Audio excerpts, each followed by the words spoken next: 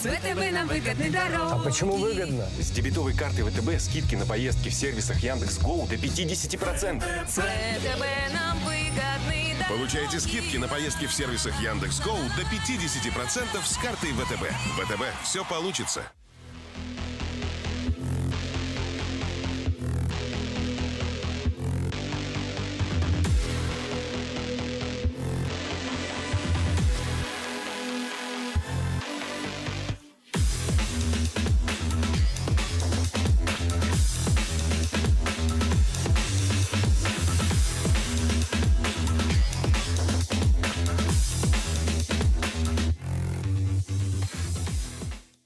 Level Kitchen безграничен. Level Kitchen безграничен. Level Kitchen вкус отличен. На уровень новый он, мы поднимаем питание. У нас все готово, продумано все заранее. На новый уровень, на новый level. Level Kitchen. Доставим, где бы ты ни был. Куда приведет тебя спорт? К экрану? На стадион? Или в спортзал? Все пути открыты с чемпионат.ком.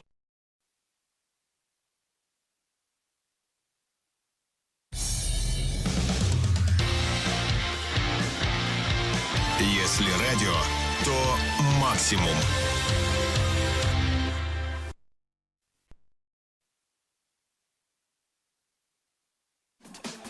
Мы любим спорт за моменты драйва.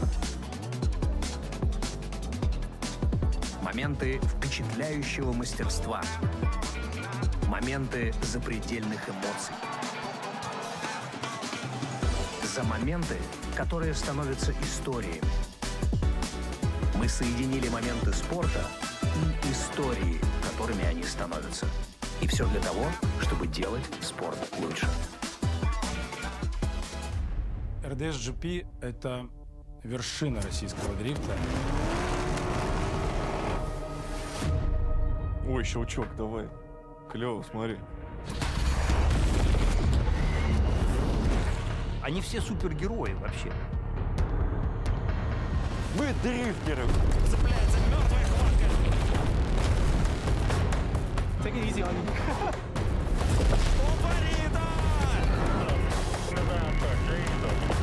I was hungry for this. I wanted the podium.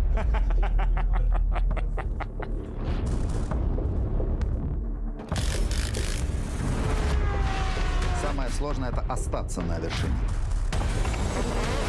Вы что, угораете? Что, это моя проблема, что ли? А ответа нет на этот вопрос.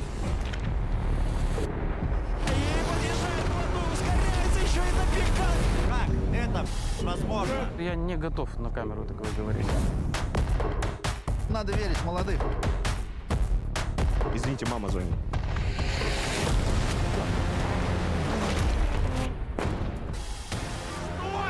Это автоспорт, детка.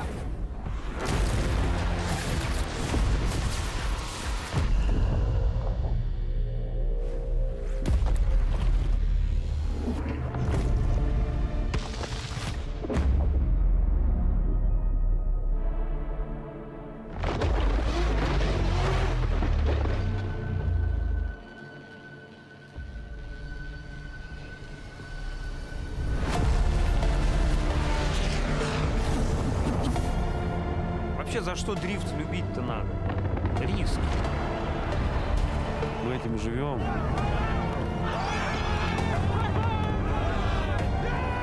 I just couldn't be happier.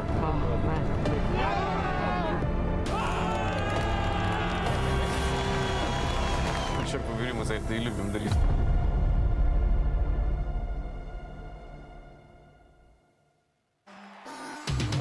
Куда приведет тебя спорт? К экрану? К любимой команде? Или в спортзал? К клавиатуре? На ринг? Или на стадион? Все пути открыты с чемпионат.ком.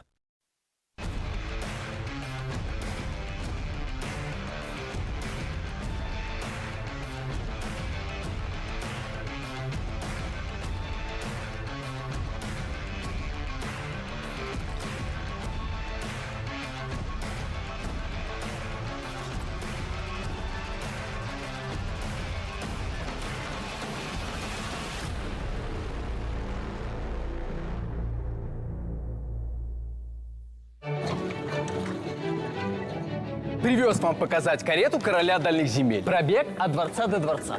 Не бита, не крашена. На нее даже ни разу не нападали. А это мы сейчас и узнаем в бесплатном отчете. Свяжись с продавцом. Получите бесплатный отчет о машине, связавшись с продавцом. Автору. История авто бесплатно.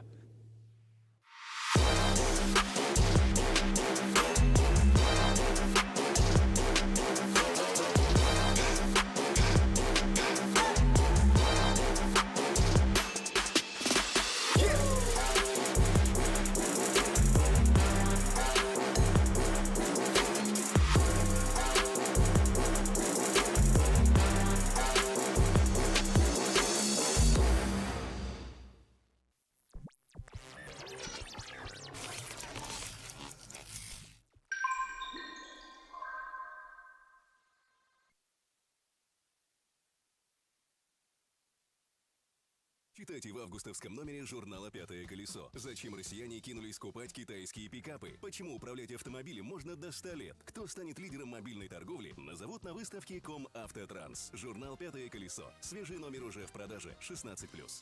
Вы все время в движении? Читайте Автомейл.ру. Это портал про автомобили и для автомобилистов.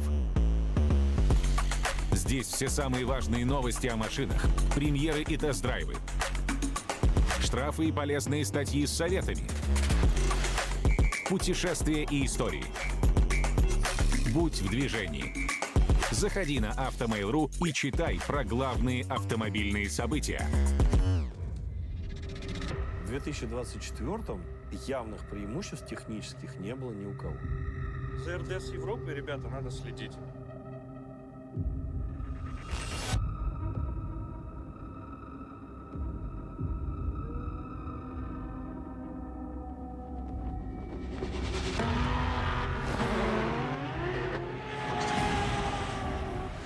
Нормальные пацаны ездят. Там вырастает будущее. Все прекрасно. Мы не проиграли сегодня. Наверное, дрифт — это вообще история настолько уникальная, что и сравнивать не с чем. Мы одни такие. Шинная борьба. 4-й сезон. И не сказали, что вы не успеваете.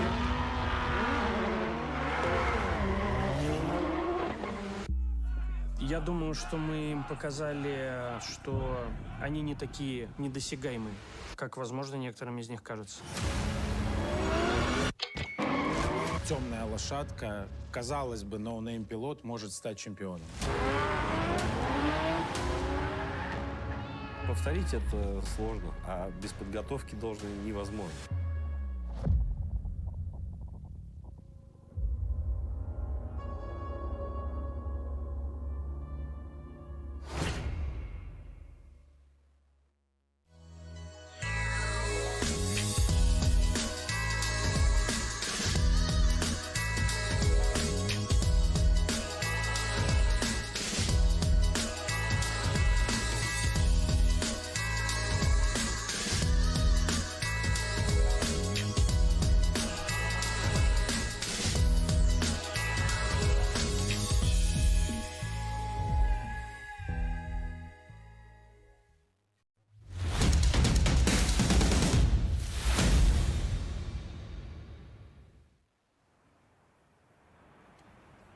Happy New Drift, dear friends, hello, and this is the 16th season of Russian Drift Series, and we are at the 5th event of RDSGP, which is held at the Red Ring Circuit. For the 7th time, Russian Drift Series is here, and we've got some important information for you. The general sponsor of Russian Drift Series is VTB Bank PJC. The official sponsor of our competition is the premium class motor oil manufacturer iMol. Due to the high-tech technologies and the best additives, iMol oils ensure the best performance of your engine. Now you can purchase the iMol products even easier. Seek it at all the marketplaces and imol-shop.ru website. So we've got lots of new things at the qualifying of the 5th event, and most importantly, we don't even know if anything is coming, because yesterday at the briefing, the drivers were really puzzled by the fact that the judges will be attentively looking at the speed, which hasn't really been applied to Russian drifting as a criterion. But now, from now on, within the commitment criterion, which directly is connected to the pace and the speed, it was decided to come up with another scale. And yesterday, the judges have been collecting a new array of information to study what happens to the car from one transition to another. This track has 4 transitions, which gives you 4 sections from the initiation to the first transition and so on and so forth to transition number 4. But we know that it's quite hard to measure everything until the finish. So finally, the judges came to the conclusion that the speed and the pace should be judged based on the information collected yesterday. But we don't know if we can really apply this new solution because it is beginning raining, which means that the asphalt will be wet, which makes all these speed standards, including the initiation speed, which must not fall below 140, or the speed in the slowest part of the track, which is 45 kilometers per hour, may probably be neglected because now we don't know what's gonna happen next. And now on your screens you can see the results of Russian Drift Series Grand Prix after the 4 completed events. The gap between the first and the second place has increased, regardless the fact that the leader got kicked out in top 32 in the previous event. And now Damir Idiatulin and Arkady Tseregradsev are getting higher in the rating, so the suspense is blooming. I remind you that last year the Krasnoyarsk event was the 6th, one but last, and back then Artem Shabanov, even though he lost in top 8, which was sensational because before he hadn't been off the podium, became the champion. And this season it looks like, fortunately, we are not going to see anything like this anymore. At this event we've got a serious lack of contenders, but there is one participant who will leave our competition after the qualifying because we've got 33 entries. The preliminary entry list had 34, and now you can see the team standings. You can see that the competition between Time Up and Fresh Racing is very intensive. Time Up recently celebrated their birthday, so this is their birthday event. Would it be successful for them? And let the 200-point gap not surprise you or puzzle you, because the last event, Fresh Racing team, for example, collected an extraordinary harvest, almost a maximum of 465 out of 471 that is possible. Now you see the judges' assignment. We've got 10 control points, or 11 if we count them by number. There are 3 sectors for the style, the angle. There is a quite equal point distribution in style and the angle, as you can see. Touch and go 2 is usually the most expensive, which is 5 points, and touch and go 3, the inner one, costs 4 points.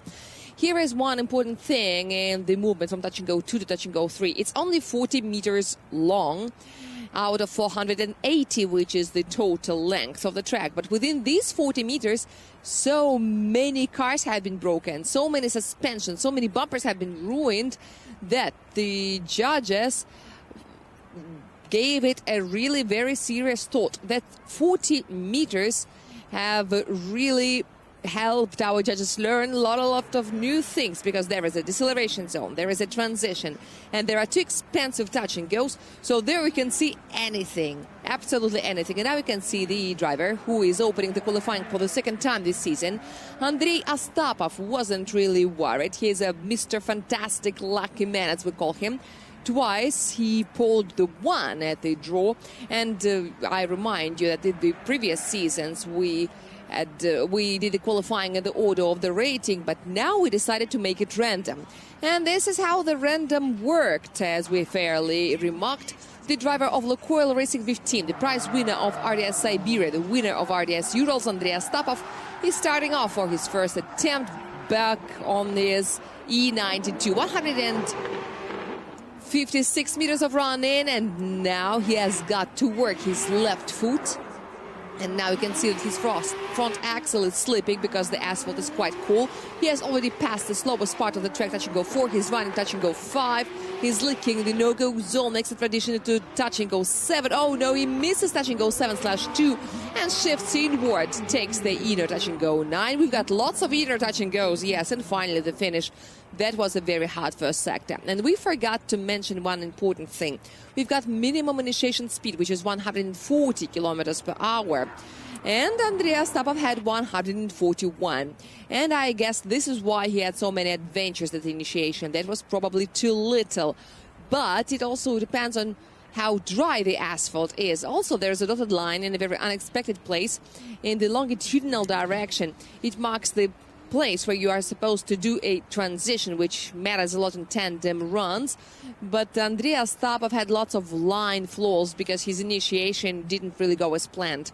This familiarization run, which precedes every qualifying run, still didn't help him to adjust to the current environment.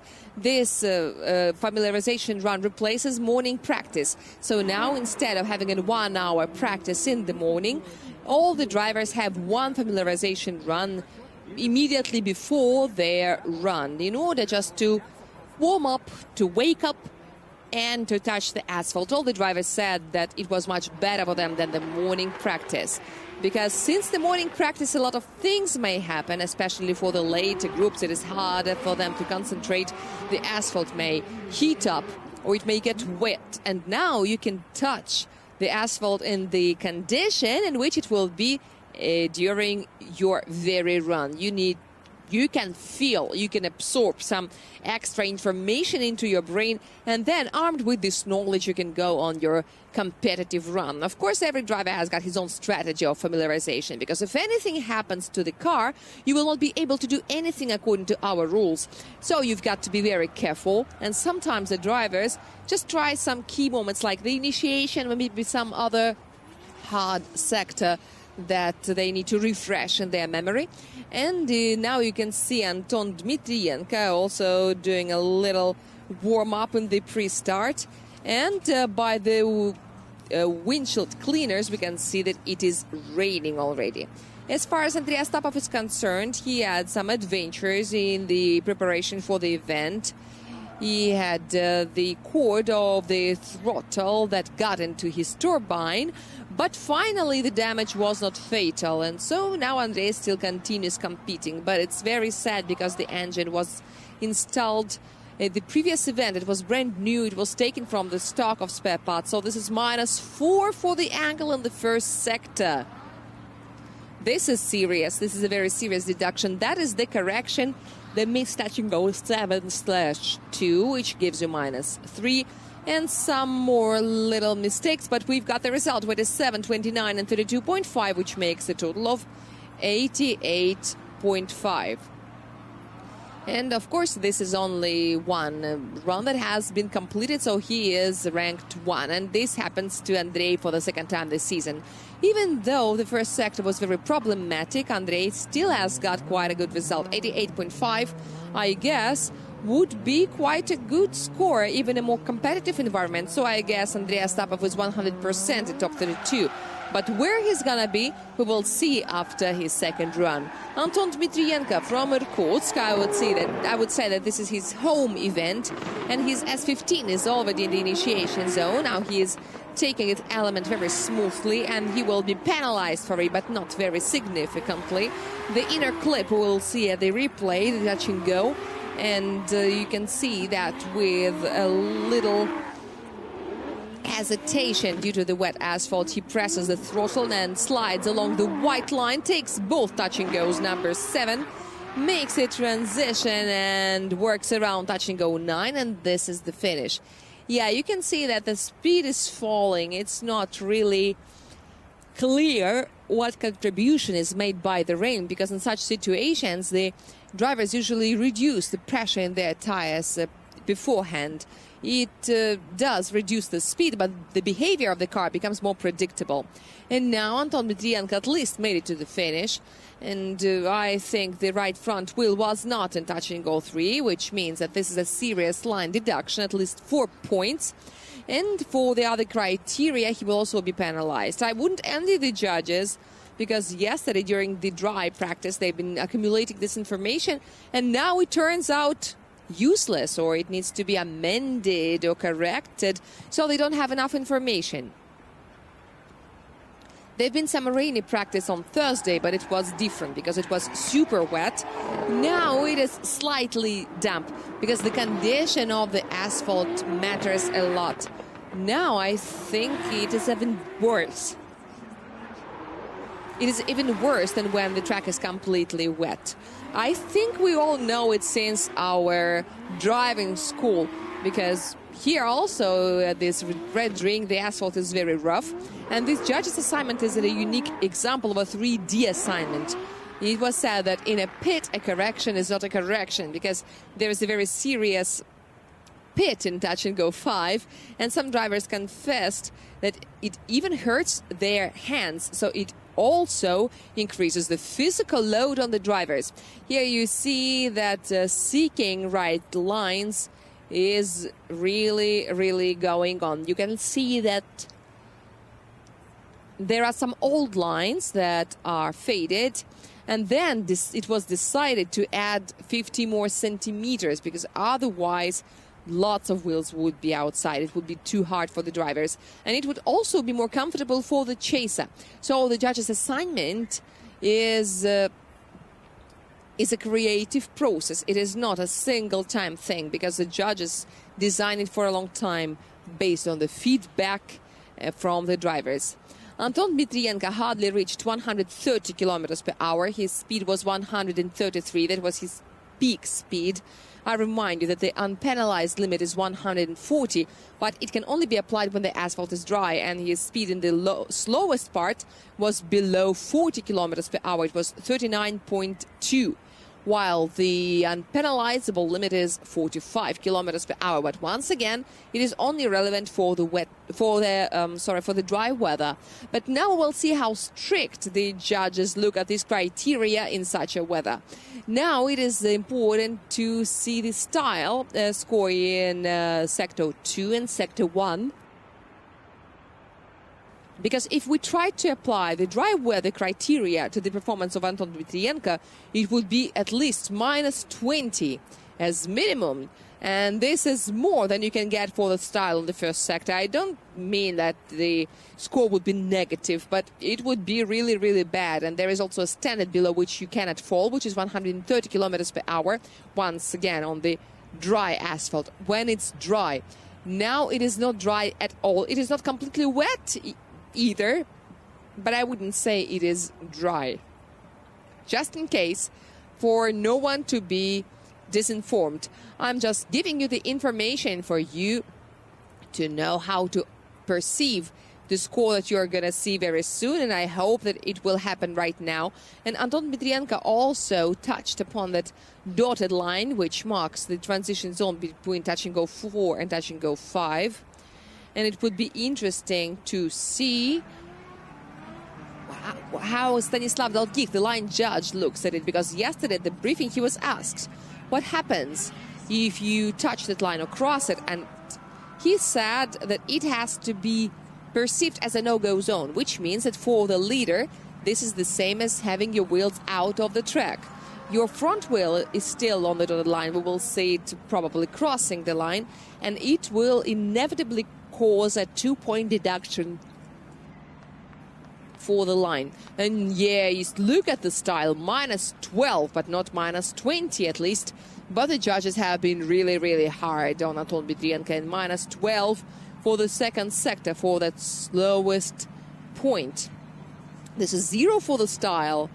This is 26.5 and 26, and this is 50.5 points. So this was really tough.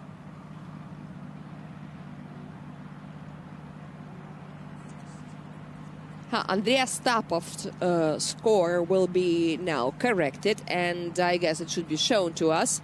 But if it's not, we will tell it verbally. And now the first run of the next participant of the first group of the qualifying, Artur Zelony from Starper Starzai Mall, who yesterday had a very untypical transmission problem. I hope that the E92 is now okay. At least the run-in looks pretty cheerful. He is not very aggressive with working the throttle after the dotted line. Then I think his right front wheel is crossing the border, doesn't open on time after touch and go 4. And then the E92 is pushing against the asphalt past touch and go number 5. And then in the curve through touch and go 7, touch and goes 8 and 9 are taken without any conditions, and now he finishes. On one hand, he wasn't slow. On the other, it is not really adequate to the dry asphalt. I mean, dry as it is now. And what was happening here, I think it was one of the best runs of Artur Zelony, first of all. Because yesterday his transmission was on the way, because it would switch from gear 3 to gear 1 at random moments, which makes it almost impossible to drive. This is really mysterious that the transmission switches on its own and it is sequential. So how can it skip the second gear? This is still a mystery.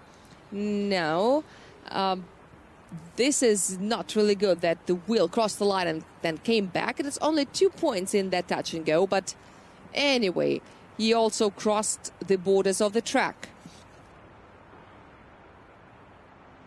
But this is a pretty solid run performed by Artur Zelony. I wouldn't say that he did everything perfectly during the practice sessions, but it's hard to evaluate his practice because his transmission wasn't really operable.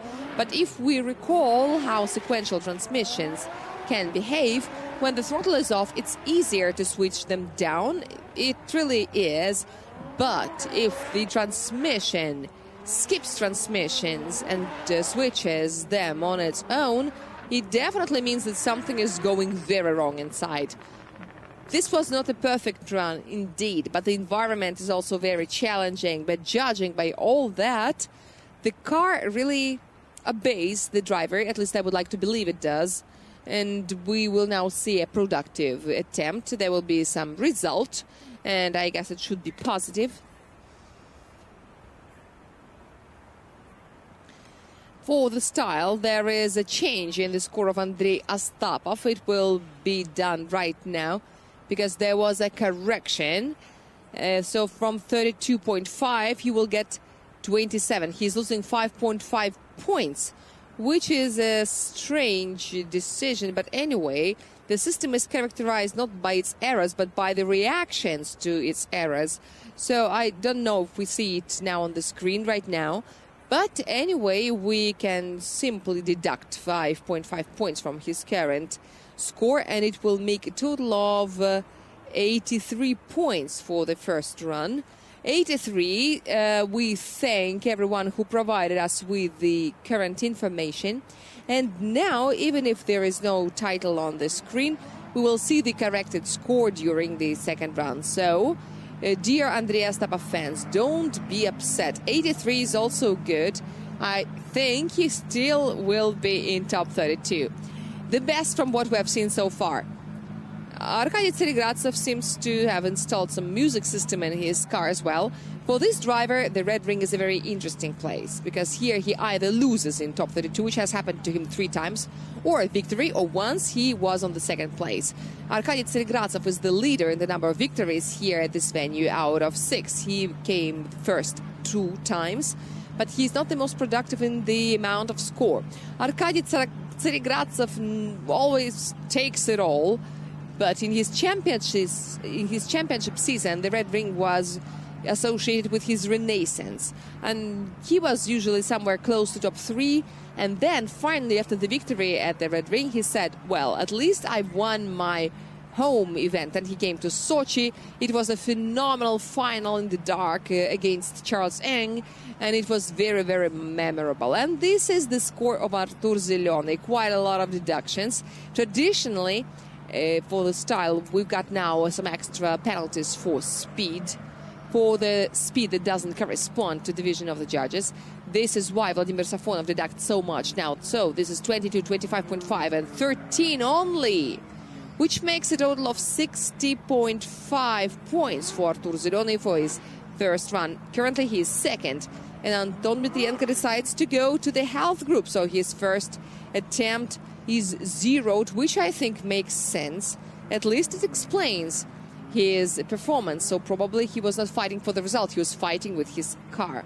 All right, let's wish good health to the S15, the creators of the car here, so we wish them good luck. Yeah, our stands are very colorful. Hello, hello, hello. Wow, we see some creative things. Wow, can you make running letters? Yeah, hello everyone. Hello guys. Hello. We are happy to see everyone. Let me remind you of RDS shop. You could just see it very well from that view. Yeah, so this is the corrected score of Andrei Stavov, 83, as we said before, but he still remains the leader of the qualifying. We got a message that the speed criteria are now cancelled because the track has got wet enough. So now we don't take this information that critically.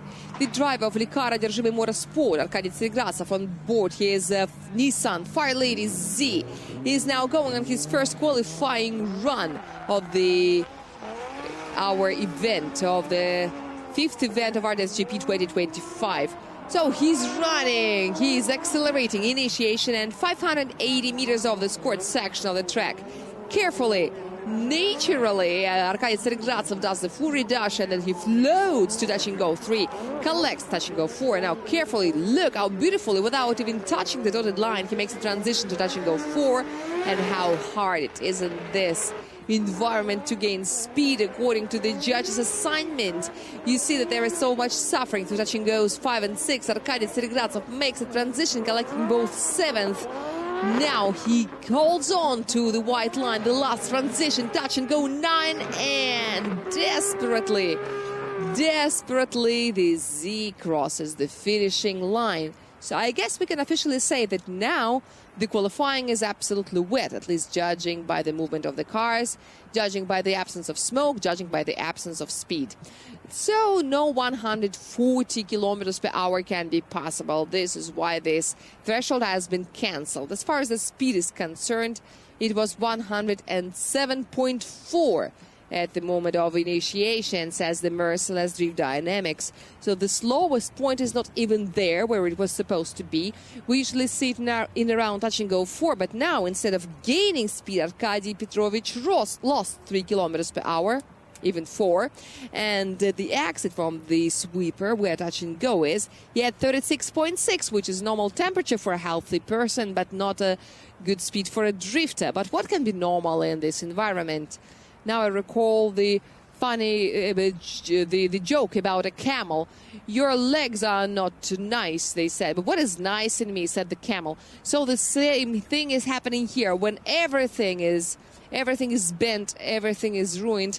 I don't know if Arkady ever practiced. Yesterday, we saw him pretty often, which I think is not typical because Arkady doesn't like to drive too much on Fridays. But yesterday he practiced pretty intensively. He tried several opponents, but all that information became useless now, at least in the qualifying. But we know how the weather can change at this period in Siberia and in Russia in general, okay, but in Siberia in particular, because the rain was coming in the afternoon, but it started in the morning, and I hope that some wind comes blowing all the clouds away and that the tandem runs will be done on the dry asphalt. At least I would love to believe. And now we are watching the run of Arkady Tseregrasov on replay. It looked pretty lean, academic, I would even say, conservative. But generally speaking, to my mind, this is the only right approach in such a weather if you want not to get a 0. We've got 33 candidates for 32 places in the competition bracket, and getting 2 0s would be really very sad, especially if it's your home event. Evgeny has already told you that the home events have been very different for Arkady. Sometimes these were some really paradoxic losses and fails, and since then we had the Club of Champions who failed to pass top 32. 2 years in a row he was failing like this. But this season started for Arkady with a loss in the qualifying, but it didn't get in his way. He's still in the group of the leaders. And he's not only in the top of the rating, he's one of the leaders. And he is getting 34 out of 35 for the style. I don't think we're going to see it any other time. 96.5, so he kicks the door open and enters the 90-plus club and gets the leadership. But how long will it last? We will now watch and see, because what we know about the rain smoothens and softens the souls of our judges, and their evil souls begin to bloom. Some tears of mercy start falling, and now here comes Pyotr Borodin from Takayama Favorota, the man for whom the rain was quite a good surprise in the qualifying, and I hope it wouldn't affect his psychological state. Pyotr Borodin from Almaty, Kazakhstan, is doing his transitions. Time to let the handbrake go, yes, and now he is approaching touch and go 3, and now touch and go 4, and yes, this is transition to touch and go 4, and here begins the long sweeper, where the judge's assignment prescribes to increase the speed, but we have no idea how. In the meanwhile, Pyotr Borodin has overcome all the difficulties. He has taken touch and go number 6, takes touch and go 7/1, approaches touch and go 7/2. But this is the letter of the judge's assignment. And what is going to happen to the score? We'll find it out very soon, because he's got several meters to the finish left. And this is a productive finish for Pyotr Borodin. And now let me give you a little trip to history. This circuit is the place where drivers from Kazakhstan first joined RDS GP when it was allowed to join for one event only. And Kazakhstan is close to Krasnoyarsk, which the drivers used. And also, for the same reason, we had some drivers from Mongolia here. There were some really fun ways of communicating with the Mongolian drivers. I will never forget it, but I will tell you some other time during a break. But what is worthwhile noticing is that the guys are very stable in the angle. Obviously, there is no extra angle. It is not required. The angle is closer to medium and small because this is slippery asphalt and it dictates its own conditions. And if you look very, very carefully, then you see very well that the rain is falling and the initiation of Pyotr Borodin has been very long. And then he continued running, and it was good. Of course, the pace has now catastrophically fallen, but the judges are now flexibly adjusting all the criteria, all the factors, the speed. It is all now multiplied by 0 just for one and the same reason. It cannot be evaluated because there are no references to these wet runs. But the references will be accumulated with time, and maybe it is good that it is ready. Oh, wow! The rain is getting more intensive. Let me remind you about RDS shop, because apart from some beautiful garments, you can also get raincoats, so you're welcome. Yes, in the first sector there was a serious style deduction, and it was due to the initiation, but generally the picture looks very optimistic.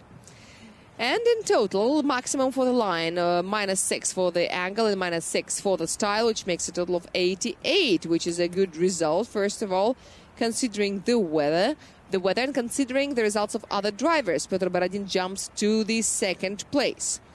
And we continue watching the qualifying. Sergei Kutsnov, the driver who's been praying for the rain. And now we know who we should thank for all this. The driver represents Starpio Zaimol in the city of Samara. And now he goes on board his car to do his first qualifying run. The flanker Af has already got a qualifying victory here at the Red Ring with the Charles Eng on board. Charles Eng from Hong Kong. Sergei Kutsnov was one of the fastest yesterday. He even made a backward, and now he is being much more careful. He makes a transition to touch and go 3, then another careful 1. At least don't stop there completely, because rain is rain, but stopping is not an option. And now here comes a sweeper which the flanker used to fly through. This is the best automobile for increasing the speed before touch and go 5. But now the format is different. There is different dynamics. Touch and go 7 is that behind. He takes touch and go 8. And the last transition in the scored section of the track. And there is only very little left. He reaches the finish and this is all. What can we say about it? I remind you once again that the configuration of the car is very interesting. The transmission lies on the rear axle and the reductor is installed upside down with forced oil supply, because otherwise it wouldn't work. So this car has very interesting balance. According to Charles Eng, this is more of a racing car than a drifting car. But if you make it drift, it drifts very fast and dynamically. But there is a detail. This car doesn't forgive any mistakes. If you manage to tame this monster, then you will get on top. But once you make the slightest mistake, you will be immediately punished. You will be eaten by this monster. But in the season when Charles Eng won the qualifying, the next one, when they were fighting for the title with Arkady Tseregrazov, Charles just had problems because there were some technical problems, such as transmission. Sometimes it was a result of a collision, and we are not trying to defend anyone, but with all these strange things about this car, with all the peculiarities, it doesn't mean that the car is not competitive. It has some certain strange things about it that the driver can use for his benefit. And Sergei Kutsnov started his RDS-GP career on board this car, and it was very bright because Artem Shabanov, when he joined the series, became a champion, and nothing can be compared to it. But nevertheless, you could see that the driver, who in such a competitive environment with such an untypical car can do such miracles. And he used to drive an E36, which is conservative and popular. But the tandem with flanker F was very impressive. Sergei Kutsnov was in top 8 last season. He was in top 4 once, which is a good one. And in score, we see that everything is good. There was a compromise at the initiation, and there was a correction in the first transition. So these 2 points are quite understandable. Mikhail Davidians is being very merciful, which is untypical for him. 30 for the line, 34.5, and 40, which makes a total of 94.5. Brilliant. We could really see that the run is not bad in this situation. We are also getting used to these rainy runs, but now I wonder what Andrei Astapov can do in the second run, because his first one was very hard and the judges were very strict, but now they are not that bad. We will see what outcome it would bring. Andrei Astapov is good at challenging conditions, so I don't doubt that he can do it. I also don't doubt that RDS-GP is a place where you can find the best drifters on the planet. Now show us your rainy skills. Andrei Astapov is working with his handbrake, lets it go before the dotted line, which is the full throttle area, and then he makes a transition to touch and go 3 and makes it within the borders of the track, takes touch and go 4. This is incredibly hard on this layer with a watery film because it's slippery, but he gets to touch and go 5. Now it should be a little easier. It even goes downhill, which is helpful. And now Andrei Astapov shifts inward for touch and go 8. Just like touch and go 9 under his left front wheel, and finally the finish. So now let's see a replay. According to the intensiveness of the windshield cleaners, the rain is really hard. We are close to being outside, but we're still not there. So we see the puddles, we see the water, and that's it. As far as Andrei Astapov is concerned and his ability to drive in hard weather conditions, he has really learned a lot how to drive in such weather during his career. Just look how he bent the line. And as far as the car is concerned, and what has happened to the car during the practice session, I think that the rain is good because it makes less load on the engine then. There is more load on the transmission, manifold, because there are lots of shock loads that appear. There are some transmission plays, some micro plays. and it makes also the gears hit against each other, causing problems. But it is worthwhile noticing that the configuration is made in such a way that you can drive pretty smoothly, and when the asphalt is evenly wet, it also enables you to do so. But the mixed environment is worse when the track begins to dry. Usually they dry out in an uneven manner, and the red ring is a very good example of it. When half a meter and then you catch some grip and you get stuck. There in the pin, there is like a half a meter. If you shift inward, you can find some grip, but if you go strictly according to the assignment, there is no grip at all. All these details come out when the track is getting dry. But look at this score. Wow, 1.5 is deducted for the angle. And this is the same result as Arkady Tseregratsev had. This is 96.5.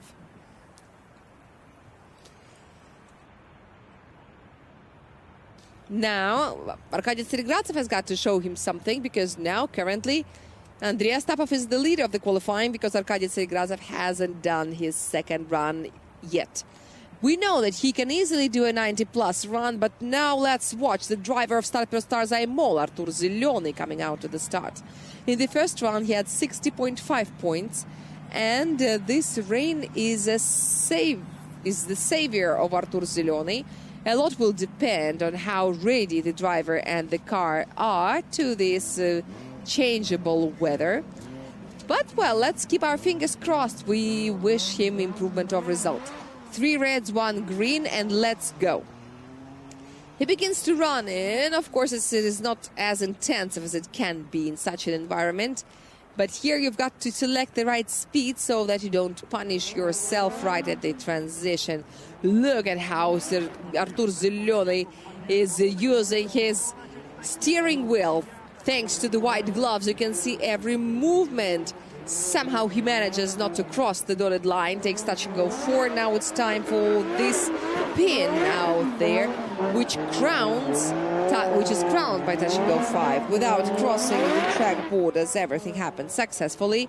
Transition to touch and go 7. And here the line is also pretty well. He shifts inside to touch and go 8. Then another transition into the 9, and then towards the finish. And now we start waiting. We are waiting for the score right now. Let me remark that my personal forecast was right in the way that this attempt would be more productive than the first one, due to the fact that some of the criteria have been cancelled, and I speak about the speed limits. And secondly, now you can go smoother, you can go more carefully. But here, the initiation is very specific. You've got to run very fast, and then you've got to slow down very fast. And the sweeper is very short. You've got to slow down, do the transition. In the first part of the track, in the first 2 turns, there are so many technical things for you to do that it drives you mad. And, of course, figuring it all out, at the same time, keeping in mind that the experience of Artur Zelony is not that large. It must be a challenge. He's coming here for the first time. But nevertheless, Artur Zelony is in both leagues, RDS GP and RDS Open. He has already won an event and 2 qualifyings, and he's one of the leaders of the next competition. He is next after Timofey Dobrovolsky. They both represent Start Pro Stars IMOL in the RDS Open together with Sergei Kutsnov at the beginning of the season. But the beginning of the season was very traumatic for United 2 because its LS-shaped engine was broken.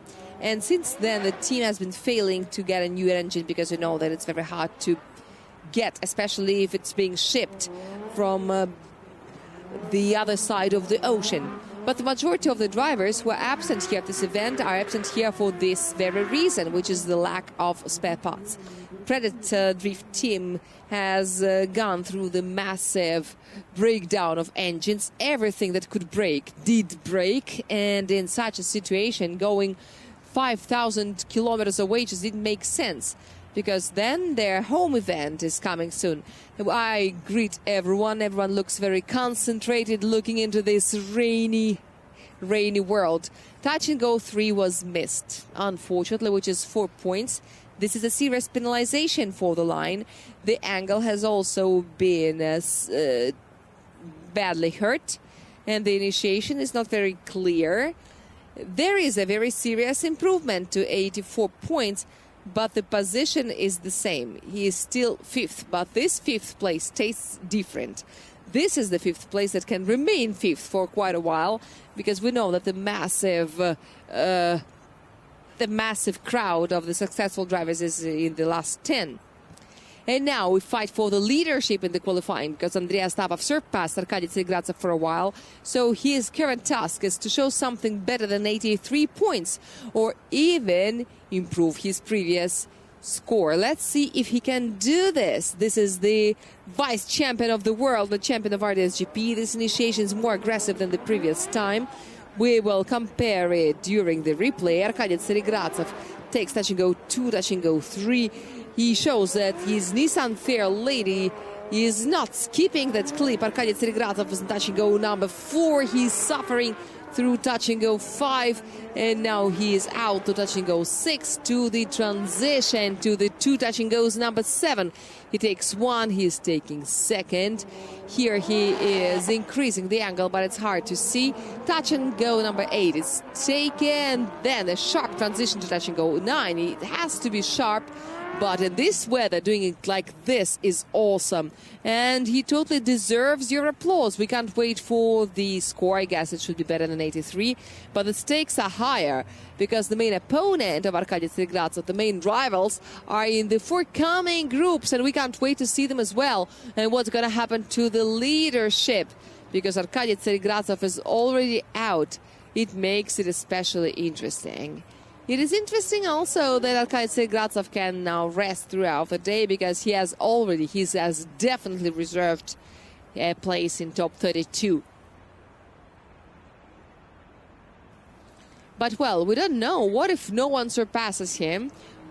A bye run is not guaranteed. If there are any double zeros, we can have someone who has a double zero. We may have less than 32 participants in top 32. And then this is gonna be a little sour. Of course, we don't wish that anyone leaves our competition. Now we can see 2 runs of Arkady Tsarigradzev at the same time to compare. And this is interesting, because his initiation looks more or less the same. And during the run, I noticed that there is much more water on the track. You can see it well, especially now if you compare.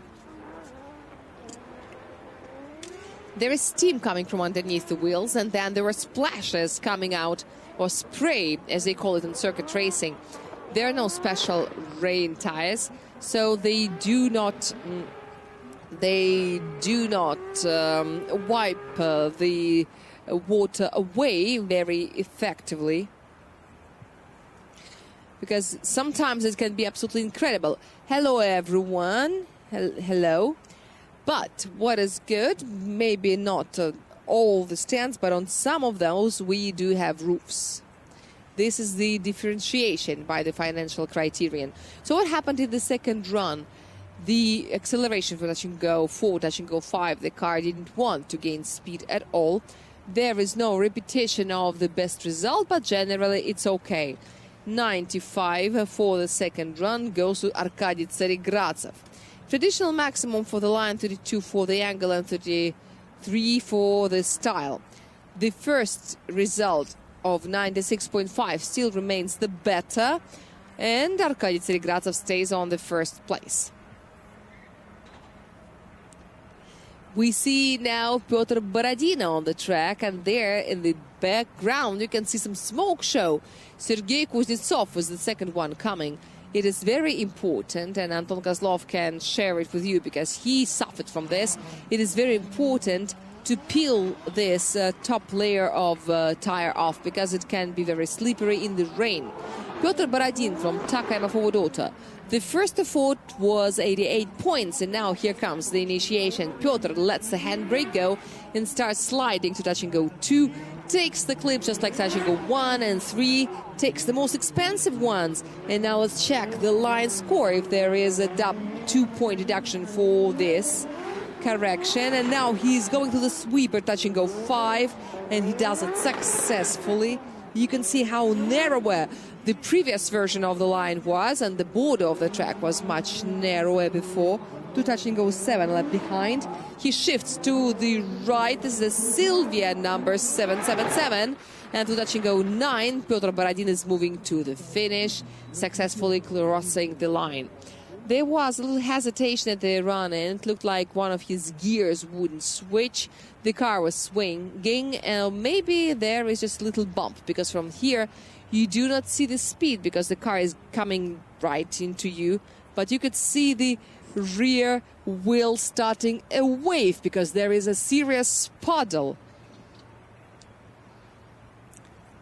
But as far as the speed graphic diagram is concerned, there is a little slowdown in the growth, if I can say so, but I don't think that there is now some technical problems. Maybe it was just a bump, and these little jumps on the bumps can affect the grip because you lose it for a second, and therefore the run-in speed may also be compromised. But this 3D character of the Red Ring has already become a household name, and the drivers understand that. They adjust because what else can they do? Everyone has got equal conditions. At the end ring, there's also a peculiarity that is coming out clearer and clearer every year, but everyone is equal. So you've got to choose.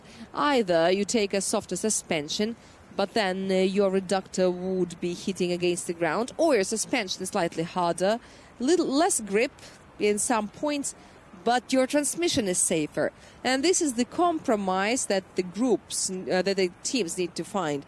You can also play with the clearance sometimes, because in such weather it can be good, because once you raise the gravity center above the ground, the car can lean from one side and on another, and it can get more stable. These are very different adjustments that you can make for the rainy weather and the dry weather. First, this is the toe, then this suspension stabilizer can be removed for the car to change its height more on all the 4 channels, all the 4 wheels, for the suspension to work more actively without any connection. Our cameraman can find very interesting angles. Hello, guys. Hello. I hope you are doing great, regardless of the weather. And speaking about Pyotr Borodin and his speed, in the first round it was only 100 points, and in the second it was hardly above 80. This is the problem with the run-in speed, which is caused by the quality of the condition of the asphalt, not the quality. And these rainy adjustments concern the parameters we've mentioned before. The suspension softness can make your car almost uncontrollable, but when the speed is much lower, it can bring you some benefit. But not all the drivers like it. Many drivers prefer harder conditions, and they say that on a drying out track, the car slides better. Yes, the style has suffered because this is, well, everyone has got 100 kilometers and he's got less. And Vladimir Safonov said that probably these dry standards should be cancelled, but an adequate acceleration hasn't been cancelled. This second run is 18 points worse than the first one. It's only 70. And the dotted line, for sure, 2 points have been taken. But Pyotr Borodin hasn't been beyond the track anywhere else. So it was almost a perfect run with only one mistake. Sergei Kutsnov from Stars Mall is also a candidate for one of the top positions in the qualifying. He had 94.5. He had a super aggressive burnout. Let's see if it helps the driver from Samara. Sergei Kuznetsov is at the run-in, and now it's time to do the initiation. And here it is, a very smooth and nice in 3 steps, and to that you go 2. That the flanker F goes on the first transition. I don't think that many cars can turn like this and find it back into touch and go 3. Now he passes touch and go 5 and moves towards 5 very slowly, so you can look and see all the stripes of the asphalt that cause a lot of trouble to the drivers, especially at high speeds. Touch and go 7 is okay. Sergei Kutsnov works with his can brake, approaching touch and go 8. The last transition, and it's cool. This is a real Arkady Tseregradtsov style. Then he fixes the angle, and now we're gonna see the score for the angle. And then the second group would be coming, and Leonid Shnayder is close to the start. Sergei Kuznetsov takes some paint off the ground. I told you that the suspension can be very soft during the rain, but the fact when you speak about racing cars, the difference sometimes is invisible to a human eye, but it all affects all the little details. Some drivers feel 2, 3 or 4 clicks in the hydraulics. There are several valves that prevent the hydraulic fluid from getting out, which explains the hardness of the shock absorber. And depending on how much the valve is open or closed, the behavior of your shock absorber changes. So if the shock absorber moves, this is the same that happened to Artem Shabanov and RDS Europe. But if this is an upside down shock absorber, then it can move in a different manner. So it depends on how it's installed.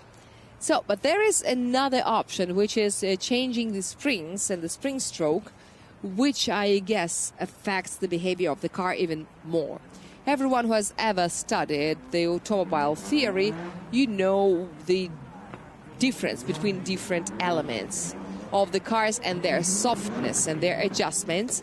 But now in the second run, I think he passed this slowest part, touch and go 4, with more grace than in the first. I wonder what the speeds are like. And in the second run, it's important that the transitions are more reinforced. Maybe the new tires that were so mercilessly fried and burned out did give Sergei Kuznetsov an opportunity to feel more comfortable in such a wet asphalt. Yes, this is Kiss Cam. Great. We've been longing for it. I'm happy to see you all. The 2 runs of Sergei Kuznetsov are almost the same. Sometimes you don't even see some things that you can find in dynamics, but here even the system didn't really find anything. Don't be sad, guys. Since the rain is inevitable, maybe tomorrow it will not come. So this is 3-point deduction for the angle in the first sector. And only 90. Yes, so it's a total of 95.5 for Sergei Kuznetsov on his second run, which is an improvement, but no improvement of his position. Sergei stays on the third line, so I guess Sergei should be content with his result. But he is never happy with his result. He always wants more.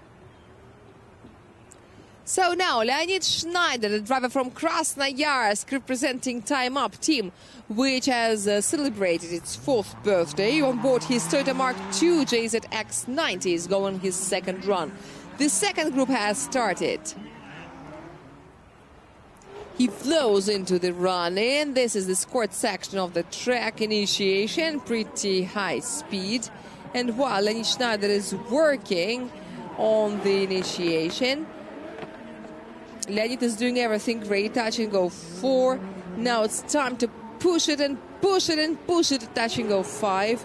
And this is so hard to do in such a weather. Even on but Leonid Shnayder slided even on an older line, and which was stricter. Touch and go 7 is taken. This is the time for 2 inner clips that crown this scored section of the track. Transition touch and go 9, close to the no-go zone. And the driver doesn't even see this line, and hitting it like this is amazing.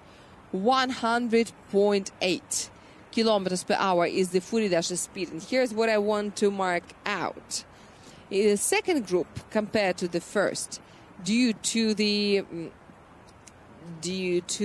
this faster qualifying pattern, I guess the first group has failed to prepare well for the rain, but the group number 2 has been preparing intensively, because I see that the behavior of Leonid's car is slightly different. It squats more in some moments, so I guess the team managed to do something to make it more comfortable for the driver, and it looks like these adjustments worked.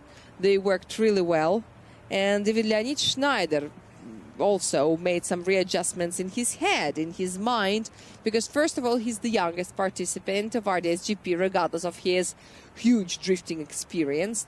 He's been on the podium, and at ADM Raceway he got back to the podium of the personal event. In the team's event, of course, he's got a very rich collection of trophies. In the previous season, you remember what happened. It was a series of podiums and victories of Artem Shabanov. Maxim Groysman has also been on the top, and the trophy collection is growing. But Leonid has got an interesting thing about him. He's a pretty aggressive one, which in this weather is not the best strategy to take. But correcting your own driving style and showing something like this is impressive. I would see that it was pretty aggressive for this environment, starting from the very beginning. With his speed, with his active running, Leonid immediately made a statement that he is not really intimidated by the weather. So rain is rain. But I'm also speaking about the aggression that sometimes exceeds the skill. The aggression that complements the skill is a huge advantage. This is exactly what we call commitment. This is your willingness to get maximum from your car in the current conditions. But I've told you many times that the excess of aggression is not very good, but this is a thing that it's easier to correct than lack of aggression, because becoming an aggressive driver is harder. But still, it was hard for many drivers. So now I'm still watching the replay. We've had 5x95 here in Krasnoyarsk before. Now it's 3x96.5. Leonid Shnayder repeats the best attempts of Arkady Tseregratsev and Andrei Astapov. He's on the third line because he hasn't done his second run yet. He hasn't got there. The second group is just getting started. Dmitri Shcherbina on your screens. We have seen a Mark II 90. Now let's see the 81. 100 on the windshield after Banemol, a rookie of RDS-GP this season, who has already made us remember him.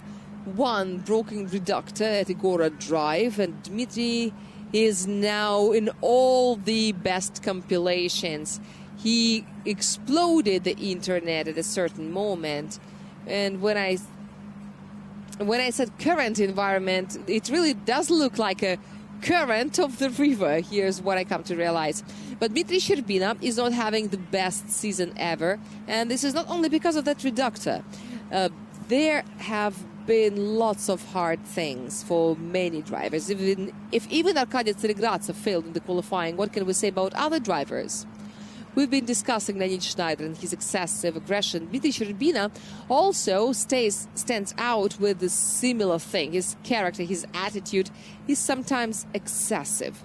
Sometimes it causes him to get into accidents at the practice sessions, and so the mechanics have to do some extra work.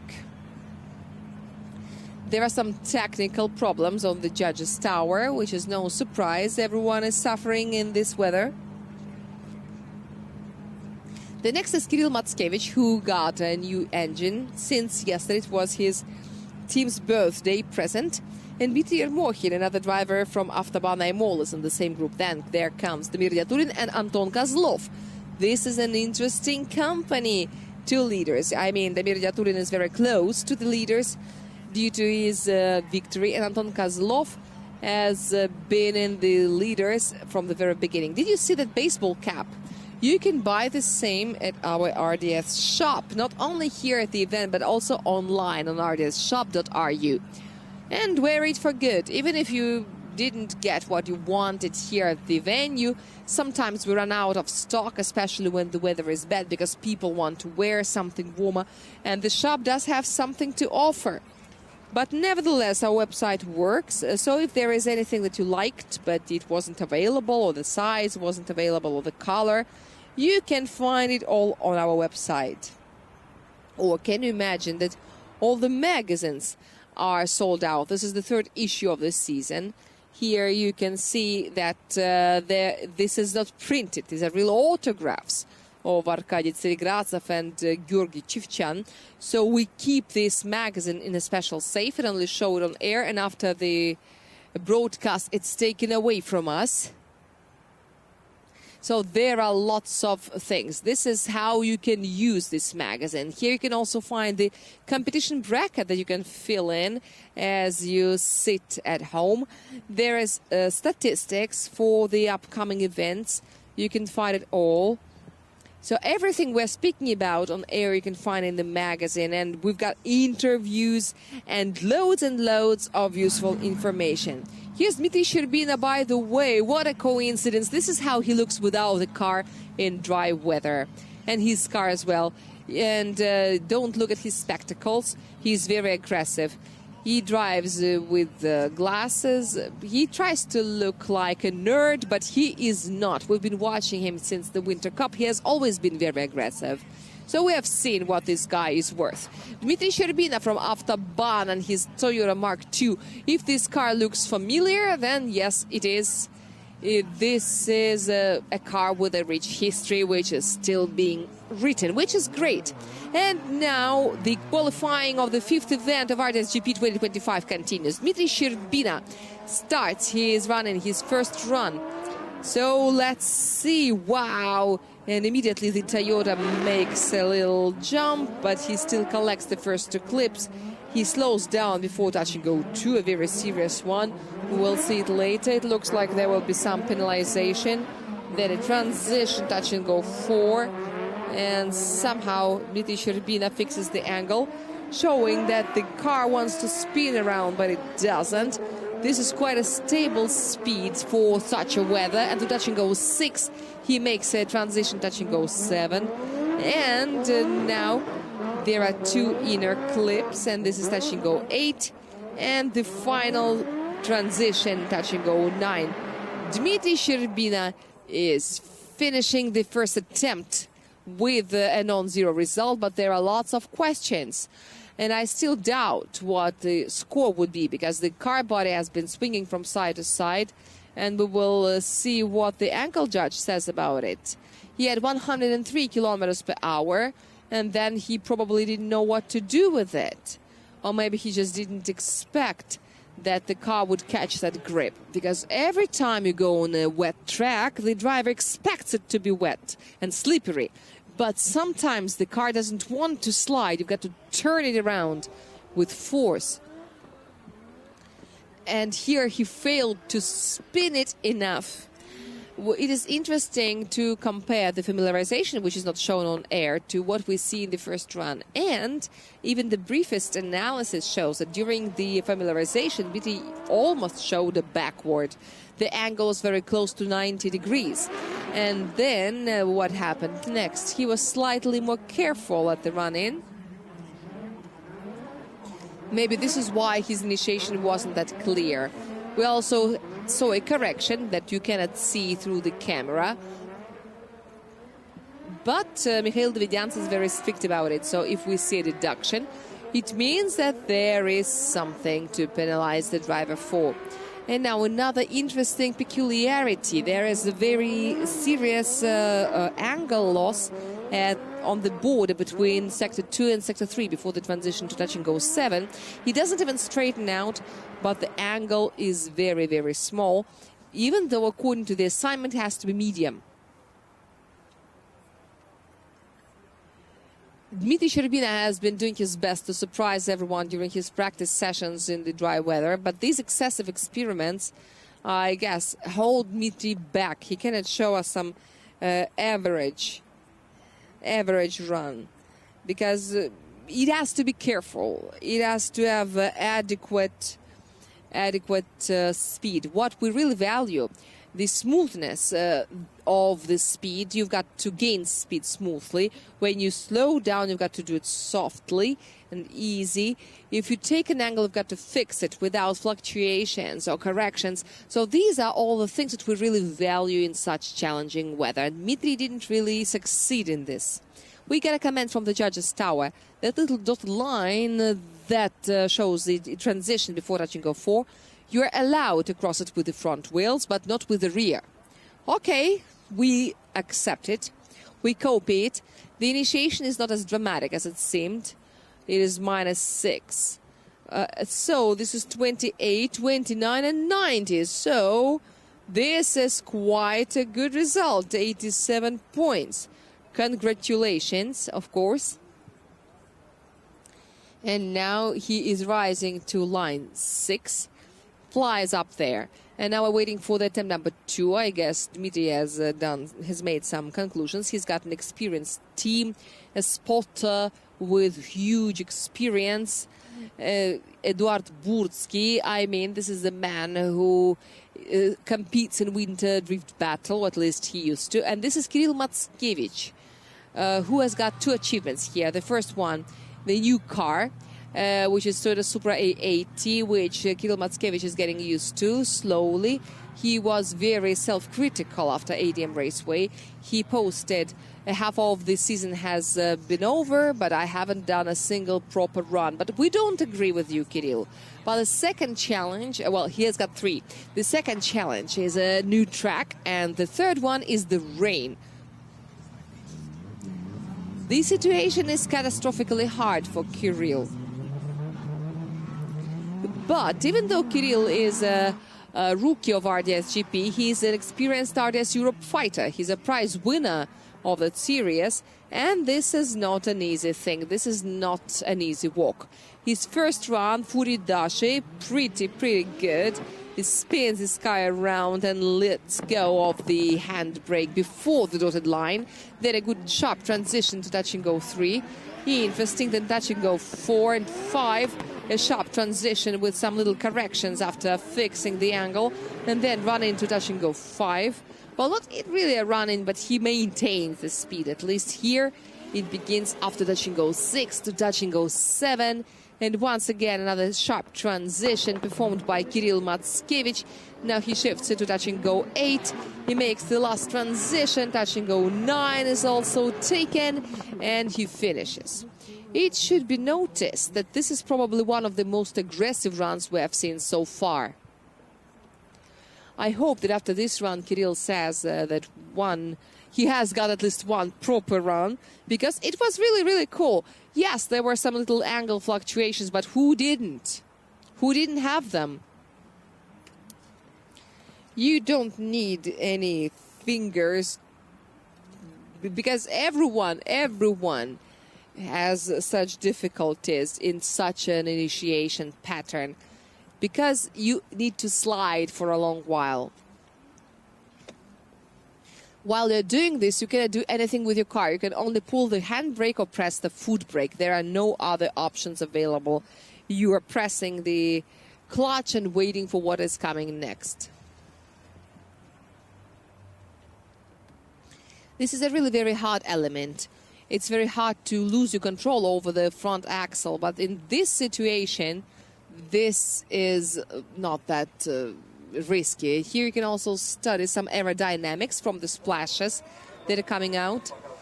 They show us the airflows, but the speed is not very high. It's nearly 40 kilometers per hour. Speaking about touch and go 6, once we reach it, I will tell you. So this is the initiation. 2 and 3. It would be interesting to see what is getting next, because I reprimanded Dmitri Shcherbina for the small angle, but it was not right, because it has to be small. The angle has to be small there. After touch and go 5, you see that the car body is stable, but the angle fluctuates. It changes, and it is registered by drift dynamics. You see that the movement has been very smooth. It looks like the car body angle is not changing, but on the diagram you can see some fluctuations, which means that the processes that occur inside the drift dynamics system are very intensive, and even the slightest changes are shown on the diagram. And the diagram is merciless. Probably we could come up with some algorithm, as some microphone manufacturers do, with the amplification and frequency characteristics. But Alexander Nechayev is merciless. Only facts. Kirill Matskevich was pulling the handbrake for too long time at the initiation. 2 points deduction for the style. Generally, this is a good result. 92.5 for the first run in this challenging weather and a new track. Super result. He is now 5th. And now here comes the driver for whom this track is not new. The environment is not new, but the car is new and the engine is new as well. So this is newer than the new. Dmitri Yermokhin is the name of the driver. He represents Avtoban Aymol, the city of Krasnoyarsk. The winner of RDS Siberia, one of the most experienced drivers of our championship. He does the run-in, and now this is time for the initiation. He does it carefully as he spins around. It's time to let the handbrake go. Dima does it slightly late, and then he misses touch and go 2, very expensive one, but he collects touch and go 3. Then transition touch and go 4 without crossing the dotted line, the no-go zone, which is narrowing down the space for transition. Takes touch and go 5. Through touch and go 6, he's moving to the 1 but last transition, which he has done already. Now he collects both touch and goes, and it is time to shift inward, do a transition, take touch and go 9. All perfect, perfectly done by Dmitri Yermokhin, and he finishes. But he is still trying to get used to the land-hand steering wheel. But there is also an experiment that, with the help of Dima, we made an experiment. I've been longing for it. What you see when you are sitting on the right-hand side. So now Dmitry is sitting on the left-hand side. So when he moves with his left side forward, he sees everything okay. But if he is moving with the opposite side forward, he has a 10-meter blind zone. Almost 2 marks, almost 2 Toyota marks you can put there. But Dima is not the tallest person in the championship, so he sits pretty lower. So his gravity center is pretty low, but it causes some worse view. But you can see some control points, he can see the milestones, and moreover, it helps him. It doesn't help him to get closer, because when you don't see the object you need to approach, it is hard to do, because then instinctively you would want to stay farther. Sergei Kutsnov said that he mostly sees the roof of the other car, the sky and the birds, and the majority of the drivers don't go according to the lines. It looks like they're trying to build their run based on the milestones, like natural ones. In Sochi Autodrome, it made it very hard because there were no clues on the concrete. But you can take Formula One drivers. In the same environment, they would still find some milestones to look at. But the fact is that Formula One drivers don't go sideways, and they sit in the center, so they don't see anything in both directions.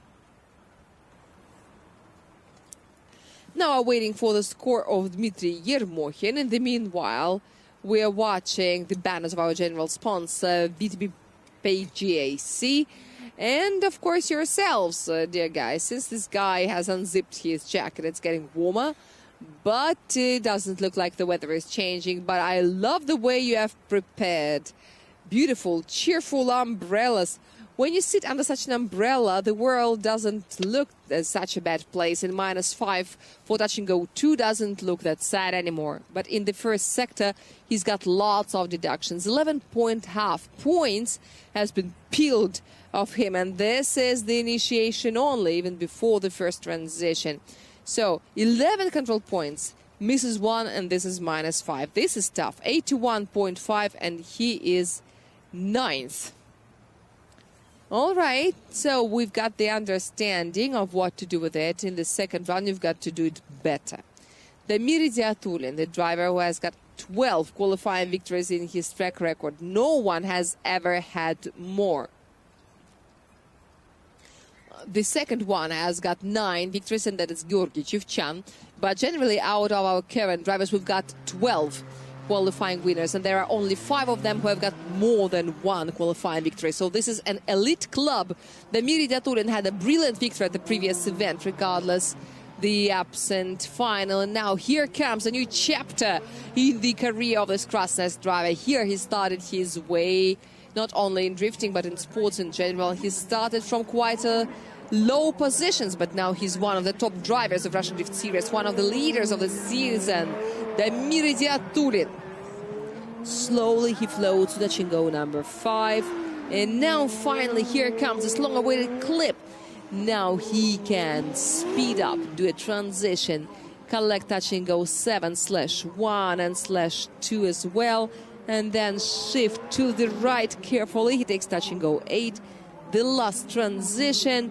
And I can hear some waltz when I see such runs performed by Damir Idiatulin, especially in this weather.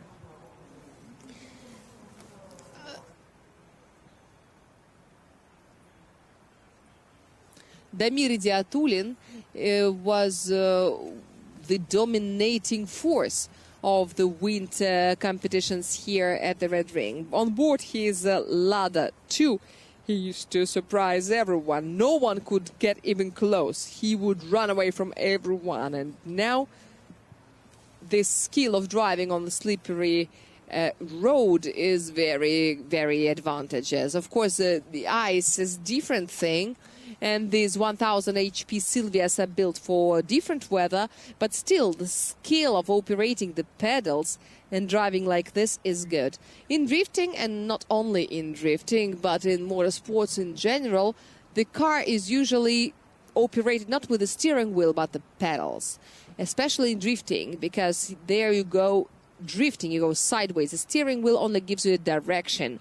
All the other controlling movements are done by the handbrake and the pedals. But you cannot use the handbrake too much, because you will get penalized for the style. And this is very delicate work that enables the drivers show such a stable and beautiful runs like Damir Idiatulin. So adequately evaluating the speed in the round touch and go 4 from the screen, looking at the screen, doesn't appear possible. It looks like there is an algorithm that smoothens everything out. This is a very smooth angle diagram, which differs Damir from other drivers.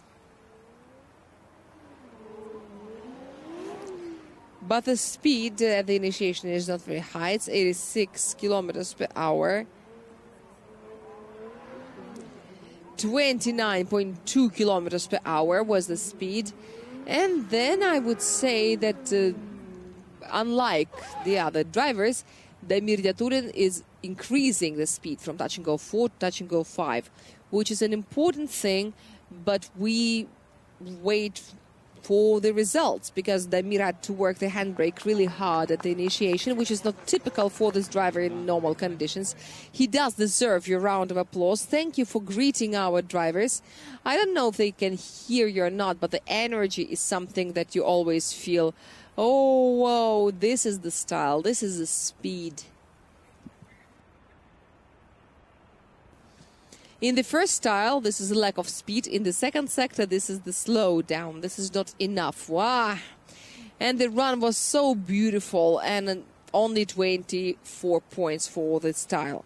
And the judges are very consistent. They said they would take a look at the speed. So this is 87.5 for Damir Idiatulin in his first run. And something is telling me that Damir is the kind of person who knows how to drive on water. He has got the experience it takes.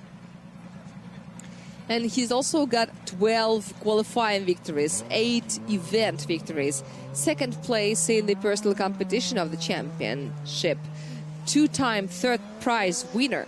And here comes the next driver, Anton Kovynev, the leader of the personal rating. He represents Carville Racing. And his first run with some corrections, but look at the angle that he starts here. We will check out the diagrams with a lot of interest, and touch and goes 2 and 3 are worked by Anton Kovynev. To touch and go 4, he's moving forward with quite a good speed, if my eyes are not mistaken. Then touch and go 5, and then through the inner clip number 6, he moves towards the transition. 2 7s are waiting for Anton Kovynev to visit, and then he shifts inwards. 2 more inner clips, 8 and 9, and wow, what a transition. Just look at that, where so much courage comes from. Has he taken any drugs? Or maybe this is just confidence in the car and the platform, because Anton is a person with a very engineering approach. So once he is in that adventure with F22, he wants to do it properly. He wants to get the car to the parameters that he wants. And once he's got the weapon that deserves this fighter, he uses it. And now we see it one time after another, no matter the weather. When Anton Kovynev is comfortable, he is extremely strong. At the previous event, he let himself down with only 17 points. He left ADM Raceway, and he said that the key to that failure was the tire. Because in such a weather, it is critically important to burn out, because this mechanical treatment of the tires peels off the slippery layer, and the car begins behaving better. So the drivers who have done it correctly were good, but both personal rating leaders failed to do that. Artem Shabanov said that his Supra didn't want to go the way he wanted because it was too slippery. And the speed was really, really high. Well, the judges wanted a high speed, so here it comes. And the slowest point on the track, almost 35 kilometers, but he is definitely faster than Damir Idiatulin. This is what we were supposed to expect, that once you hit the pedal, the slowdown shouldn't be that intensive. Watching Damir Idiatulin, sometimes I felt like closing my eyes, so scared I was. But, well, I respect this guy, nothing else. But this is why he's leader of the personal standing, 67 points at the Furidache, so it was not an illusion. It looks like we've got the toy parade this time, not hat parade, but toy parade. Well, why not? Let's continue watching our spectators. Our cameramen are watching you. So, I was right, Sector 1. But this is that correction at the beginning. -2 for the style, only 1 point deduction in the third sector, and that is it. No more questions whatsoever. So this is 95. We counted for something more, because you could see that the guy is risking, because it subconsciously turns us on, just like all of you spectators. So the second attempt of the group starts right now. Leonid Shnayder, the driver of Time Up from Krasnoyarsk, one of the 3 people who have been in the team since it was founded, because he's the founder. All right, Leonid Shnayder, perfect first run, and we can't wait to see the continue. Now it's aggression time. Anton Kovynev has shown us the new speed, and now he hardly hits touch and go 2. But look at this beautiful transition, and he manages to come back and dive into touch and go 4. Now he's got to gain more speed on the way to touch and go 5. Through the puddles, through all the obstacles, through the rain, pain and suffering to touch and go 7. He collects touch and go 7/2, no questions whatsoever. Now he shifts inward, the last transition, touch and go 10, and the finish. It looks like the sky is getting lighter after such runs. So if the energy of the drivers can drive the clouds away, Anton Kovynev and Leonid Shnayder are definitely capable of making this contribution.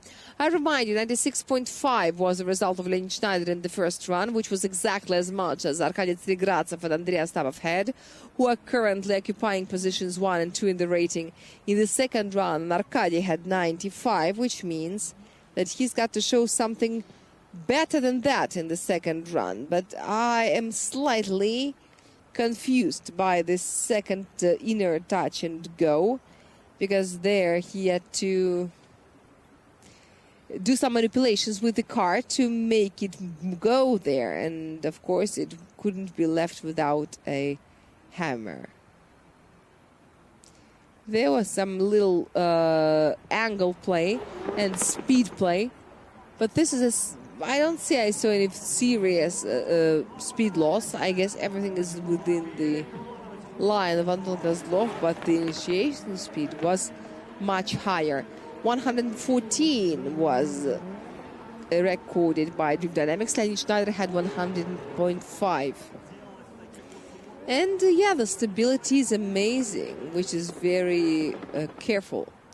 And now in the first run, there is some speed loss in the place where it was plus 52 and then 54. The company has really changed. And this affects a lot. It affects the speed a lot. Then the diagrams come together, but this little hanging of the diagram in the second run really hurts my eye. But what can I do? He didn't hit -5 for touch and go 2 at least. And this is quite a lot. And here comes the question. We will now find it out. Yeah, so Hira, he has gained 1 more point. He has got a 1-point advantage. But he would have been penalized anyway. It was impossible to avoid it. But this is a 91 part. Arkady Tsirigratsov pushes Andrei Astapov to the next round. Now Dmitri Shcherbina is the next participant.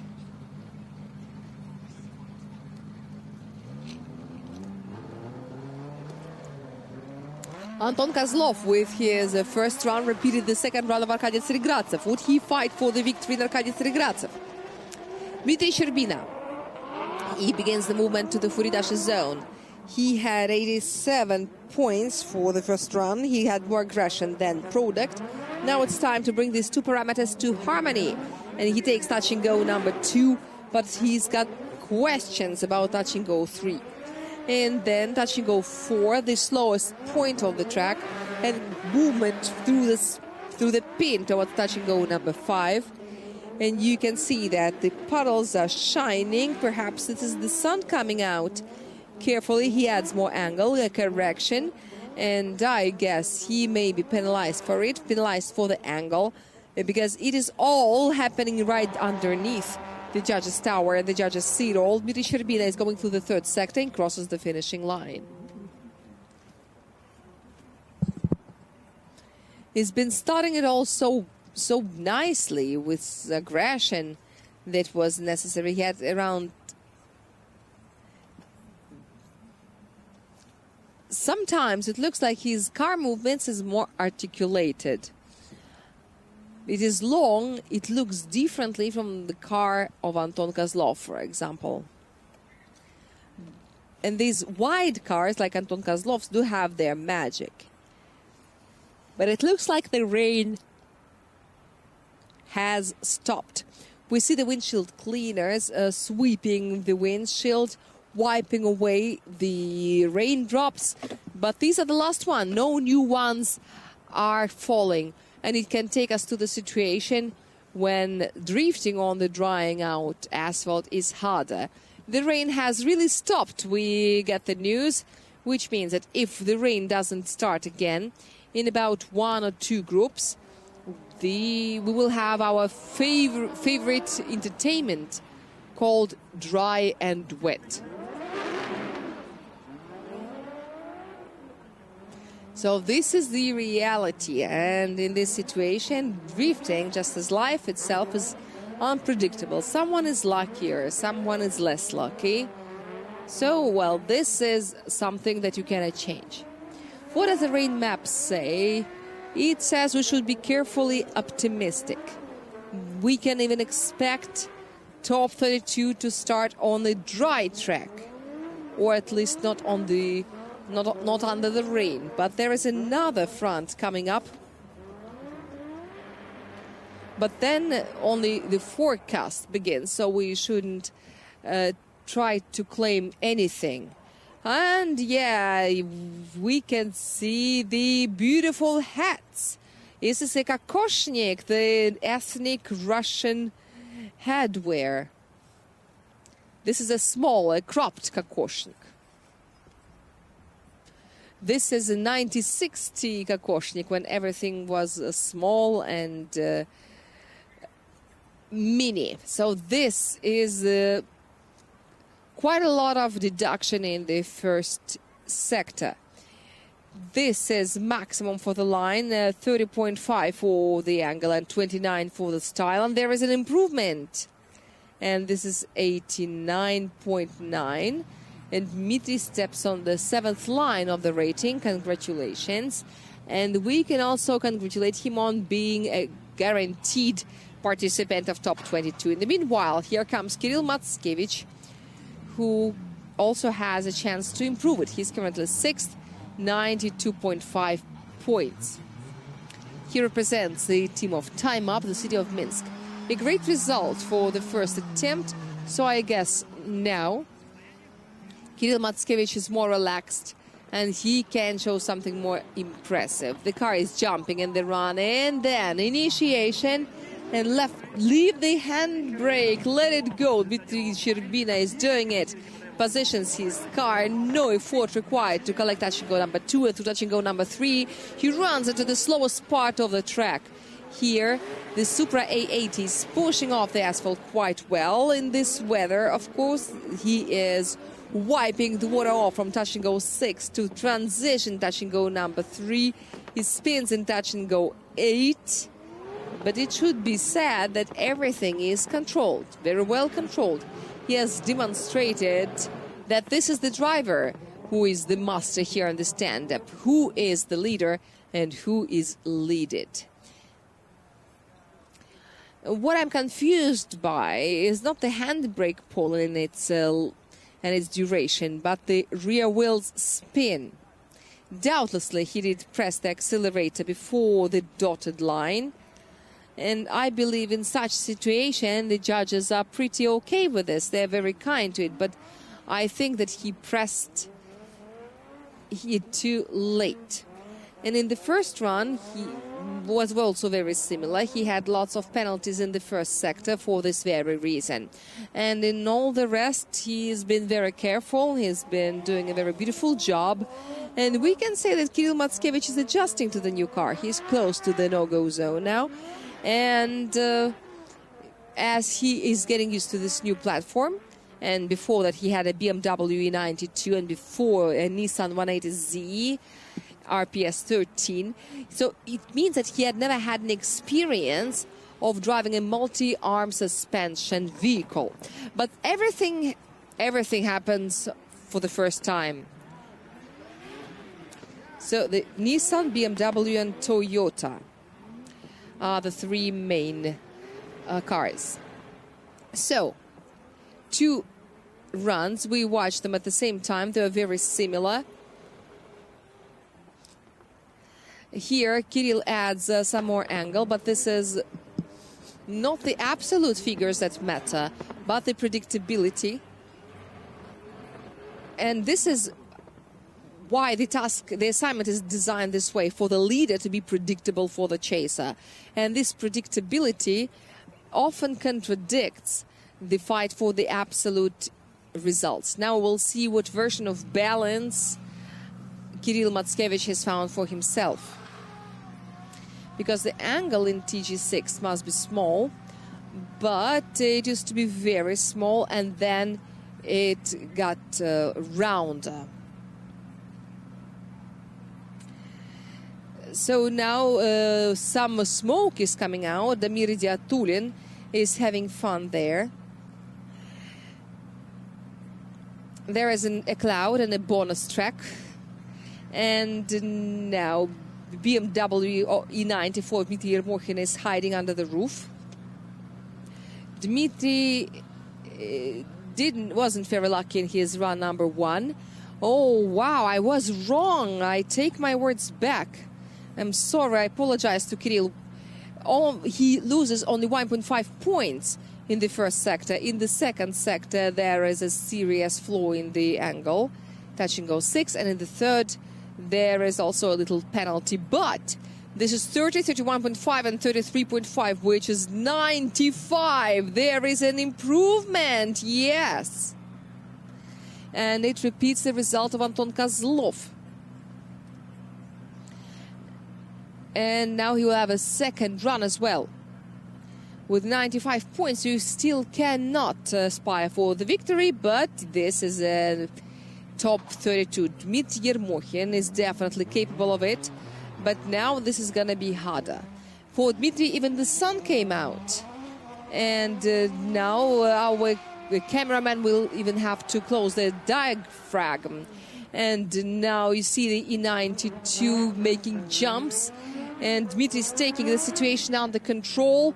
And yes, he takes touch and go 2. Transition into touch and go 3. Another transition. This is touch and go 4. The E92 is slowing down. And we will see what happens. Dmitri Yermokhin is returning the speed of his car for touch and go 6 to the third transition. This is 7 number 1, 7 number 2, and then sector number 3 he shifts inward, then he makes a transition, another inner touch and go, and carefully, smoothly he changes the angle. The transition has to be sharp, and some drivers can do this, but Dmitri unfortunately is not one of them. Because Dmitri here, at this moment, he doesn't see anything further than 10 meters ahead, if you remember. So now he continues taming the car, because for a long time Dmitri has been driving a Nissan Silvia S15, and he has been evolving together with the car. So if for 20 years you've been driving one and the same car, or even less, let's say 10 years, the first season you don't have to go too far. Our renowned Georgy Chivchyan last season changed his platform. He failed to get any victory throughout the season. So Dmitri also is having some problems, and he doesn't have any mutual understanding with the platform. And also he shifted a right-handed car for a left-handed. And I saw some experiments when the handbrake was also repositioned.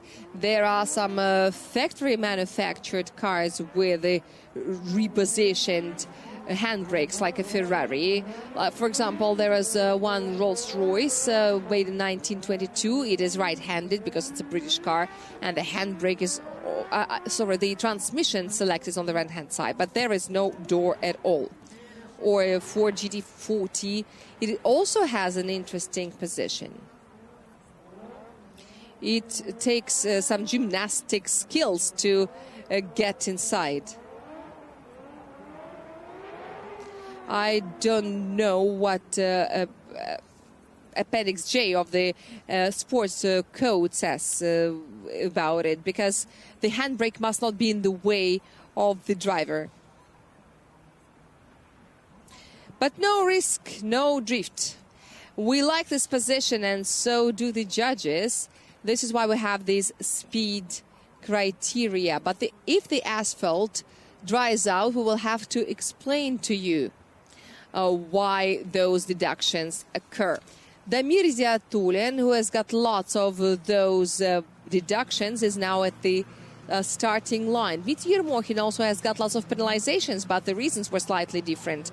So in the first attempt, Dmitri Yermokhin had 81.5 points. And now there will be an improvement, but not that big. This is now 84.5. This is 3 points more, so he is now 10th in the rank. So, all right. He was 11th, now he is 10th. But if we don't count Anton Dmitrienko, who decided to go to the health group, 84 points is the worst result this far. And this is the result of Artur Zelony. So Dmitry Yermokhin is now safe, even with 84.5 points. Damir Idiatulin had 87.5, which is very disappointing. Damir Idiatulin is now going to improve the situation. Running, then initiation, and he takes first 2 clips. The Supra A80 number 9. Nice, but not very sharp. Now another transition through the slowest part of the track. Touching 05. And the sun is shining. Wow. And Damir, in the meanwhile, is working through touch and go number 6 and makes a transition to touch and go 7. He fixes the angle very strongly, collects both touch and goes number 7, and he's got 2 inner clips. The driver from Krasnoyarsk, the last transition along the white line, a no-go zone, and Damir Idiatulin finishes and completes his qualifying in the 5th event. So there's only one question that is left. If he managed to improve his speed situation, because he had around 104 kilometers per hour, so he is now moving much faster than the first run, and touch and go 4 is now what is left. I remind you that he had 29 kilometers per hour. Now he's got 34, which is 5 kilometers per hour more, and it is quite visible. And this is an average parameter in this situation. I remind you that on the dry track, the minimum speed is 45 kilometers per hour. And since the weather is wet, and he's only 10 kilometers per hour slower, so this is a very solid, a very high quality run. But, well, 10 kilometers per hour is 20%. Anyway, in any situation, I don't remember anyone who would be faster than that. We've seen 36, 37, but not more. So I don't think that these are the numbers that Damir Idiatulin would get something really impressive.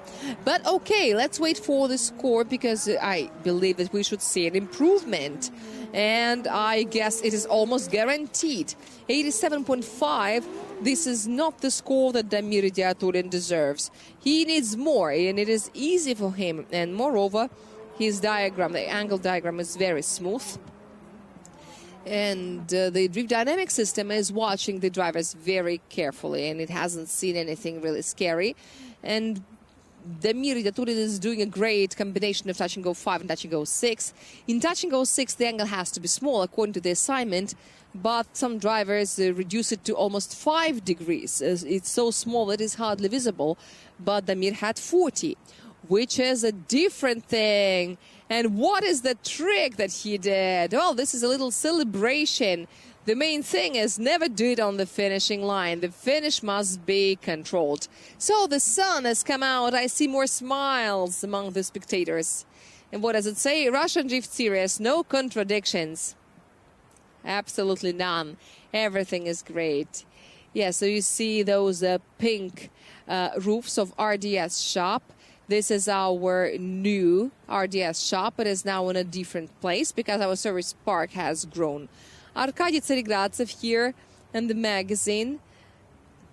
And here are people reading magazines, reading the interview of Dmitri Shcherbina. And the opening ceremony and the autograph session will start very soon, so you've got to know everything in the face.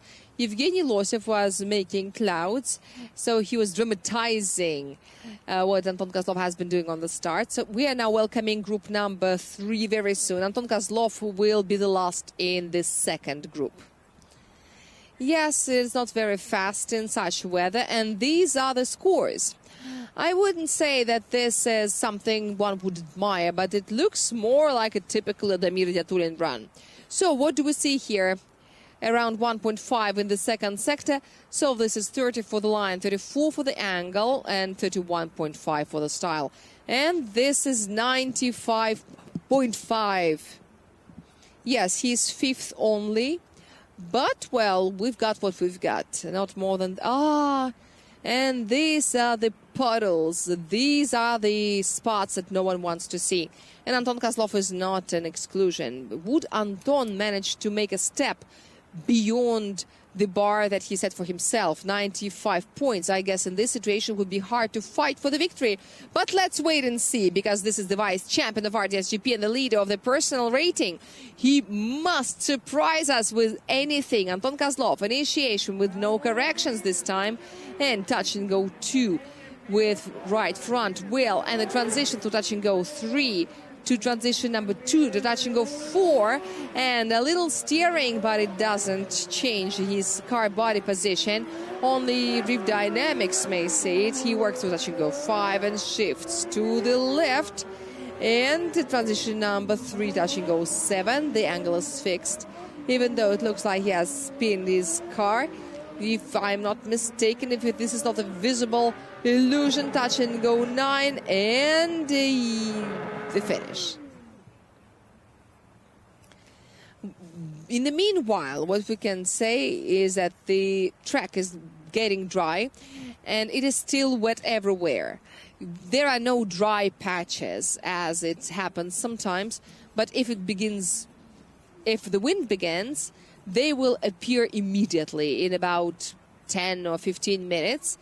And this is gonna be a special challenge. The track will be absolutely different. You need to understand that depending on the condition of the car, the scored part of the track, which is geometrically the same, can stylistically become different, and something will have to be done about it. And look, it's so beautiful. Wow, you can see the double arm suspension, which is visible on this F22. So this is the car, which is a BMW from outside, but inside it's still a little bit of a Toyota. In front, this is a Supra. On the back, it's an E30, but generally it's a F22, and wears the shell of a redesigned F22. So this is an extension that was additionally extended. So something very special. But this is just the situation as when we say that the engine is a 2JZ, but there is nothing from Toyota. But if this is a billet, this only means that the drawings were based on the billet blocks. Something about this.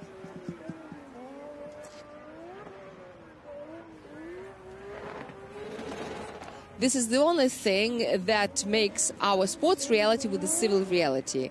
This is also about the volume of the engine and the stroke of the pistons. There are lots of things that need to be taken into account by the engineers. They do everything to break these parameters. Also, recently, there are new cast iron 2JZ billets that appeared. They are produced not by Toyota. And let's see, -2 in the angle, -2 for the style. So an almost clean score, -1, -1. So this is a draw of the judges of the angle and the judge of the style. Maximum for the line. The angle has got some deductions, and this is 95 again. The same, so there is no improvement. So Anton Kozlov is currently 6th. And this is the top side of the protocol. This is what we can console ourselves with. Yevgeny Losev is on the start. He has won the qualifying ones. Of course, naturally, I think he did it 8 times. He is a driver of Fresh Racing, and he drives a Toyota Supra A80. He sits on the right, which matters, so he is very comfortable at the initiation. So let's see what Yevgeny can do during his first run. Yevgeny Losev is now running through the 125 meters, and he initiates, but he fixes the angle very well, and now he makes a transition. And did he miss it? We will figure it out together with Yevgeny later. The slowest part of the distance, and he reduces the angle, and he increases it again, then he shifts and collects touch and go number 6, then another transition and clear fixation. Now he takes both touch and goes and through the 2 clips, and there is only the last touch and go 9 that is left, and now he only makes it to the finish, and here they are, the last meter is the last white line. And now we see some dry stripes appear on the track. They're not too big. They don't really change anything in the behavior of the cars, but they are appearing. So there is some grip difference in different parts of the track. The asphalt here is not very even initially or originally. The touch and go 3 seems to have been missed. And moreover, in addition to everything, somewhere the difference is quite big. Somewhere there is water. Somewhere it's just slightly damp. And from here you can see it well, that the further you go, the more actively the track is drying out. And this is what I told you about on the right. So if we see Evgeny Losev from inside the car, he can see us as well.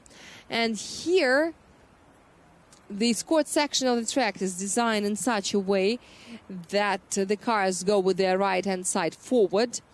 There is that one main sweeper where the car has to go with its left side forward. And then when you exit the pin and you approach the sweeper, you go with your right side first. And the same you do at the finish. So on one hand side, these look like small details, but on the other, different drivers do it differently, and moreover, the drivers have their favorite side. For someone, it's more comfortable to go right side first or left side first, and the same comes for the initiations. It depends on the car structure, because someone has some...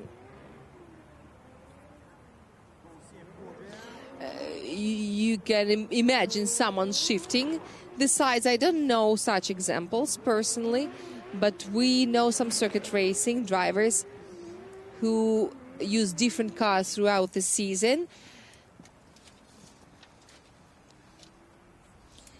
But in drifting, I haven't seen it yet. But the rules do not forbid it. Some control parts cannot be doubled. The technical scrutineering may ask questions. Touch and go 3, unfortunately, has been missed, but the rest looks okay. 1.5 points for the correction in touch and go 5. There was a correction between touch and go 7. And yeah, I see it on the diagram. Yes, this is touch and go 7. Yeah, 26 for the line. The total is 88. He's only ranked 10th. So considering all the results that we've got this far, this is a ticket to top 32. Ilya Popov is now on the at the start. He represents Likar Одержимый Motorsport. The Popov brothers are not in good relations with the Red Ring, but Ilya is slightly better than Vladislav. Yeah, so this statistic is gradually being accumulated, but Ilya Popov is ready to add a new number into the statistics. And this run is starting right now. 2 first clips are taken. A small correction on the way to touch and go 2. Wow, on the way to touch and go zone, there is even some paint left on the wheel. Touch and go 4. And he's got to push it towards touch and go 5. Oh, these torturing meters of the distance. There are 85 between touch and go 4 and touch and go 5 at a low speed. And look at this transition he runs. Touch and go 7. And there is only 2 inner clips left. Touch and go 8. Touch and go 9. 55 meters until the finishing line. And going around the puddle, he does it well. Beautifully, nicely.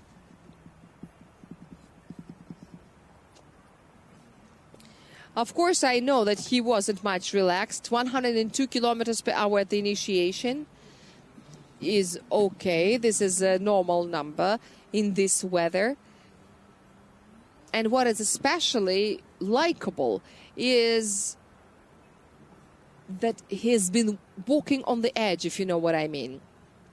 Everything is close to the line. He touches it but doesn't cross it. Then he makes a transition, touches it, but doesn't cross it.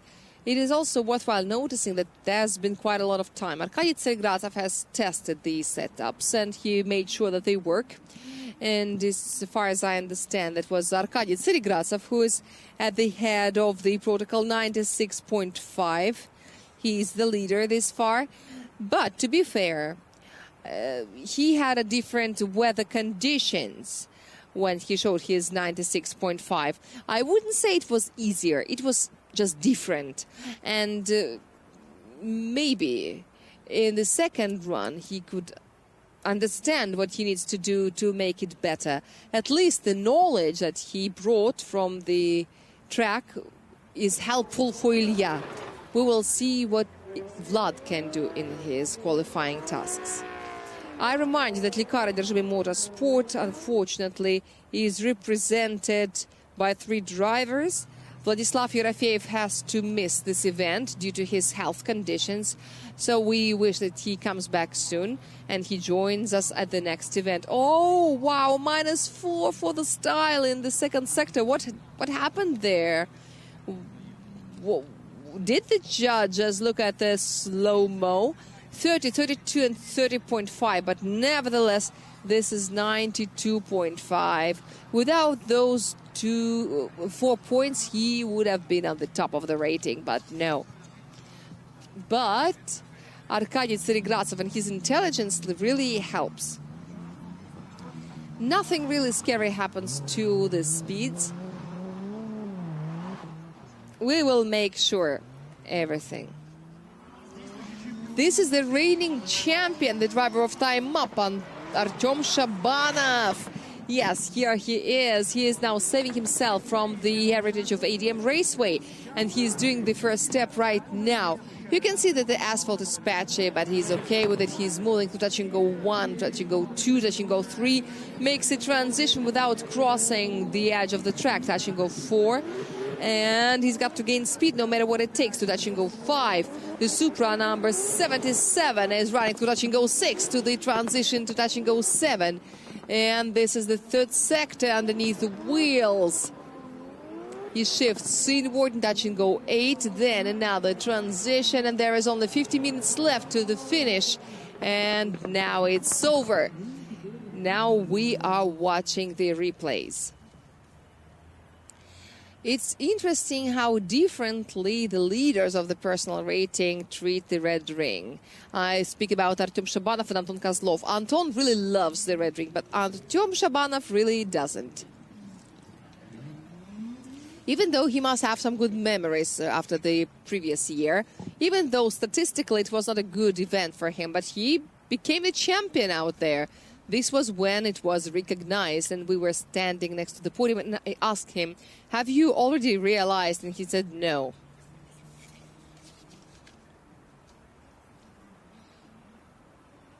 I think he came to realize it only at the awarding ceremony when he was holding the cup.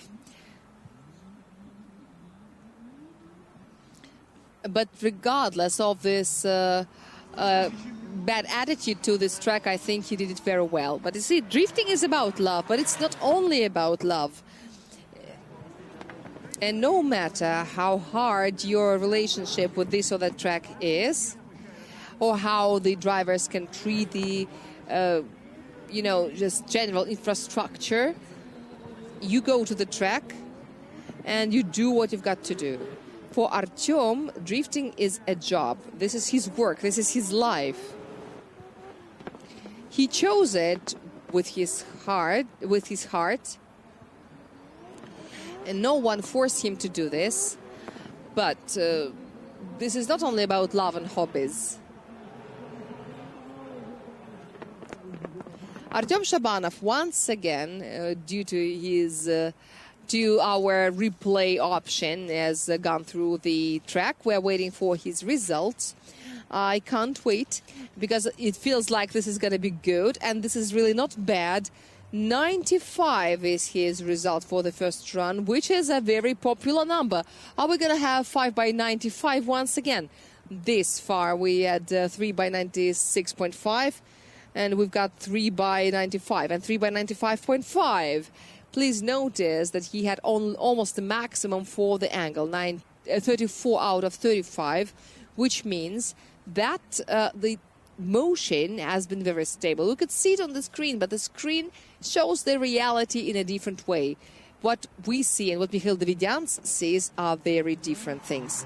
A driver from VS team, St. Petersburg, Anatoly Kizin and his BMW E92 begin the running before the first run. Anatoly Kizin came here for the first time yesterday and he couldn't even pass the first sector.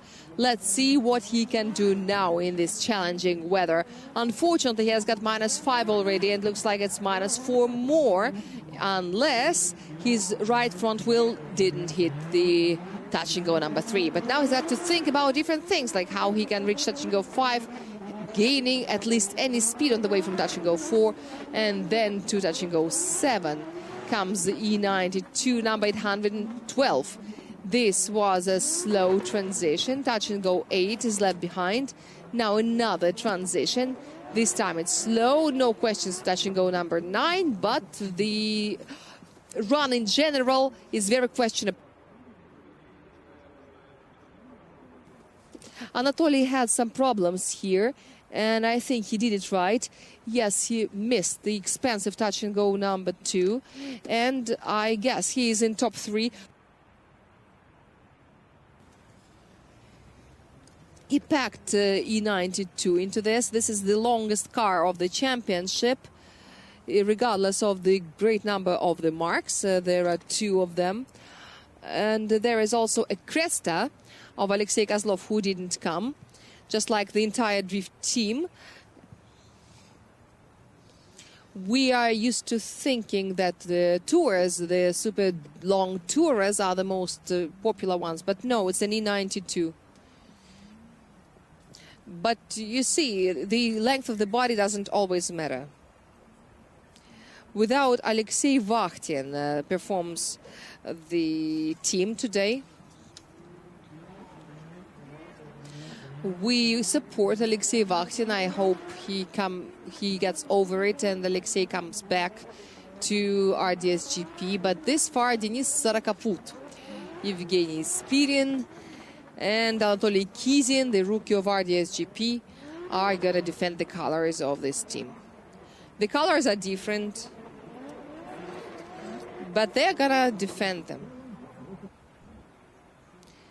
The teams have been trying to play with colors. Usually we play with fonts. But I think it looks great because all the liveries are beautiful in their own way.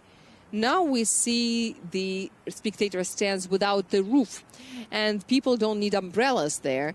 And RDS says on their baseball caps and T-shirts. Lots of RDS logos. It is all available at the RDS shop. Touch and go 3 was missed, and if it wasn't a 5 points penalty, it would have been very beautiful, but it was not really. 31.5 for the angle and 30.5 for the style. So he could make it to a 90-plus club. This is 87. But at least you know where he has to go to make it all happen. Anatoly is now on the 13th line. And yes, this is how VS team is coming one after another. Now Denis Sorokopud from Vladivostok, who used to live in Artem city because he's originally from there. And now he begins moving, but he is very experienced. He represents VS team. Denis Sorokopud, his E92 at the initiation. And he's been doing a counter shift, which is very long. And now he's running into touch and go 1 and touch and go 2, touch and go 3. And I think he was losing speed there. We will check out the diagrams. And now Denis Sorokopud from touch and go 4 very, very slowly is moving to touch and go 5. And he shifts inward, collecting touch and go 6. Transition number 3. Unfortunately, a correction after touch and go 7. And now the main thing is to take it to the finish, no matter how much is left. Now touch and go 9 is left behind. And a little more is left to the finish, so the finish is taken. It is nice and productive, and I don't know what the result would be. His yesterday's practice was successful from time to time, but not all the time, and it was associated with this search for the right speed. The team was very puzzled because to find the right speed, you need information, you need grip on the rear wheel. As soon as you get the grip, you lose the grip on the front axle. This is called the balance of the vehicle. And even speaking to Arkady Tseregradzev, I heard from him that at a certain point, you start losing grip on the front axle, but the speed doesn't grow, which means that you get more discomfort, but at the same time, you don't get any benefit out of it. And for this reason, you've got to work it very carefully, because you can simply destroy the balance of the car, getting nothing in return. So this search for balance, this is also the balance is different for everyone. Sometimes the cars cannot go straight at all, and for any driver who is used to a common civil logic, it doesn't make any sense at all.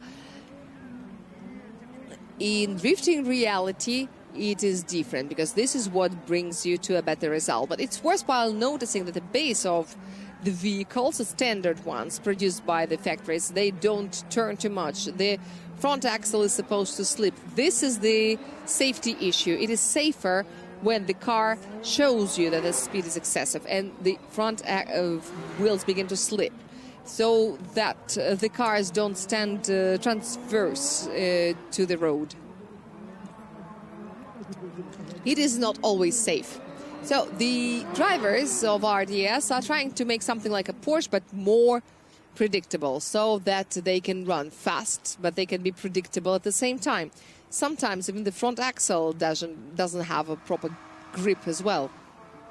Sometimes we can see some really major drivers here. Yes, I wonder if there is any working layer left on the wheels. But you see, the patchiness of the track is already manifesting itself. But in the meanwhile, look at the style. And the style, this is not the fastest speed ever. It was 94 kilometers per hour, and there were some angle corrections. That is minus 2.5 in one sector only. So this makes a total of 85 for the three criteria. So at the moment, Denis Sorokopud is 14th. As far as the run-in speed of Denis Sorokopud in the Red Ring is concerned, we remember the story from the year 2023 in his run versus Leonid Shnayder. And now Evgeny Losov from Irkutsk, fresh racing, Toyota Supra A80. And in the first run, it was not the most outstanding result for Evgeny Losov. He had 88 points. Fresh racing has got a trend when the first run is not the most impressive. Damir Idiatulin did something similar. His engine sounded very aggressive. Just listen to it. Now I wonder what he can do next. This far, he takes both inner clips, then he does a transition, fixes the angle in touch and go 4. Then he starts moving towards the touch and go number 5. And the longest sweeper without control points, 85 meters between TG4, TG5. Now for the inner to touch and go number 6. And in the third sector is a Supra number 81. And now these are the two last clips. Yes, he takes touch and go number 8, makes a transition. Not the best fixation, touch and go 9, and the finish. So it looked similar to, but I think he looked a little aggressive, maybe a little bit more convincing. I would put it this way. Evgeny has shown it many times that theoretically he can perform the judge's task, but he finds it more exciting to go the way he likes, which is more aggressive and faster. All right, so this is what he wanted, now he's got it. So the speed parameter has been officially introduced. Of course, in this environment, it is not really applicable. The judges have been very careful with it. But nevertheless, the drier it gets, the closer he is.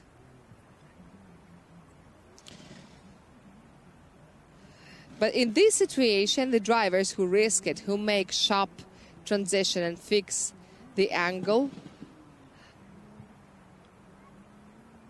But the judges have been very consistent and they are loyal to themselves. And regardless of the changing conditions, they managed to hold the criteria, making the process understandable, even though, of course, it's very hard to adjust it to the changing conditions of the track. The judges have to be very flexible. It is very hard. It is exhausting. Also, the runs get slower. Yesterday, the practice was much faster. The smoky runs, beautiful. And also, the length of the track is quite long. It's 775 meters. So, it does take some time. So, traditionally, this is like around minus 60%. Yes, this is a very solid result. Yes, a very good style, very little deductions. Maximum for the line, 32 for the angle, and it makes a total of 94.5 points. This is something new. We haven't seen 94 this far. 94.5 hasn't been taken, but I mean the figure is new, because we've got 95, 95.5, 96, and so on. Ilya Popov is coming back to the start. In the first attempt, he did it very, very well. He had 92.5. In the second one, he will now try to improve his performance.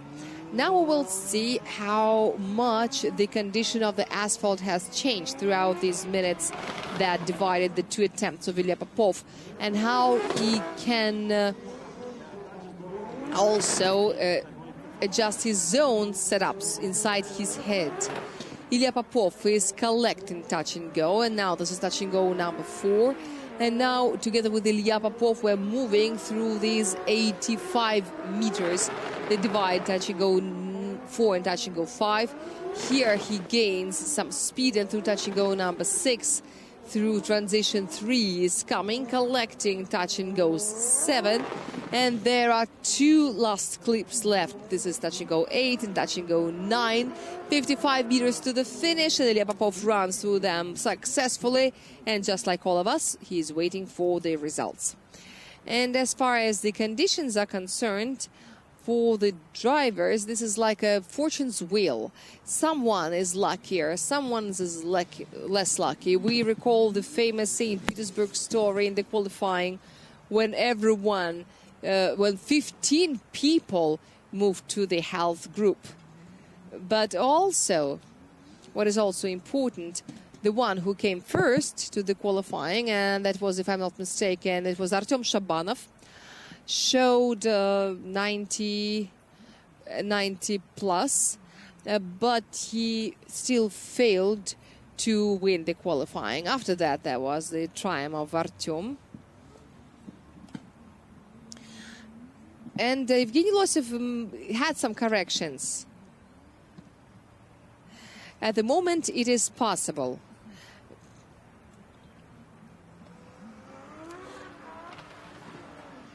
They could... I know that Evgeny Losev has got lots of fans in Siberia and everywhere. Because you remember how Roman Tivodar was welcomed here. So Siberians are loved more in Siberia, even if these are Siberians who moved to Sochi or anywhere else. Anyway, they get more love here and more respect, and they're welcomed warmer than anyone else. But as far as Evgeny Losev is concerned, we can now show you the right scores. And when I saw this divine first sector, I thought it was too clean. It couldn't be flawless like this. Or maybe it was not in the first sector, because we were shown these scores, but I wouldn't retranslate them. I want to see the graphics. I want to see the diagram. I want to see what it is like. In fact, I want to see the final balance. Okay, we've got now the shoes parade, judging by our broadcast. Yes, and now I can read it out loud. It's 30 for the style. And this is 92, not 94. Oh, look at the third sector. Yeah, this is so sad. It was in the first one, now it's in the fourth. So this deduction has moved to a different place, and the same 92.5.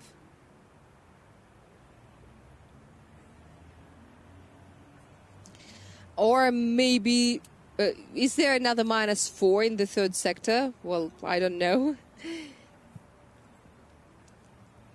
It looks like we have a little system problem. Let me explain it to the spectators, why we have wrong scores sometimes and why it is announced. There is an automated system that can take the information from the judges' tablets and transmits it to the broadcasting director. And then it all gets to our screens, no matter if it's here at the venue or your gadget screen. If you are not here, we don't know why you are not here.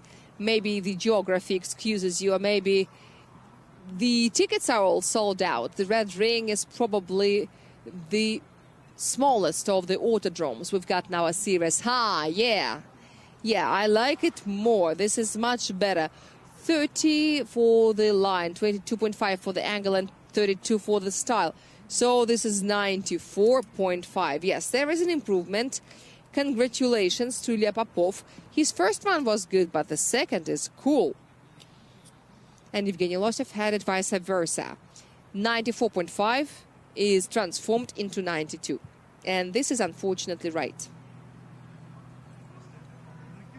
So there is a swap. We will now see it on the screen. We will see it officially, so that everything is fair. That now Evgeny Losev and Ilya Popov have just changed their places.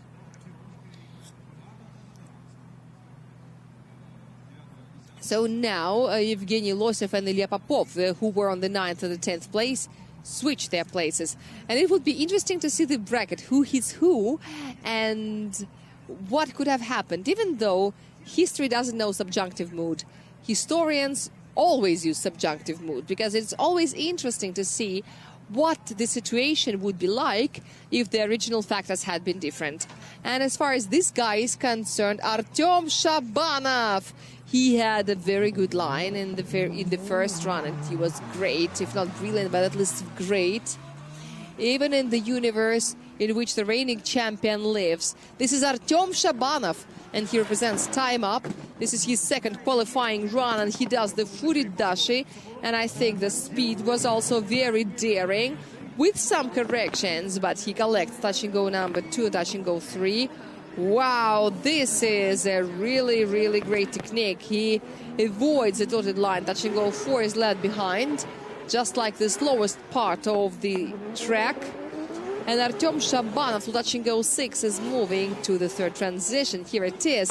Then touch and go 7. Artem Shabanov collects them both. And now he works on the 2 inner clips, number 8 and 9. And finally, 55 meters to the finish, and he runs through them successfully. This was a really, really fun first sector. I don't know about the result, but there was some sort of fun. This angle addition after touch and go 2 looks kind of bothering. 74.5 degrees was the furidashi angle, but it was done stepwise. The first one was 60. I'm not saying that it is perfect. I'm just saying it's impressive. And Artem is a very reserved person in his regular life. And when such a reserved person does something like this, it is really mind-blowing. But I didn't, just understand me correctly, I don't mean to reproach anyone. I just worry about them all as though my family members. I wonder if the personal rating leader can take revenge here, because Artem Shabanov from Moscow and Anton Kozlov from Ulyanovsk, but living in St. Petersburg, which means that it is also somewhere there in around Moscow. In their territory, they gave way to Siberians at the previous event. We had a Siberian top 4, even top 5, only Siberians. And as a result, the suspense in the personal rating has become very intense. But we wonder what happens next. Would Artem Shabanov and Anton Kozlov finally take their revenge on the Siberians here in Siberia? Yes, at the previous event, we had only 3 non-Siberians in top 8. And once again, I repeat it, if you love drifting in general, if you want suspense, if you don't want the previous season to repeat, then you should celebrate. But Anton Kozlov and Artem Shabanov had different emotions. That is understandable. Artem was also sad when he lost in top 32 and Anton Kozlov hadn't. It was really, really concerning.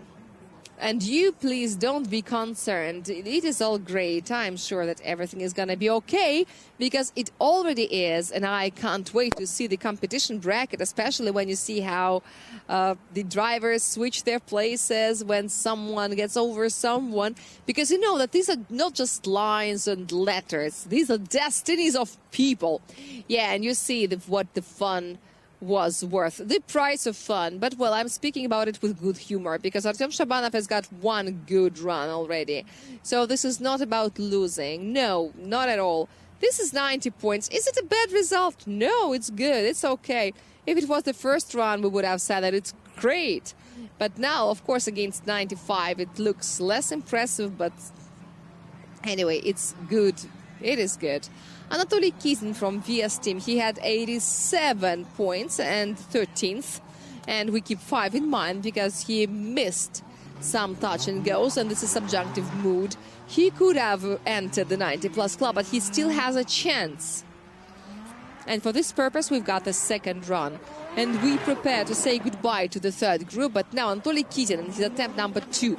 And E92, wow, so many corrections. All right. I don't think we're going to see something around 92 here. But now Anatoly Kizin, he's already in the second sector to touch and go number 4. He's moving to touch and go number 5. Through this long touch and go-less line, through touch and go 6. To transition number 3. And this is the final sector. It looks like Anatoly is looking for puddles, but he's expanding his line as much as it is allowed by the rules. Touch and go 9 is left behind. He's getting to the finish, and this is the finish. So the first sector is the head of everything once again. I think I know how the drivers feel this unevenly wet asphalt. Imagine you're going somewhere and your trousers catch on something, and like a doorknob or a nail or something that cannot stop you completely, but it catches you for a moment, and you've got to overcome this obstacle. Like your trousers, your pocket catches on the doorknob, so it doesn't stop you completely. You don't get motionless, but you've got to make an effort to continue moving. So this is approximately what the drivers feel when they hit a dry patch on the ground. Because of the angle it happens, because the rear wheels, depending on the grip, start getting stuck. Because the grip coefficient can be 3 times different. And in several meters, it can change several times. It can change in a very unpredictable manner. It makes it very hard to drive. You don't need to be a specialist or something to understand how much suffering it can cause to the drivers. But, well, the more good drifters we've got on the planet, the more they learn in challenging conditions. This is the initiation. You see, there probably were 2 little dry patches under the wheels. And there is a huge angle change. And the speed wasn't that big. I mean, there is a subjective perception. There is an objective picture. And the objective pictures, it says that there were only 99.6 degrees. But this was not about the lack of speed, because flying through these dry patches is easier than when you don't have enough speed, when you are too careful. And moreover, 2 qualifying attempts are not 2 runs in the same heat. You can change your tire pressure, you can install new ones, because if you don't like the previous ones. So you have a little time, you do have it, in order to adjust your car. Why I say that? Because in such patchy situation, the drivers often prefer to increase the pressure so that the car slides in an even manner. Also, the line has been taken. There are some angle problems, but at least this is 30 and 28 for the style. So this is 88. Also quite a popular number anyway, and there is a little improvement. And he's 1 line higher. Now he moves Pyotr Borodin 1 line down, because Pyotr also had a best result of 88, but his second was not the best. And now, in the meanwhile, Denis Sorokopud is going on his second run. He represents VS team. 85 points was his first attempt. And now he's got a chance to improve his tournament condition after Anatoly Kizin. Yes, he takes the handbrake, a little correction, and he gets to touch and go 2. And this is a big question. And we will see if he manages to collect touch and go number 4. And in the meanwhile, Denis is moving to touch and go number 5 through the slowest part of the track. And he finishes the second sector. Now it's time to work to touch and go number 7, which Denis perfectly does. And there are only 2 inner clips to collect. And I think he does it well. He does the same with a 9 and also very close to the no-go zone, which is a perfect line at the finish.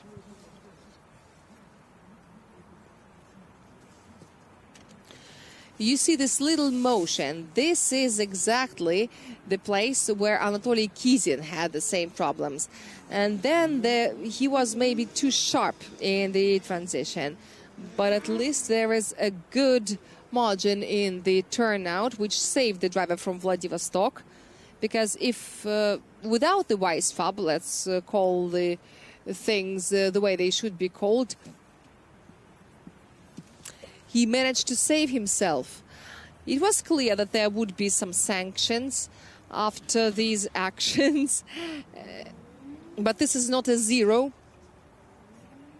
And I remind you that this is going to be 85 in the first run, but would it be an improvement after attempt number 2? I guess they wouldn't be evident. And yes, the answer wouldn't be evident. There was a correction. You could see it all very well at the diagram. And there were some adventures, but generally there is some stability. And it makes the fans optimistic. Stability is what Denis often needs, what he often lacks. And in these parameters, it's really good. He is improving greatly.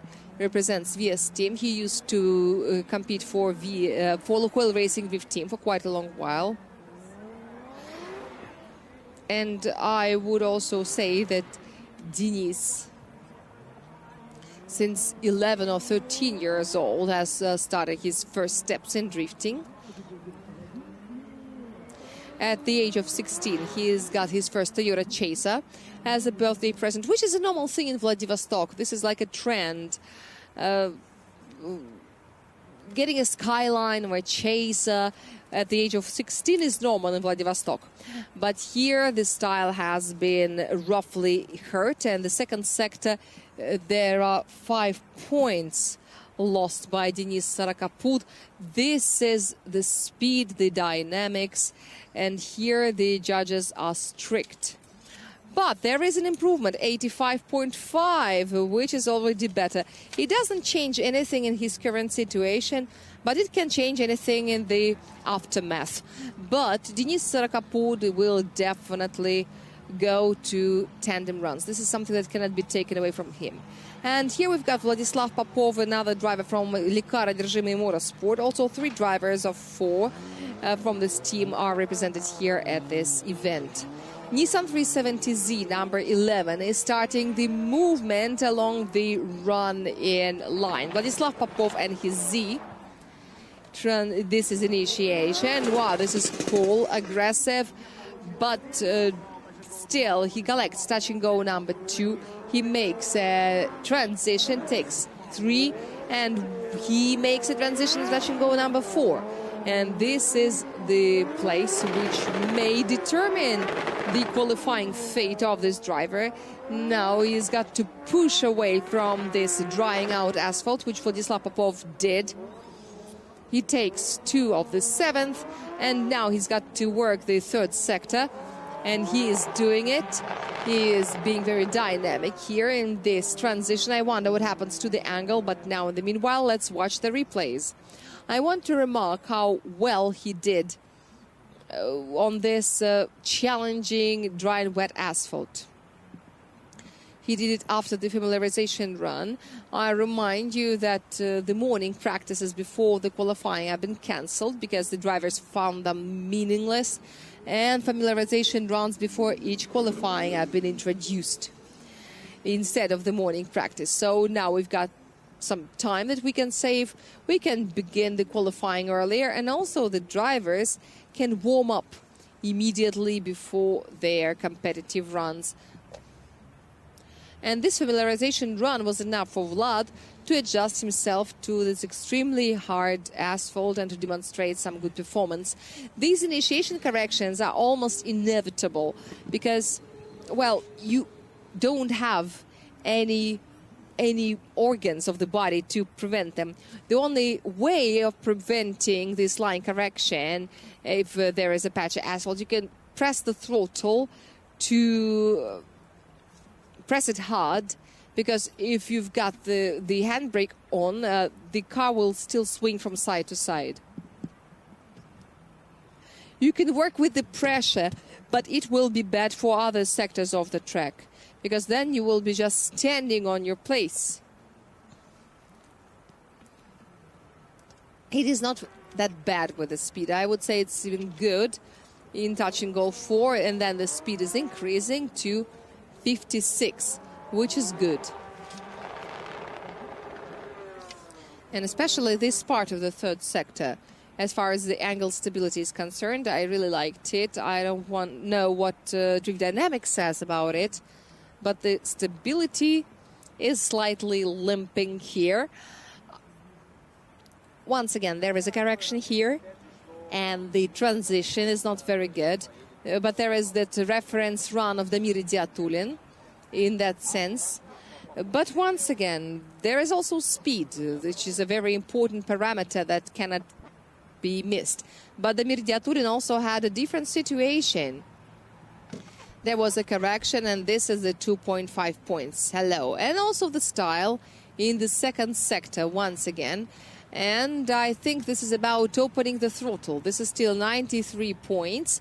Vladimir Popov gets this score, and it enables him to take the 10th line in the rating, which means that the 90-plus club has been expanded to 11 drivers. And now the driver of Avtoban Aymol, the representative of Minsk, Belarus, Sergey Sak, the champion of IDC, the Eastern European drifting competition, the champion of Belarus, is now starting his qualifying run.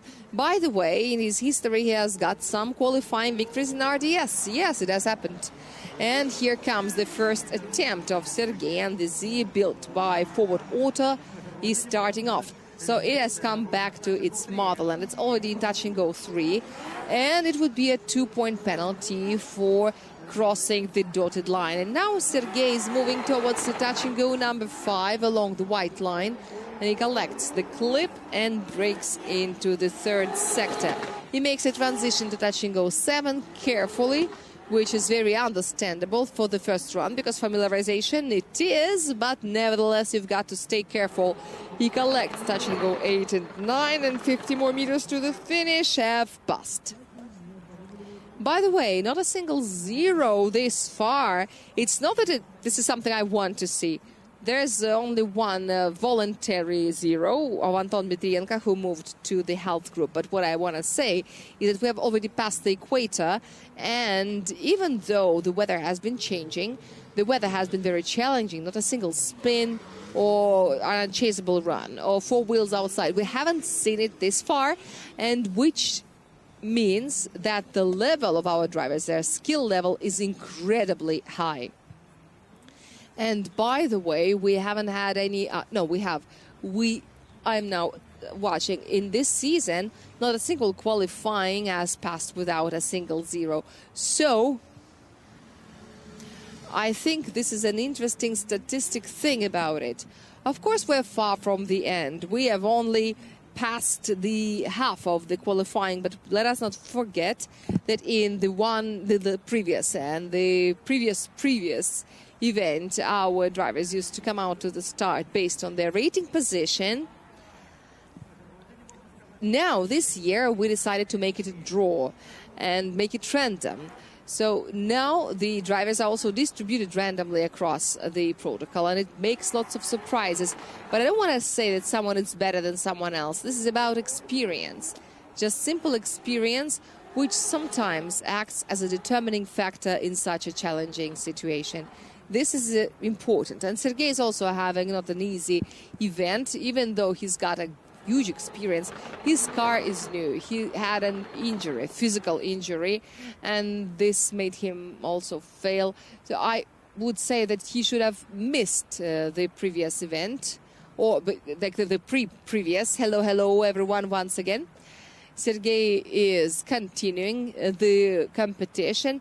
We shouldn't expect anything superb from him, but anyway, yes, the style has been compromised in the second and the third sectors. Yes, and 2 points for the wheel are the dotted line cross. So we see the result. It is 86.5. And he is now 16th. So this is top 32. This is a fact that has been fixed.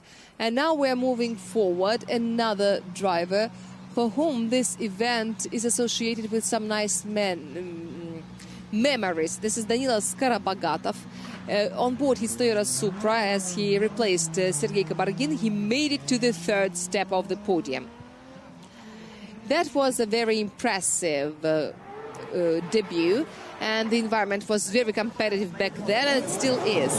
Danila Skorobogatov, Lukoil Racing Drift Team, and he is the second season in this team. He initiates, takes touch and go 2 and touch and go 3. This is the transition into touch and go 4.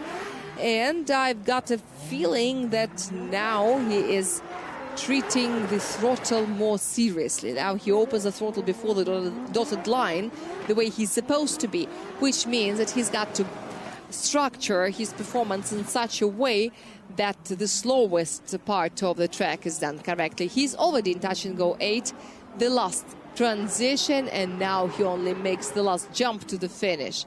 Another productive run, and it's cool that we still continue moving without any zeros. But as far as Danila's actions are concerned, we will have to study it under a magnifying glass or a microscope, which we call a replay machine.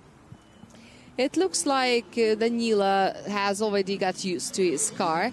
And what is especially important, at this event he didn't have any technical problems with his car, because at every event something would happen to him and it would leave him with less time.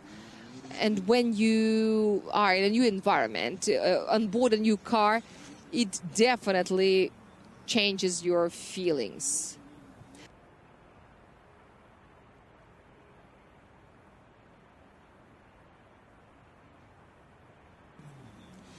We shouldn't expect an absolute absence of penalties in the style and the angle, but I think that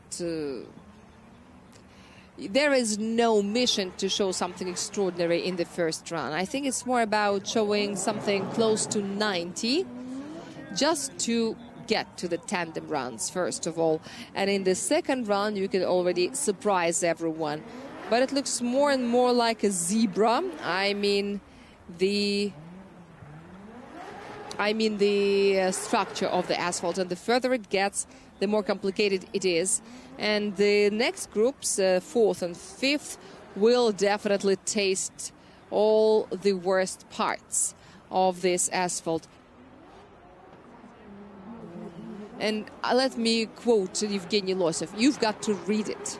You've got to read the track. You've got to absorb it.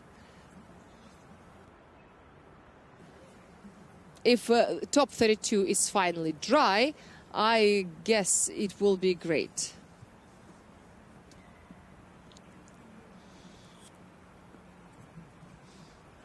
What is this piglet? Is it alter ego of Danila Skorobogatov? And he is from the Disney cartoon.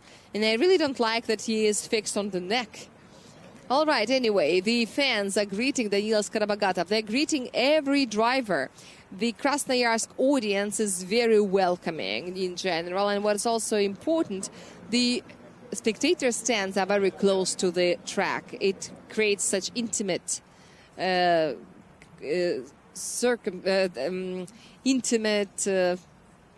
ambience.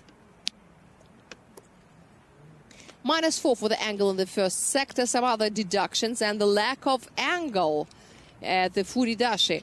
The maximum for the line. This is all clear, and this is 87.5, also clear. Even though this result, I guess, is not the best for Danila. I don't think he's satisfied. This is definitely a satisfactory result. But in the battle for the 15th place, Danila Skorobogatov definitely wins. And now Ilya Fedorov. He's doing his first run. And I'm sure that he feels absolutely at home here. I'm not sure about the patchy track. Maybe I would prefer coming out earlier. But, well, you've got whatever you've got. Number 13, and Ilya Fedorov is in his first sector. He's working through touch and go 2 and 3, and he breaks into sector number 2. And he takes 2-point penalty for crossing the dotted line. Touch and go 4 and 5 are left behind. And he looks pretty confident here, even though the car gives some little starts. Then the transition, sector number 3 is already there under the wheels of the SX. And Ilya Fedorov makes it transition into the last sector, touching go 9, and he finishes. Yes, definitely. Even if such a master, such a maestro as Ilya Fedorov runs like this, it makes that the asphalt is absolutely unbearable. So if Ilya Fedorov was running on an absolutely wet track, it would be much easier for him. The fact is, apart from winning the RDS East for 4 times, he has already won the Super Drift Battle here at the Red Ring. It was in 2012, and that was probably the wettest drift possible, because it was 3 days. And for 3 days, we've been showered with rain non-stop. That was disgusting. It was extremely disgusting. And for our commentators, it was their first time in Krasnoyarsk, and they felt that the city was disgusting as well. Because when 100% of your visits are like this, you think that it's terrible. Whose idea was that, they thought, to carry out the competition right here? But me as a local, I can tell you that the weather can be really great here, and coming to Siberia is always a good experience. Anyway, Ilya Fedorov has completed his run. We're watching the replays, and maybe Mikhail Davidians is having a very hard time, because there were lots of corrections, and the diagram and the dynamics can give you a heart attack.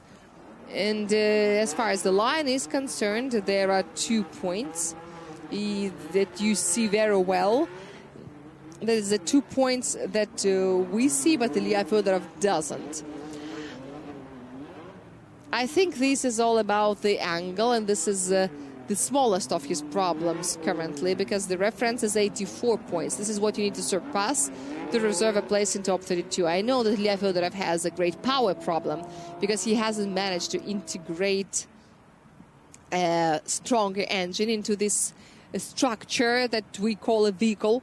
There are lots of reasons, and yesterday during the news we told you that they found some chips inside, which means that the engine is basically broken.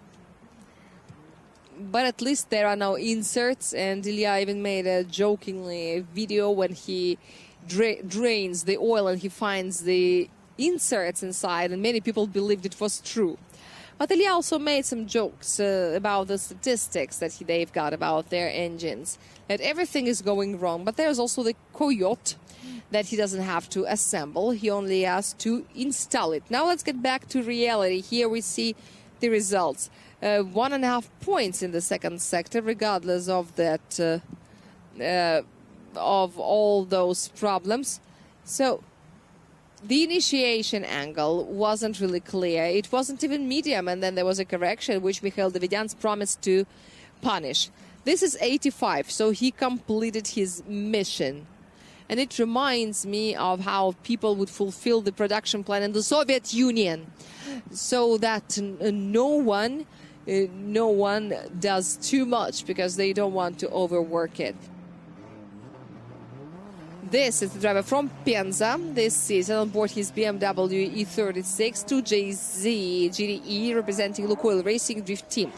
Danila Vorobyov on the only E36 in RDS GP. So this is an exotic car already. He hardly managed to let the handbrake go. But at the same time, he was reducing the angle. It will be definitely seen in his score. He's already in the second sector. So now we're watching very attentively if the wheels begin to rotate before he crosses the dotted line. And they do. And it is very easy to see on the white discs instead of black ones. And he's in the third sector. I think that the handbrake wouldn't give him any extra points. But now, in the meanwhile, without getting in the no-go zone, even though it looked like there was a threat, he gets in touch-and-go 9. This is the most nomadic of the drivers, especially if we recall the registration cities of this driver. We've seen everything: Arkhangelsk Oblast, St. Petersburg, and now it's Penza, and it's all real. Ilya Fedorov also used to move a lot. Khabarovsk, Vladivostok, then Moscow, then Khabarovsk again. Suddenly. And at the same time, he doesn't really live in Moscow. Everyone knows that he lives at ADM Raceway. Like Carlson lives on the roof, and Ilya Fedorov lives at ADM Raceway. But let's get back to Danila Vorobyov and his runs.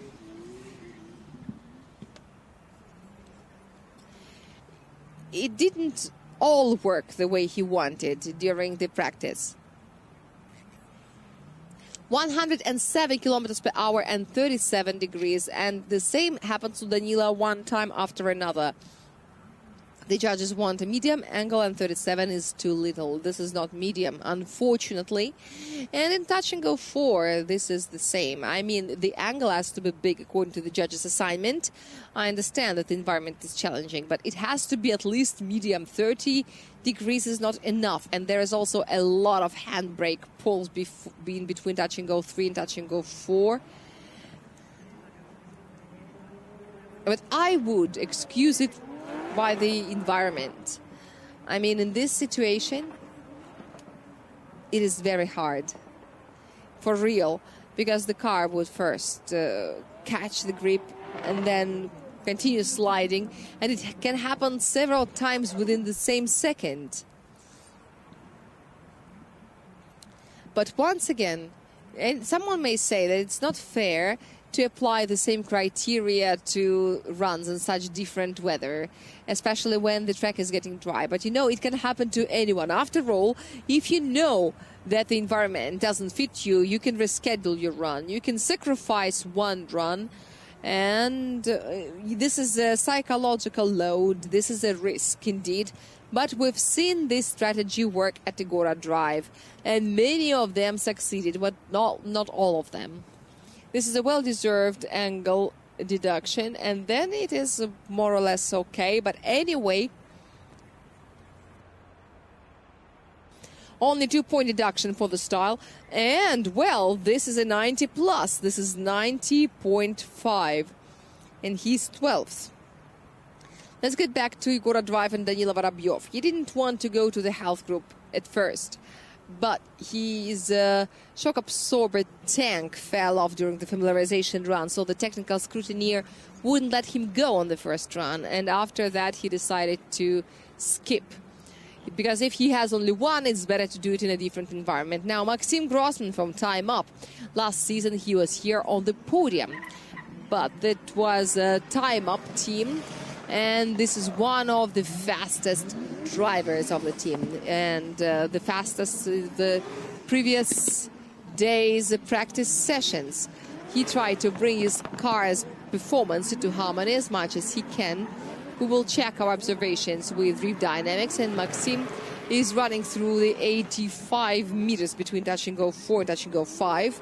And look, he is emitting smoke. He's in touch-and-go 5. Coming out from underneath the wheels. Maxim Groysman, in the meanwhile, is working through touch-and-go 8, and he makes a transition carefully without excessive risk. And it looked like the car felt like straightening out a little too early, but Maxim made it to the finish. But I wouldn't be surprised if now many people would prefer to shift to the health group, and it will make it fun, because the last one who goes to the health group, that just doesn't see any sense in that. Oh, but, well, he does. If he goes after, he would still be the last. 111 kilometers per hour. No one has been faster than Anton Kozlov, who had 114. So here's what we've got. 37 degrees immediately. Then he added more to 47. That was a very sharp transition, but then there was a correction immediately after. And it means that it will get the score that are supposed to be. What we can say about the speed, even in the slowest part of the track, he's got 37.3. And now the drivers will start running faster. What saved them is that patchy asphalt, in fact, because there he found some grip after this sharp transition. He managed not to spin around, and also there are lots of corrections. We have said it so many times. When the track is patchy, no matter what you do, you will still have troubles. Even if you take some drier machines, it would still be patchy. But we are ready to do everything to provide a beautiful show to our spectators and to give a lot of work to our judges. And we do everything for you. We divide the track into 3 sectors for your convenience. By the way, yesterday, Maxim Groysman also had some engine problems. We mentioned that in our news. And today we asked for permission to do a little test. And yes, 4.5 for the angle deduction. Not enough angle at the initiation. The 2-step initiation. These are exactly the mistakes listed by Maxim Davidyants. If it was in the first sector, we could just make fun. We could make some jokes about it. Maxim Groysman gets 90.5, the same as Danila Vorobyov, who came out right before him, and even the mistakes were similar. And this also confirms that this is not the drivers who do what they want. This is the track that dictates what the drivers do. You will do what I say, says the track. And this is the difference between the outstanding drivers and simply good drivers. The outstanding ones can find the key to any situation. Vladislav Popov had 92.5 points for the first attempt, which is good, but now he may improve it, of course, if the situation would be against him. The line is working out fine, and he didn't hit the dotted line. Then he tried to do a sharp transition, but unfortunately failed to open up at the right moment. That would be a line mistake. Now we see that the smoke is coming. We know that this is more of a rule than an exception. And he's already in the 3rd sector, who's got only 2 inner clips to take. And then he runs the last 50 meters, which he, of course, does perfectly. Now let's recall the eternal truth that the grip after the rain is more than it was before, because the rain washes off the dust and the mud, and therefore even now these drying out patches provide more grip than the ones the drivers have been used to throughout these days. And this is how the contrast is enhanced. And for this reason, I wouldn't really envy the drivers. What happened at the initiation? There were lots of terrible things going on. At first, he initiated, then his speed was 113, so the speeds are growing. The angle is also medium, with the correction to 36, which is significant. Then it's 52 again. And then he goes to the transition to 66.6, a very, very demonic number. So simply compare the behavior of the car. You see that the difference in between them is about 20 minutes, and you can see how the track dries out and how it influences it all. If it was even in the first run or not, it was drying out, but the water was still everywhere. And switching happened to him when he was already doing his second run. And this was a monstrous influence. And as I said before, the red ring has its own specificity in the meaning that if at a Gora drive, well, let's take two poles, two opposites. If at a Gora drive, the asphalt is laid in such a way that it does dry out with some patches, but they look more like stripes. Here they are actual patches, like camouflage. Once again, this is initiation. These are angle deductions and a little bit for the style as well, but generally in the second and third sector the picture looks okay, even though I also suspected due to that transition touch and go 4 and that slow down, I thought there would be a penalization, but generally there is no improvement, but it was due to the first sector mostly. So 92.5 remains the best attempt of Vladislav Popov. And this is the end of his qualifying, but I think that Vladislav can still be happy with a good result. Now Sergey Sak, Avtoban team, Nissan 470Z, has recorded now a protocol, and he begins the movement.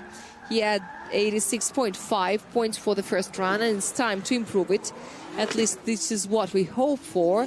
He is steering very actively, and yes, he goes very deeply into the no-go zone, but with one wheel only, so it would be a 2-point penalty, but it would be also a clip penalty. We'll see it on replay. At the same time, I will remind you how you collect the inner clips, because there are loads of them. There are 5. Sergey's in touch and go 7, then he moves to the next inner clip, touch and go 8. And number 9, and now it's time to finish and to wait for the judges' score. So what's the difference? The overall difference between touch and go 1, which is an external clip, from an internal clip. You take the internal clip with a strictly prescribed wheel. If the outside, the external clip, can be taken by 2 wheels or any of the rear wheels, you're welcome. You can, even if one wheel is outside the track, you still get your penalty, but the clip will be counted. But if you do something that happened touch and go 2 when Sergey failed to come back, then the left front wheel wasn't only in the no-go zone, it's already 2 points penalty. And also the shadow of the car also passed over the expensive touch and go 2, but the wheel was not there, which means that this is a 7-point penalty for one element only. This is the first time that I remember when at the briefing the judges said that if you got in the no-go zone, then you leave it, and then you take the touch and go will count. But this is caused by the fact that these no-go zones are very big. They're big, they're extensive. From one dotted line to another, the distance in between them is maybe around 40 meters, or maybe even 50. I mean that they are really huge. They're very big. We haven't seen such for a long time. These are no-go islands where the floor is lava. And for the chaser, it's still okay. But this is also a compromise, don't forget it, because sometimes the emphasis can be shifted. And we are also sinful. We also make contribution to it, but this is a compromise for the chaser. You can go through the no-go zone if you're close enough to the leader. And now when you see that the leader has no other milestones, he is just moving the way he can, or if there is any active objective to get closer to the leader, this would be a compromise, but it's better to do a compromise than to do nothing. Yeah, so congratulations to Sergey, because not getting a 5-point penalty for this is a great luck. But the main thing is that we see it from the cameras, and the judges see it with their own eyes, and the tower is located in such a way that you see it all. But nevertheless, there is no improvement. 82.5, but anyway, he is in top 32. This is something that cannot be denied. This is already a fact. And now here comes Danila Skorobogatov, who in the first attempt got his 87.5, which means that he reserved him a place in top 32. And yeah, it looks like the piglet is shocked by what was happening.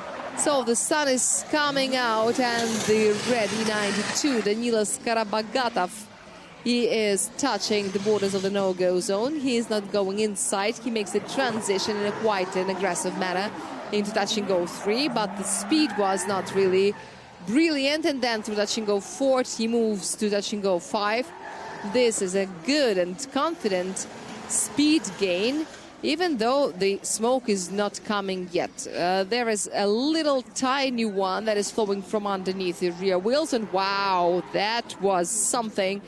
There was a lot of speed in around touch and go 9, and for this reason he lost 2 points. This is probably the most fancy way of missing touch and go 9. But now let's take a look at this angle to touch and go 4. This is wet, wet, wet, and the transition.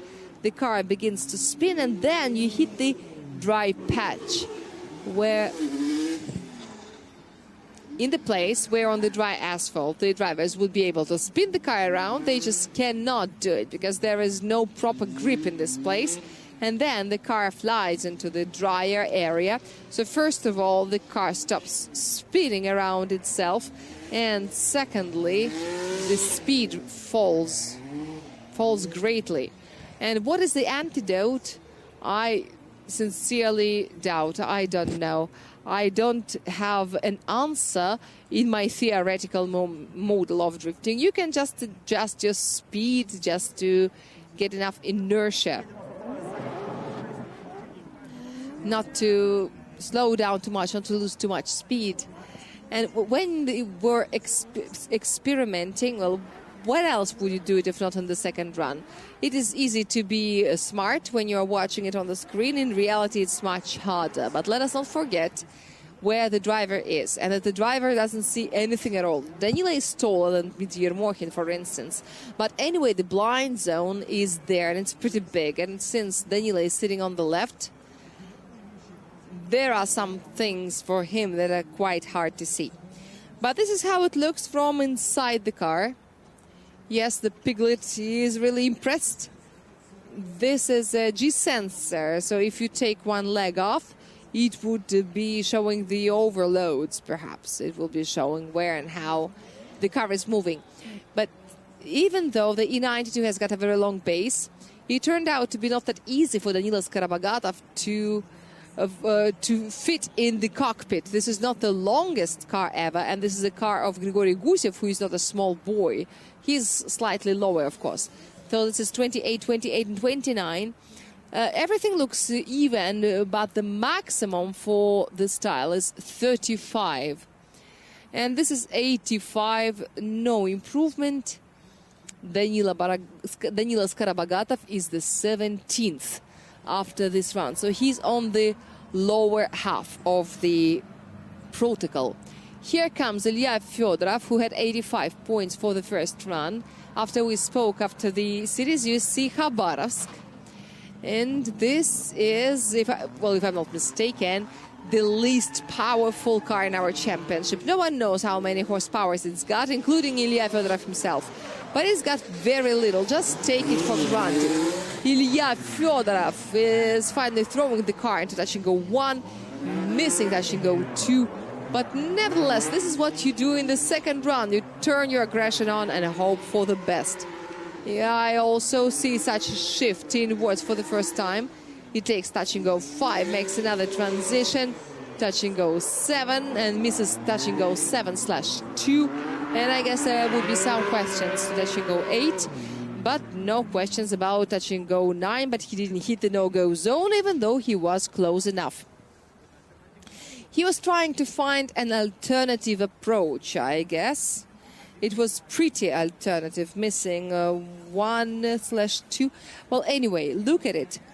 There is no enough speed, and if you don't, you cannot fulfill the angle assignment.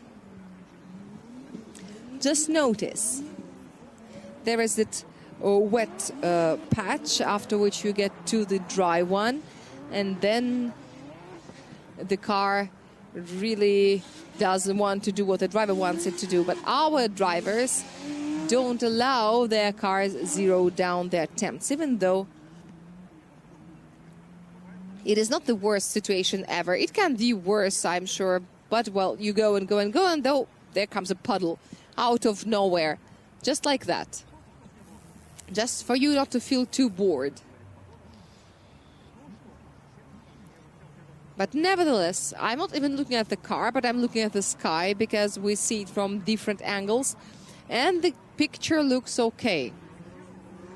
I hope it stays like this. We will do everything we can.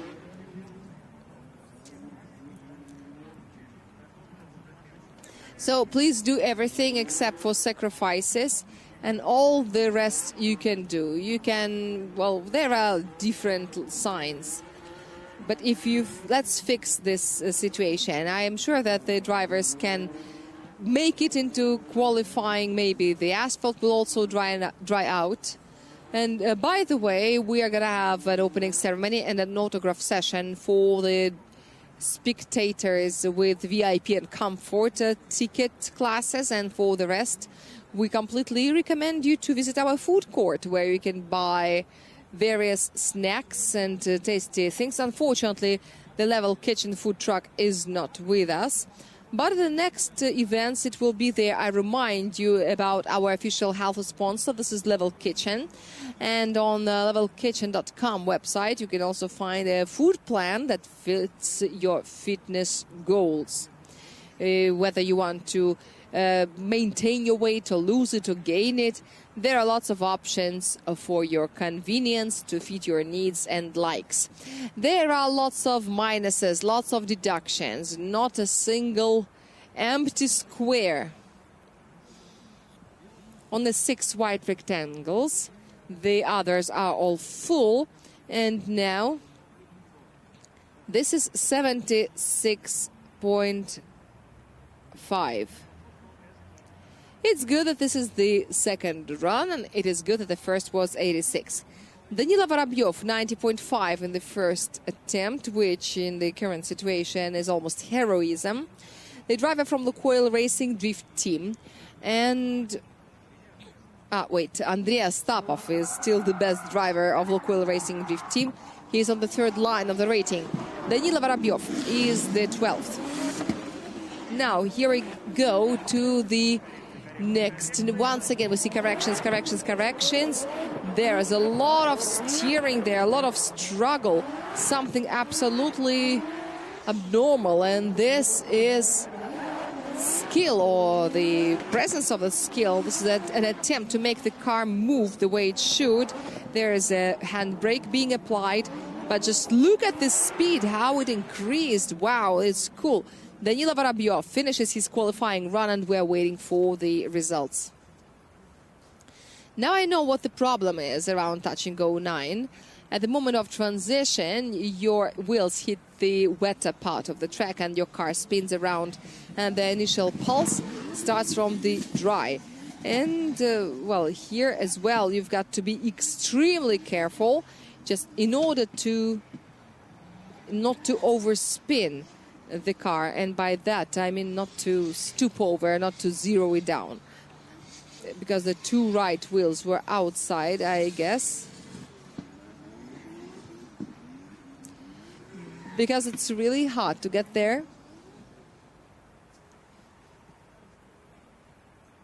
We also see some technical particularities of the car of Danila Vorobyov, which is a standard Toyota Reductor, one of the 2 Toyota. And I can smell something old school from this E36, and I really love it. It's great that we've got this platform in our championship. And I guess that the victory of the youngest driver of RDSGP is also associated with E36. This is Nicholas Bertens, 2021, Ryazan. He was, I think he was around 16 years old, I guess. But we will now find it out. Or 17. I remember that he was underage, and back then everyone was greatly impressed by this young Latvian driver. But after that, the younger drivers started driving younger cars that would fit them better, like Vladimir Popov on board a Nissan 370Z. And I remind you that we're waiting for the results of Danila Vorobyov. He had 90.5 points. And unfortunately, I cannot believe that it can be more. It's like 16. Yeah, he was 16, really. He was aged 16. I think this was the youngest one in the entire history of our championship, and definitely the youngest winner of the event. And I am really amazed at the fact how our traditional hat parade is ignored by the Krasnoyarsk audience. Maybe it's too early, maybe tomorrow we will see something special. Yes, this is 15 points deduction for the line. Oh, come on. This is crazy. And this makes a total of... look how kind the angle and the style judges are. This is 73.5, so it wouldn't be a positive result without the first attempt. And the first one is good. It's 90.5. And now Maxim Groysman penalizes the performance of the fourth group of the qualifying. He's from Time Up team. And also his team. He's the last one in his team. And so all of them qualify for top 32. We only need to know what positions they would be on and who hits whom. And now, us together with Maxim Groysman, run through the 126 meters of the run-in. Initiation, wow, look at how cool the Fury Dasher is. Only touch and go 2, the car gave a little start. He places his car correctly, and there's smoke and smoke and smoke. It comes out more intensively.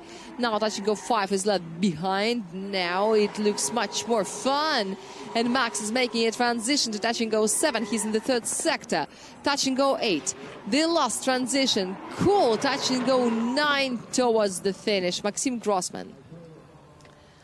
Yeah, this is like, share, and subscription. Yeah, this is a great angle. Finally, it is stable. It looks like stability. Yes, this is a transition with a handbrake, but it's better to be safe. And just look how the lines have been smudged because, well, it has been wet. And this is 137.6. This is a man's talk. Well, there is no coincidence that Maxim felt very, very confident at the trainings. He showed the best runs ever among the entire list of our drivers. This is a great quality of runs. He has been fast, clear, stable, the same all the time.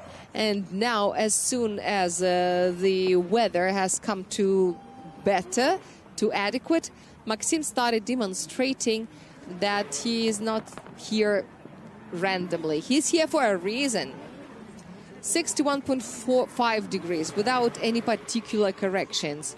I mean that this finally reminds something that is written in the judge's assignment. I don't know how we regard the speeds right now, because if we approach it with the dry criteria, he should be penalized because he was running slower than 140 kilometers per hour.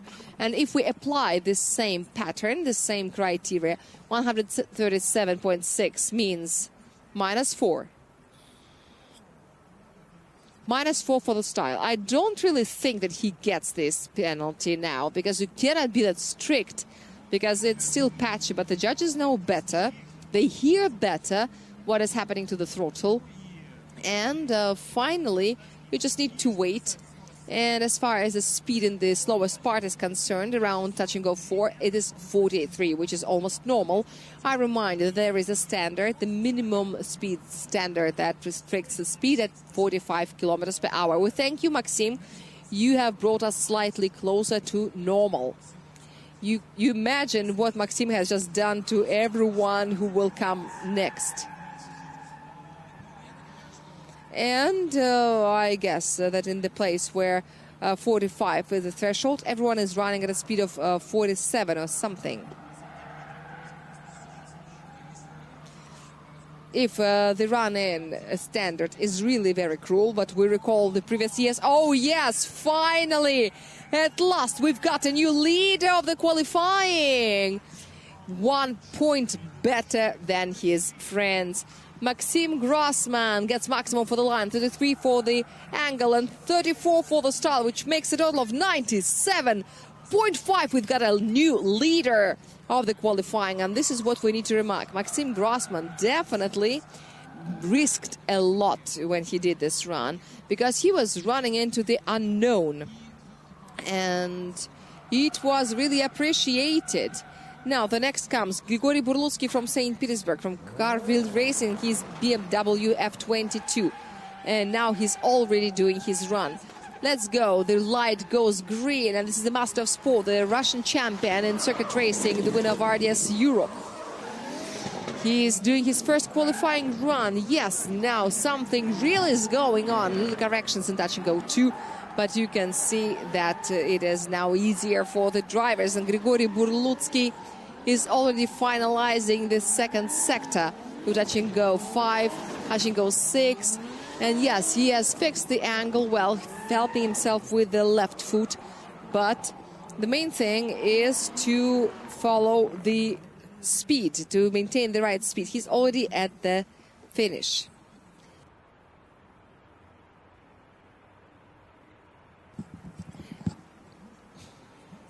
Groysman is Groysman, but Burlutsky can also confirm our previous observations.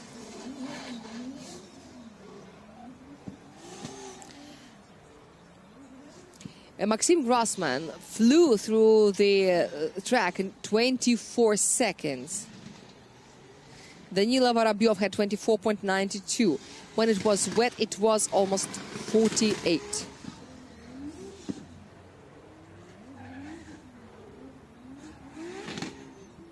There is an important announcement. We advertised our beautiful magazine so much that we ran out of stock. But in RDS shop you can find the previous magazines, which also has pictures and interviews and everything. It has all the participants of our champions, and you can also use them for autographs. It has got other interviews, other articles, but they are all very interesting, and it also has a children's page. Because our children are our everything. Grigory Burlutsky, let's analyze something. What interesting happened there?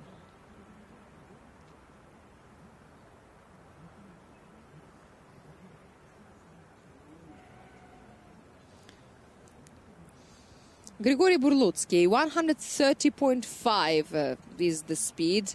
The angle is good. There was a correction, just like the correction, which was very big on the way from touch and go 4 to touch and go 5. So, well, I don't think that it will be the same as Maxim Groysman, but Maxim Groysman is now the leader of the qualifying. This is why 97 is 97. Not everyone can do the same. But still, the result is pretty good. There are some penalties for the line, for the angle, and even in the third sector. But still, after the qualifying fiasco at the previous event, this is good. 92 is excellent. It is superb. And most importantly, this is the correct dynamics of our asphalt condition, which is great. But what can show to us Roman Tivodar? What can he show to us, to his fans and the fans of Forward Auto? Roman Tivodar is going on his first qualifying run, and we go there together with him. The light goes green, 126 meters of run in. The drivers wanted some more, but no, said the judges. This must be enough. The first sector is already under the wheels of the car number 6. He had to work it, including the brakes. Now touch and go 4. And now there is the acceleration with some corrections, because the patchiness is still there, but I guess it's very minor. Then the transition touch and go 7, a little double pedal drifting. Touch and go 8, a very good transition to touch and go 9. And give me more throttle, throttle, throttle, and yes, it is. But the run-in speed, the Furidash speed was only 128. Says Drift Dynamics System. I hope the judges don't consider this asphalt absolutely dry. But, well, they see it is not. But generally, the car is slightly damaged. Yes, this is the general trend, the teams that have always been good in good at restoring their cars after contacts, just stop doing this. Just look at the Z of Georgy Chivchyan. But the main estheticians, Alikarma Derjime Motorsport, they also have some little marks on the car. But as a hockey player said, I wouldn't fix my front tooth because there is playoff. You never know what to expect. Like Leonid Shnayder, for example, who was definitely erasing the gold from the car from Tivodar, and he did it very well. And the contacts that he made didn't really influence the motion of the leader's car, but you could see some plastic pieces, and then it went in the reverse. But he didn't do anything with his mark. And when this big and long car is swaying in front of you, it's hard not to catch on it, but Roma managed to do so. But I don't want to say anything bad about Leonid, but you can manifest your aggression in multiple ways. Roman Tivodar is now out there. He's got to do a lot of work. Please notice what he's doing with his knee. This is the way the driver is using his throttle and brake. Roma is sitting in such a way that you could use this example in textbooks. The way he works with the clutch and handbrake, clutch and handbrake. And he's got amazing motorics, and you can see it very well in the manner that he sits. Maximum for the line, no doubt, and some little deductions in all the three sectors, in the angle and the style. Thankfully, there is a little discount for the wet asphalt, and this is 30, 30, and 30, which makes a total of 90 points. This is 15th place, and he's got one more run to do, which I hope he will do in clearer conditions. And now we move to the driver of Carville Racing, Artem Letis from the Republic of Karelia. From the town of Sortavala, a very picturesque place, I should tell you. Artem Letis and his S6 is now doing his first qualifying run. Now he's got to accelerate to the maximum. A little correction after initiation, the left foot, but I don't think that it influences the speed in a critical manner. Touch and go is missed, and this will be penalized.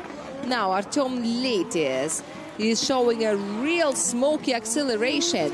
Touch and go 7 along the white line, working perfectly, and the two last inner clips. Here the transition has got to be sharper. I think this is the time to do it. But Artem Letis didn't really do it, but he threw his car into touch and go 1 in a very beautiful manner. I want to thank him for this. 131 kilometers per hour, says the text version of Drift Dynamics, but the no-go zone was questionable, let's say so. Oh, wow, the fourth touch and go, yeah. Not good. But in a way, this is some lack of speed, some lack of pace, which makes the car slightly too much shifted inwards, more than it's supposed to be. There was some deceleration, but it's hard to see without Drift Dynamics, but it gave me the feeling that the speed was falling when it had to grow. And also that strange speed trick didn't allow him to be where he was supposed to be. So you can see the correction with the naked eye. It was so significant and so visible. There's a big question. Of course, the front of this car is very long, and this is the body kit, which is even longer. It has that little old school style, and therefore it looks like the wheels are slightly pulled together, because the base is pretty short, but the body kit is very long. He will be penalized for touch and go number 4, but only 2 points. But touch and go 3 is more serious. Was there no-go zone? If it was, it would be -6. And at least -9 or -8 for the line. But we will hope that everything is okay with touch and go 3. And we hope that what is there, out there in the sky, will go somewhere even further. But right now, for example, you can see some cloud closing the sky, closing the sun. A part of the track is in the shade, a part of the track is in the sun, which is fun. But, well, this is ouch. This is painful. -4 for touch and go 3, -2 for touch and go 4, -2 for the no-go zone.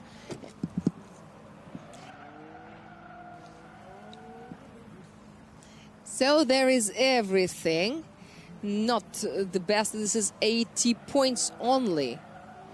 This is bad.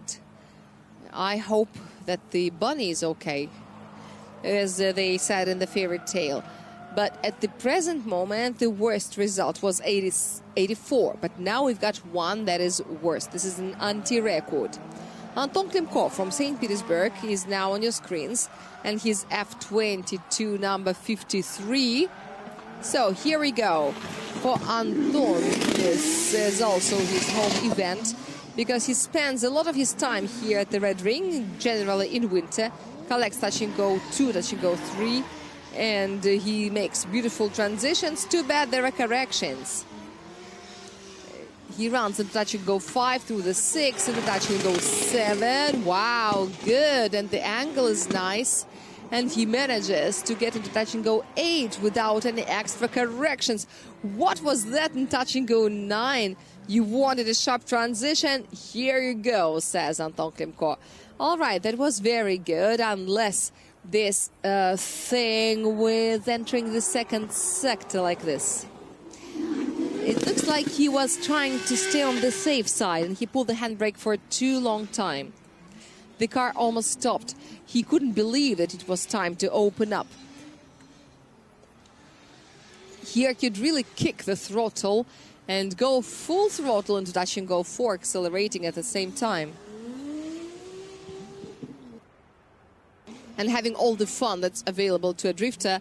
But the greatest fun for a drifter is making a lot of smoke. Unfortunately, the speed fell in touch and go 4. And I guess this time we can get back to normal, because the drivers are usually running faster than 45. But the fact that Anton was pulling a handbrake made him slow down a bit more. There was also an angle correction. But generally, the impression from this run is cool. So much energy, you can feel it, some inner spring, you know. Only if you peel off those mistakes, it would have been perfect. And this transition, especially the last one, you will see it right now. Yes, enjoy. Just, did you see it?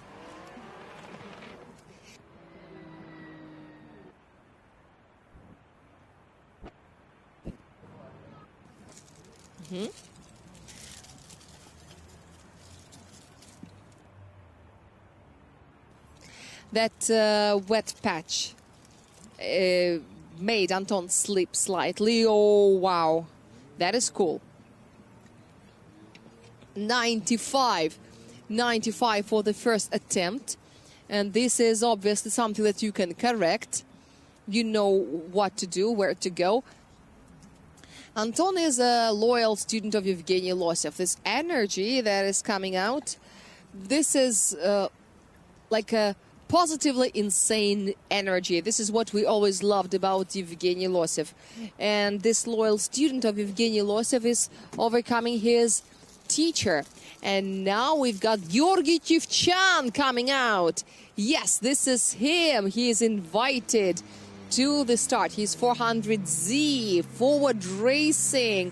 And now we will see his home event for the famous Krasnoyarsk drifter and his entire team, Forward Auto. Even though the other drivers represent other cities like Moscow, Almaty and Sochi, the founder of the team is from Krasnoyarsk, Georgy Chivchyan, and his 400Z at the initiation almost fixes the angle and misses touch and go 2. Unfortunately, too much speed for this asphalt. Gosha steps on the throttle pedal before the dotted line, and he starts accelerating to touch and go 5 and 6.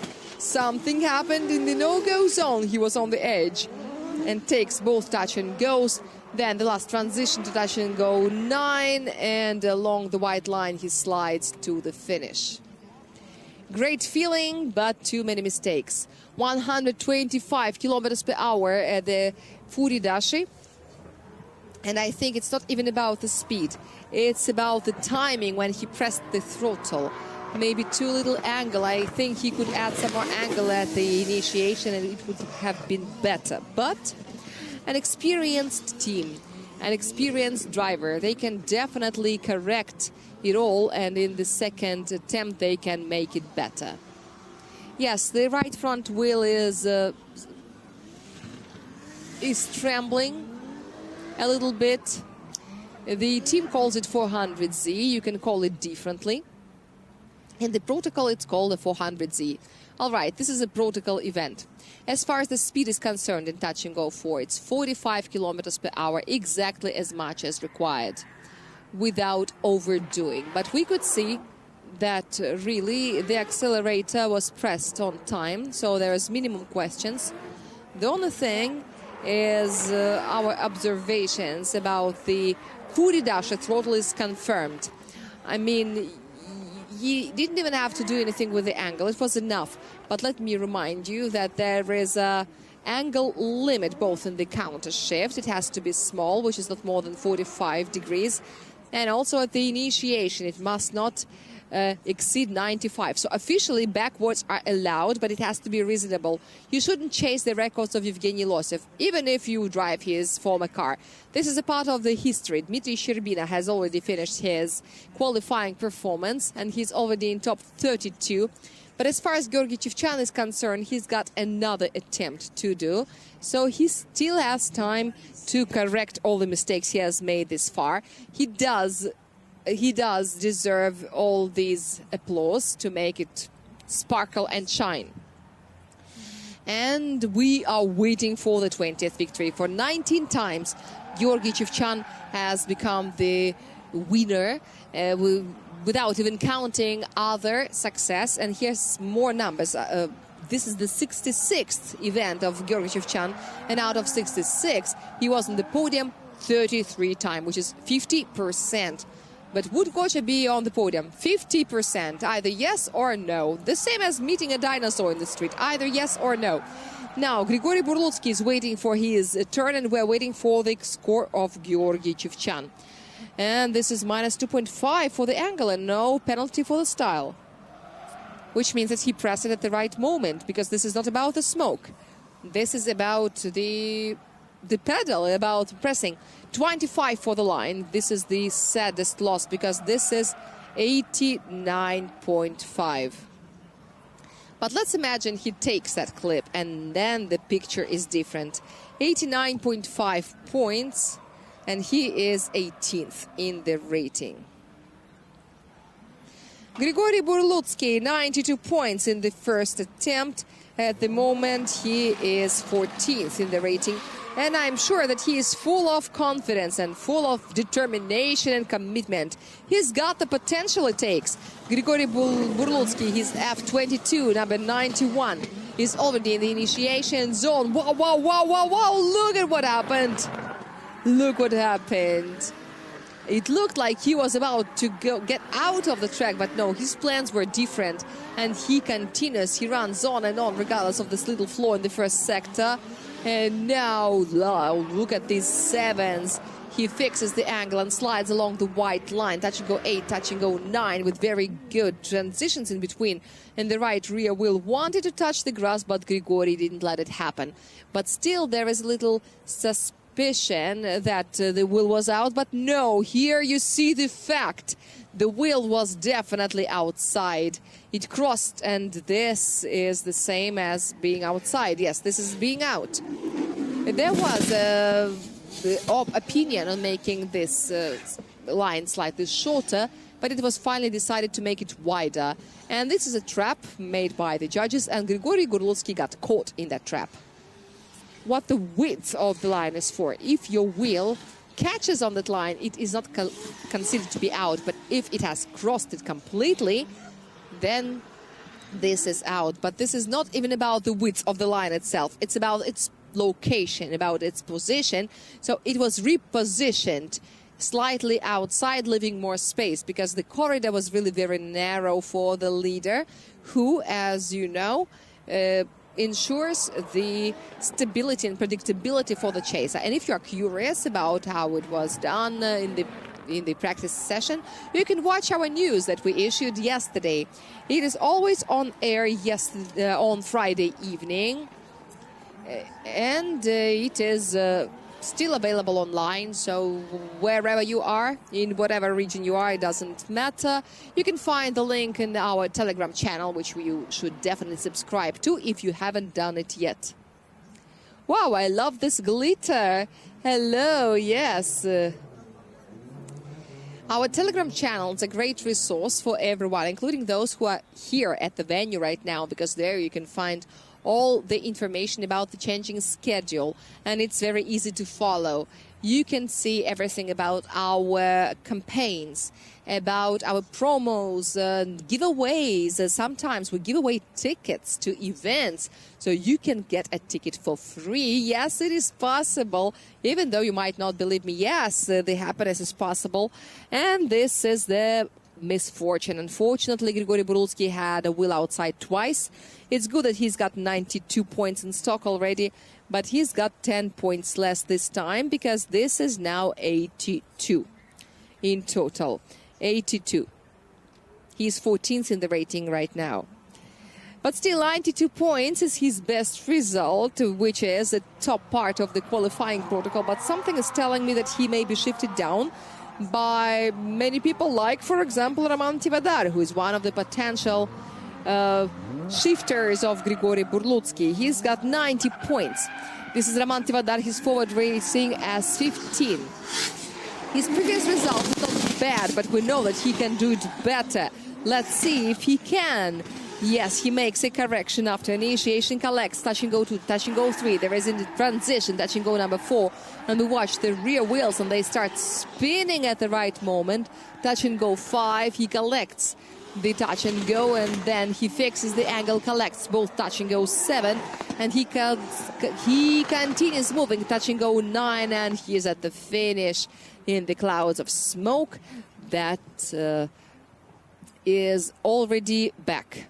But recalling the unstable end-ring asphalt and what Roman Tivodar faced there, that absence of smoke in the first sector slightly bothered and confused me. It made me anxious. I thought, would he really get stuck there because the smoke wasn't coming? Usually there is much more. Are these problems? I thought, but then everything was okay. I think Roma just couldn't do everything as planned, as he planned, and he had to wait until the car stabilizes. But the angle is already 73, and it's 132 kilometers per hour. So Roman Tivodar is now trying to find the right speed, and he is adding the speed gradually. But I've got the feeling that the asphalt is not dry enough. It cannot let you achieve these speeds this far. So if this happens at 132, it's hard for me to imagine the yesterday's 145 or 148 that we saw during the practice sessions. And 140 is in dry weather would be a non-penalized minimum. Everything that is slower would be penalized. But once again, only provided that the weather is dry enough. Now, the weather condition is slightly getting back to normal, and we are watching the car's behavior. Some very experienced drivers, who we have never doubt have shown something really weird. I think it's too early for the yesterday's records. But there are some prerequisites. There is some foundation. We can see that the guys are getting more aggressive, getting more speed before their qualifying runs. And now the next one after Roman Tivodar would be who? Artem Leitis. I guess Artem Leitis. And Artem Leitis has got to save himself, because now he's got the lowest score. He's got 80 only. And also Anton Dmitrienko is in the health group, because he's got a 0 this far. But in order not to be worried, you've got to gain more than 84. And just not to be dependent on your opponents. It would be really bad. And whoa! Oh, look at this. Minus 2.5 only. And Roman Tivodar lacks half a point in the second run to surpass Maxim Groysman. He's second because Maxim Groysman's first attempt was 95 and Roman Tivodar has got 90. 97.5, Roma Tivodar. And once again, this is a reward for speed. And little smoke was caused by the fact that Roman Tivodar was trying to run at a maximum speed. Inertia, he was calling for inertia, and it worked.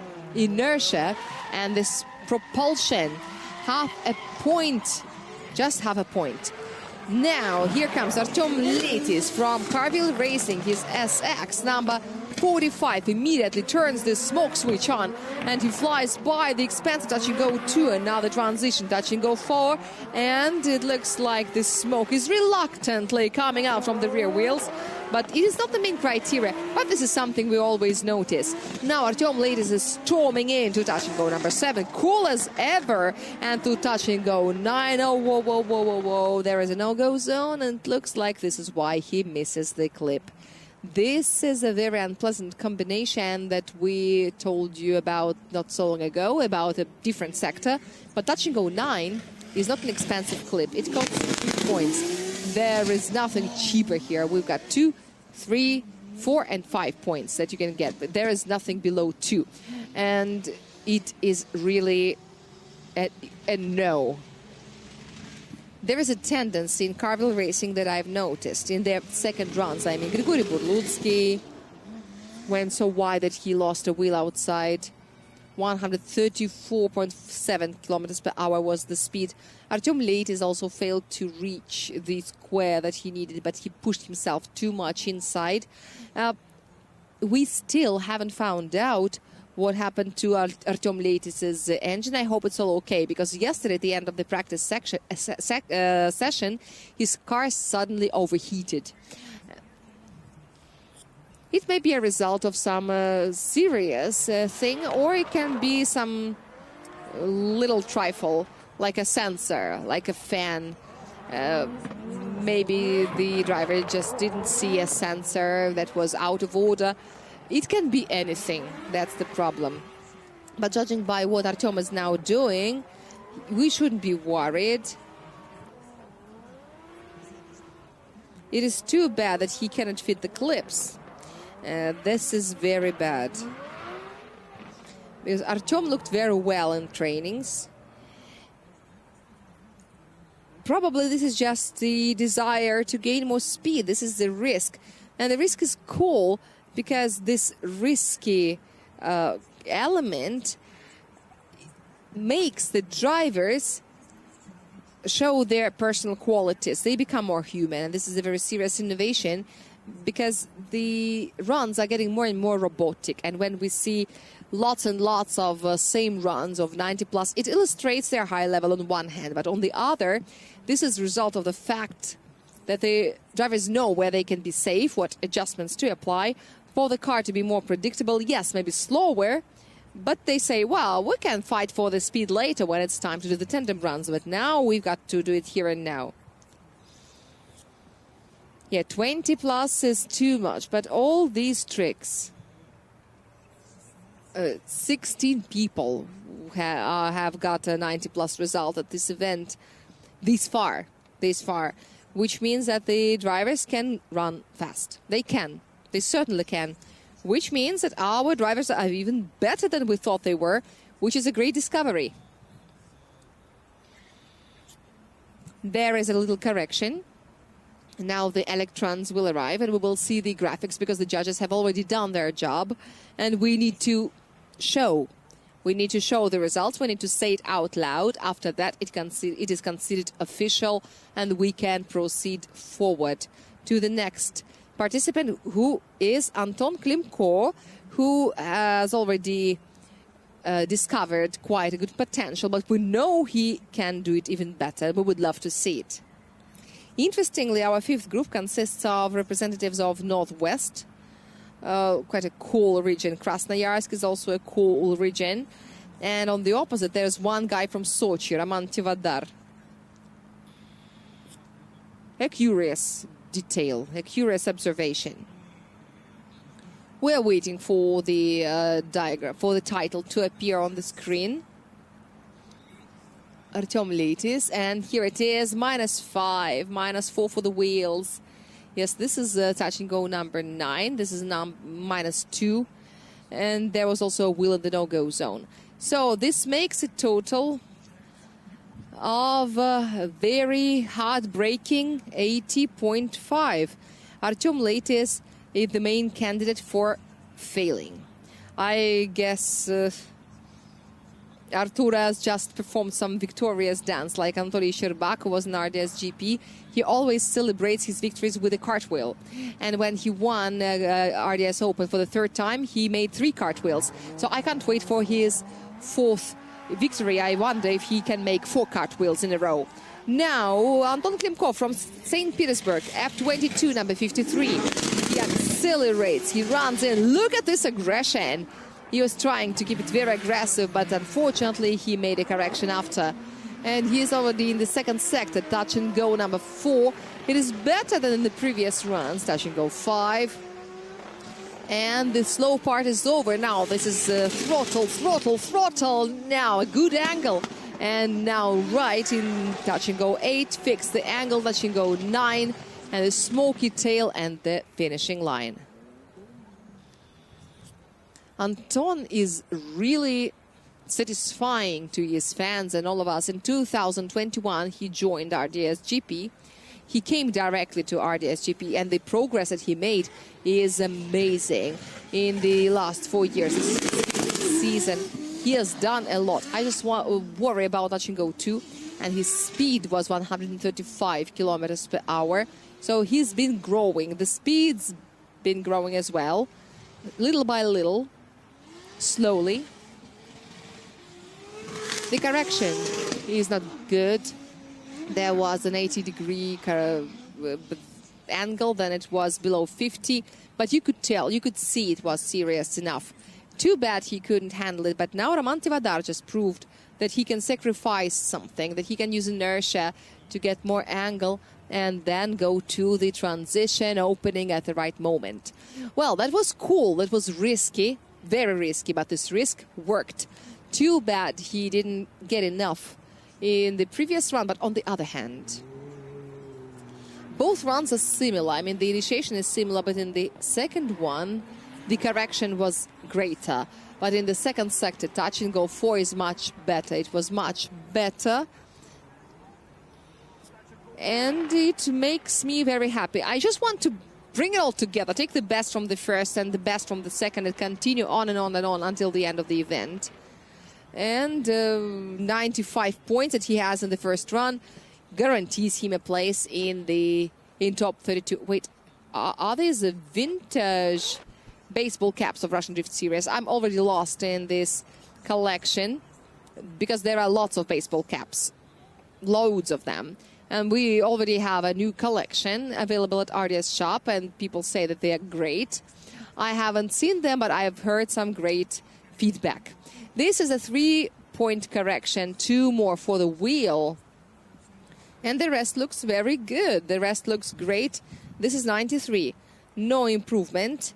And Artem and Anton Klimkov, Artem Shabanov and Kirill Matskevich down. He surpasses 2 time-up representatives. Anton Klimkov is one of the few drivers who come here without a team. One of the few who are eligible to take part in RDS Grand Prix without a team. This is a privilege. This is a privilege that not everyone could earn. And now Georgy Chivchyan is coming out on his 2nd run. And this is a very sad 89.5. This is time to do something with it. Georgy Chivchyan initiates. He works to touch and go 2. Wow, this is a transition. What happens there? He manages to get out of this big angle. I have no idea how he did it. But he loses speed, which is now hard to restore. And wheels outside, and he cannot keep this energy within the limits. Now he's running to the finish. Well, He totally deserves a great round of applause, but the result doesn't, because we counted on something better. We hoped for something better. It looks like Gocha is getting in something crazy in the tandem runs, and the speed was only 132 kilometers per hour. Georgy Chivchyan almost did what we showed in the news yesterday when he turned in the wrong way. But this is also a taxiway. This is a part of a racing track, but not ours, because we go to this lesser ring, and the circuit racing track goes on the larger ring. If we go on the larger one, it would be 1,150 meters.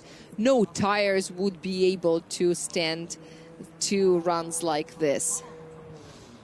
The total length of the smaller ring is 911 rings, because it was initially designed as a karting track. But that was desperate. That was bad. But it was a great save. This is 77 degrees, and then a leap to almost 80. This is something. But, well, just like Mikhail Davidyan said, he said, if you want to run at a large angle, please do, but make sure that you don't lose speed.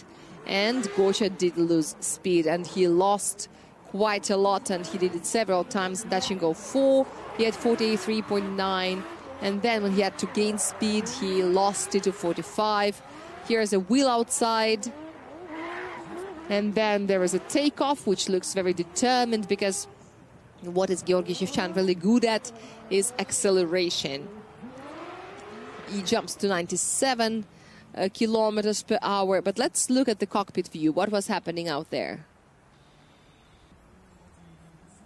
He didn't even let the steering wheel, he didn't let go of the steering wheel. Not a single muscle was tense. It looked like this is the way he intended it to do. But if we continue boring analysis in touch and go 6, Roman Tivodar, when he did the transition to touch and go 7, the speed was 87 kilometers per hour, and the maximum speed of Gocha was 100.5. But after that, he crossed the track border. He couldn't keep the energy within. But just take a look at the numbers.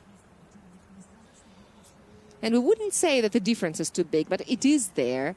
And this difference caused the fact that Gocha missed the borders of the track. I want to express my respect for the baseball cap. -10 for the style. Come on, -12 for the wheels. And -13 for the angle. And there was 11 for the style, all in all. And he loses 10. Oh, God. 15, 19, and 24.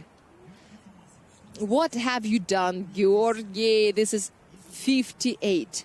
Without that 89.5 that we considered to be absolutely desperate, it would have been much worse. And now we move to the 6th group. Plus, we've got the health group as well, where we have 1 person only, 1 car only. So this is not a health group, this is just a single bed ward. Grigory Gusev from Lukoil Racing Drift Team and his Supra A90 driver from Nakhodka is starting his run in.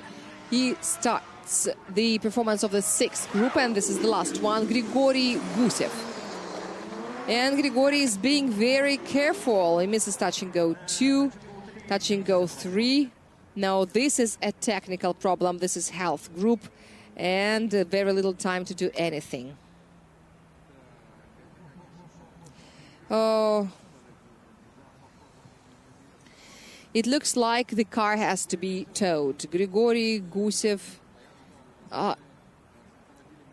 has lots of technical problems.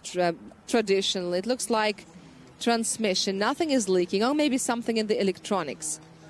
This is group number 6. This is the group of Supra with 1 Timofey Dobrovolsky on board his Forward Racing S15. 2 A80s, 2 A90s, and 1 is moving to the health group. Or maybe if this is something small, maybe he can take part in his turn. Maybe once the engineers have taken a look, they will tell us exactly. This is a familiarization run. We see it because there is nothing to evaluate in the run of Grigory Gusev. And Ivan Palmin is going on his familiarization run. And Grigory Gusev is getting his 0 and moves to the service area. I told you I didn't want to get any zeros, and now Grigory Gusev ruined our statistics. The picture was so beautiful, just like in the Soviet Union. You remember overdoing the plan but a little bit, and don't try to keep it even, stable and careful. This is exactly the way that we were doing it, but this is not about Grigory Gusev. That was about the car. Grigory Gusev is going to the service park, to his team's tent, and the team doesn't have that much time until the health group. We've got only 4 participants in group number 6, which was smaller than others. Let me explain the procedure, what we do with the familiarization run.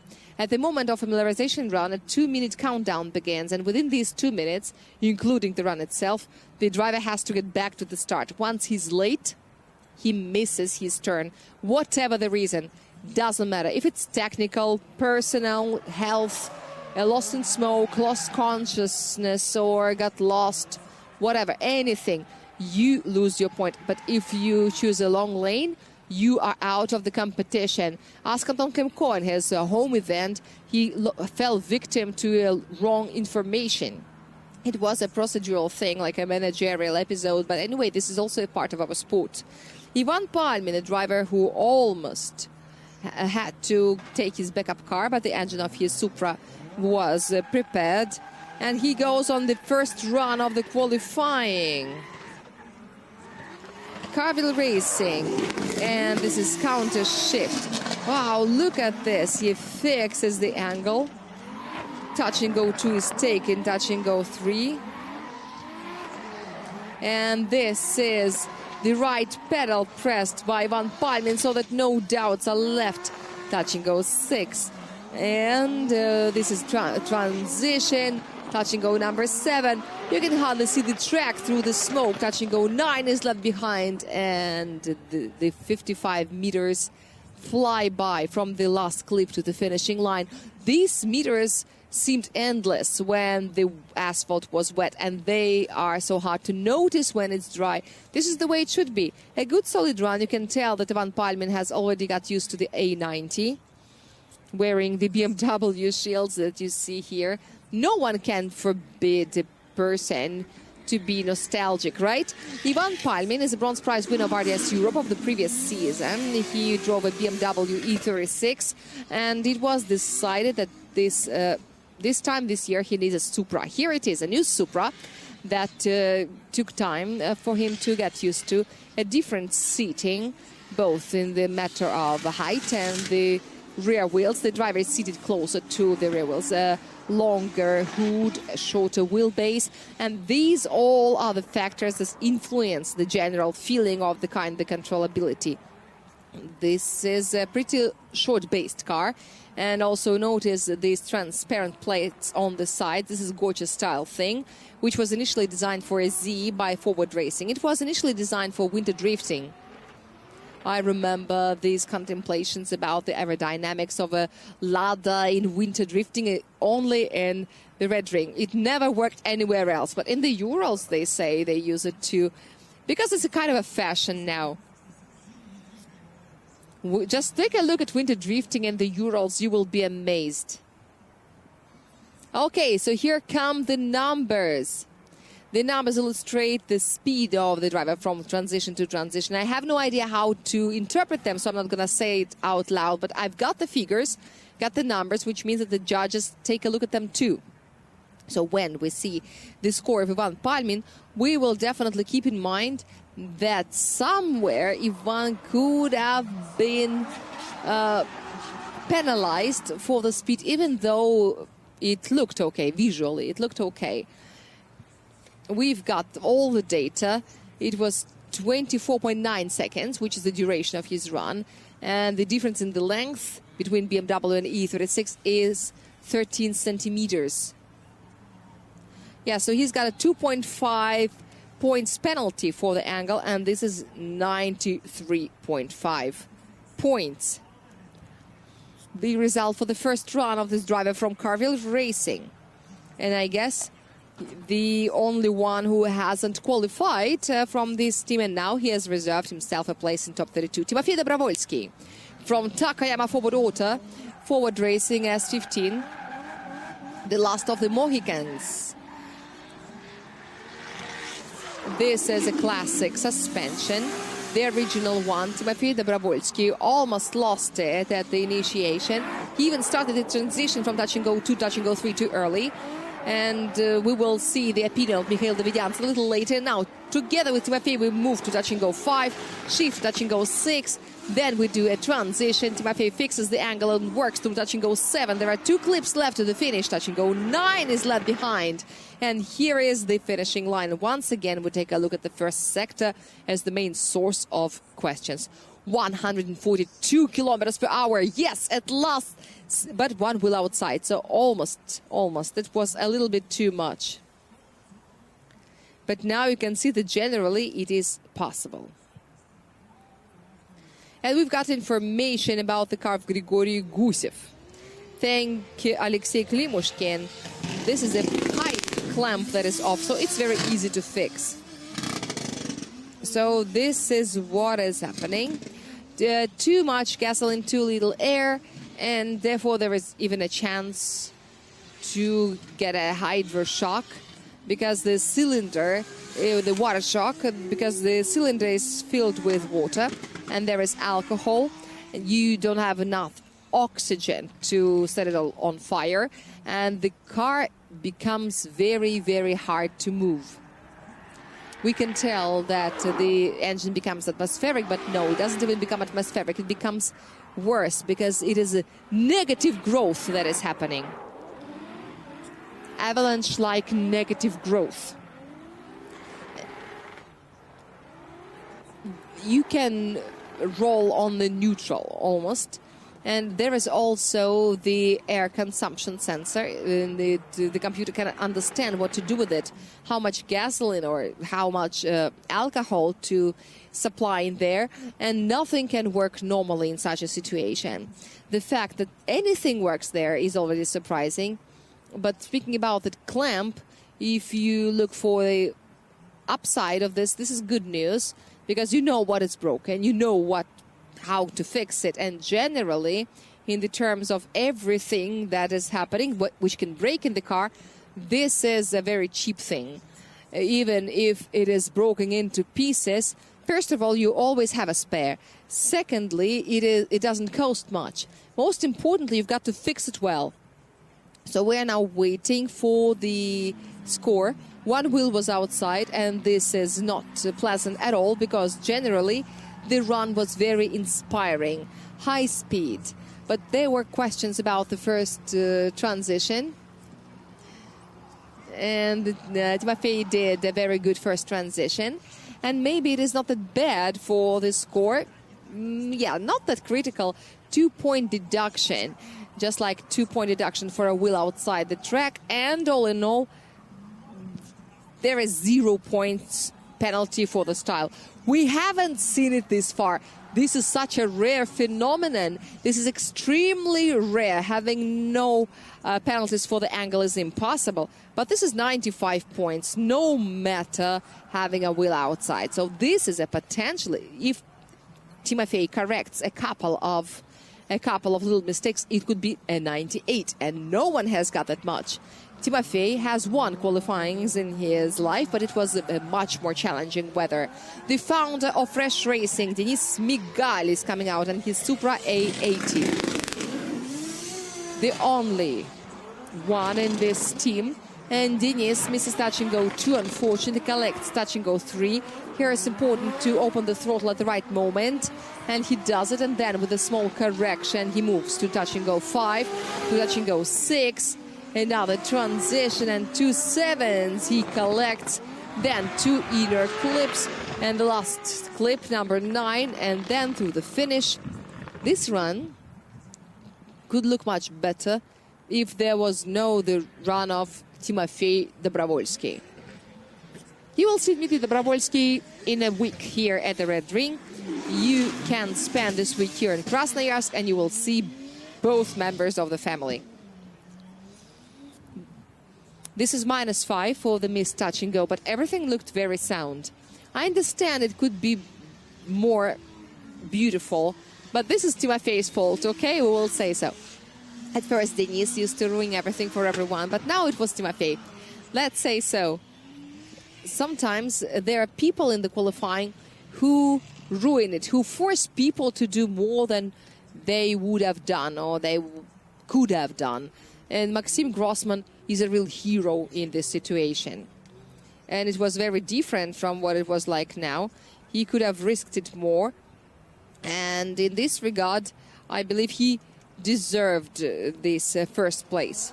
We've got lots of candidates for the first place, but there are less and less because we are getting closer to the end of the qualifying. And this half a point is a real drama in the racing world.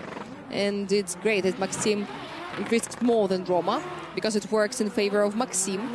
There is some sports justice about it.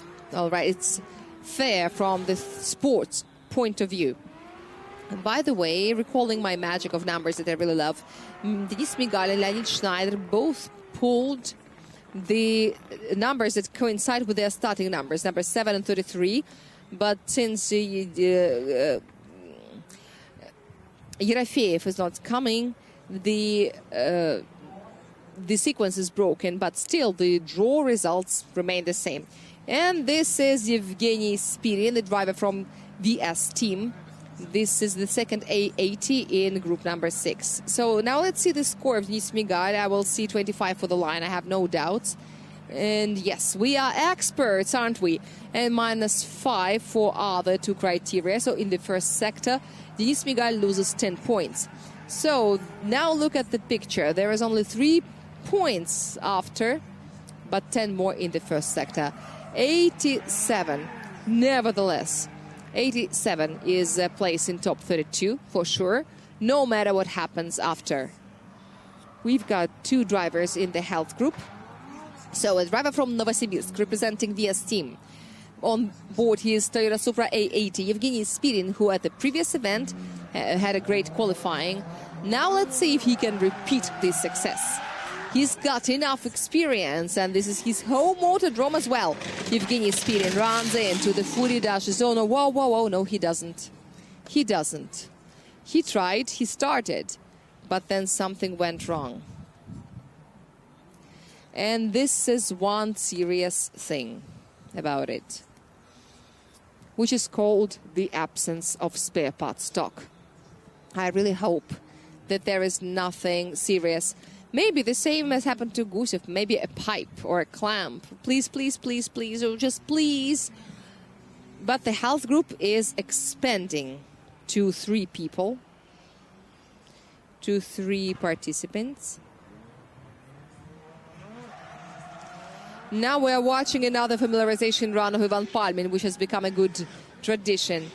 Ivan Palmin likes everyone watching his familiarization run. So first it was Grigory Gusev who was before them.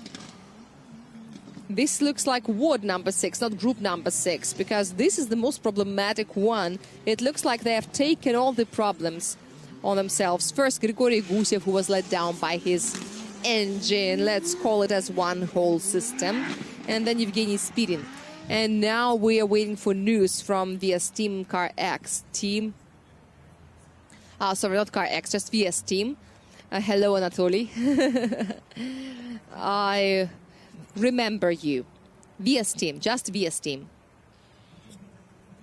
And there are more participants now, so the team could have added something to their name, but they didn't, because there is a tradition, there is a brand, and VS something else team.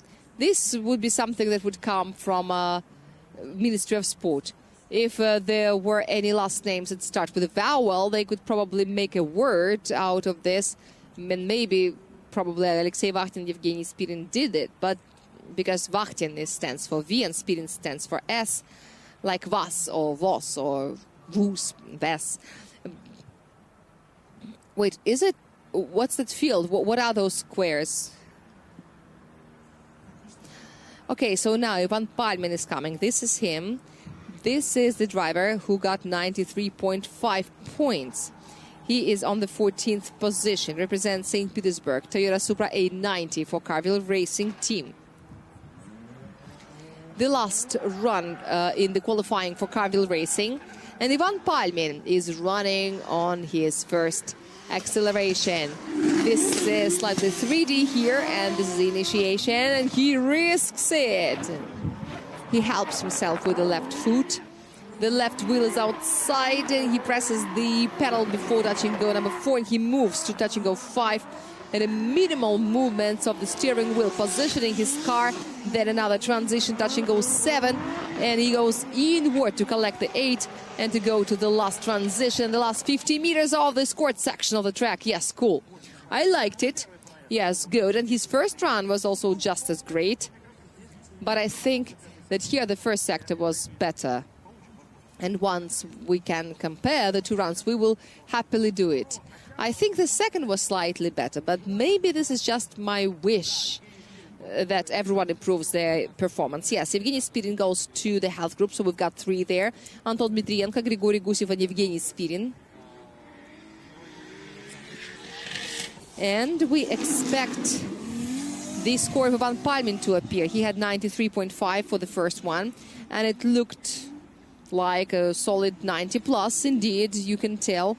And the question is only how solid they are, how much of a plus there is.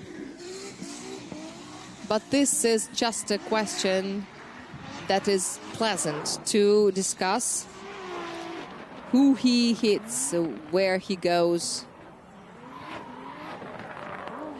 There is also a little possibility that someone overpasses Ivan Palmin. Someone can kick him down to the lower half of the bracket, but it is very unlikely, I think. I guess Artem Leitis is now praying to all the Karelian gods that something happens to anyone from the health group. Do they have shamanism in Karelia? I think it was destroyed, it was all eliminated during the Soviet period, but nothing can be eliminated completely, like paganism or shamanism. This is a very strong tradition. You can see real pagan temples in the center of Moscow. Well, not even in the center, but it is still within the city. So I am almost sure that they have something like that in Karelia, because first of all, I go there from time to time, so I wouldn't like to make those local spirits angry with me. But this is all just making jokes. We wish everyone all the best. This is what we wish, really. Minus 4.5. Yeah, so there is an improvement. This is some beautiful news that becomes beautiful reality, because Ivan Palmin jumps to the 7th line, and this is probably his best result in the qualifying ever this season. Ivan Palmin, a bronze prize winner of the Russian Drifting Cup, and he is a champion, a legend of qualifying in RDS Europe. Last season he won 4 out of 7, which is already impressive. Can Timofey Dobrovolsky win a second qualifying his career in RDS GP? We will find out in several seconds. Oh no, he won't. So bad, so much commitment there was. Oh no, there is a transition, touch and go 4. He decides to take this run to an end, because you never know what factors can work for you. You've got to fight to the end. Touch and go 7 is left behind, and he shifts inward, and the last transition is performed, and this is the finish. And we, of course, will watch the replay of this Furidashi. This was an attempt. It was an attempt to do a backward. It was a backward, but was it more than 95, for example? By the way, drift dynamics system may not count it for a backward, and let me explain why. At the moment when the rear part of the car goes ahead of the front, the turning profile is changing, so therefore that may not be a backward, but I may be mistaken. Indeed, 106.6 degrees, no more questions whatsoever. Not 130, but that was a backward challenge. That was the ultimate goal, because it was a challenge and everyone knew what they were fighting for. And here, Timofey started so well, and I believe that he deserves your applause. First of all, he's got that 95 already, so why not? Let's go for it, he says. But, well, it didn't work out, so that's okay. We've got 5 by 95 once again. Cool, this is a good Krasnoyarsk tradition. But this is not about a victory.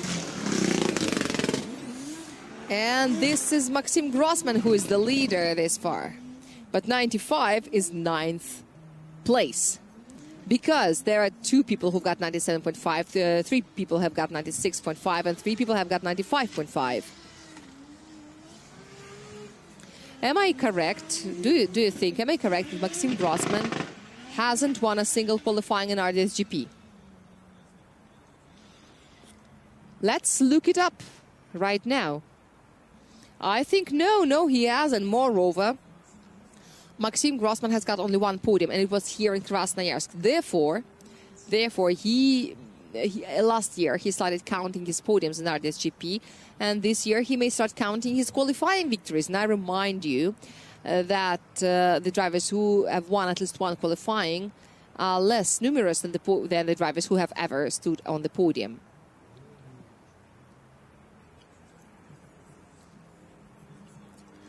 All right, so waiting for the score anyway. It is clear that we have less winners of qualifying than we have the drivers.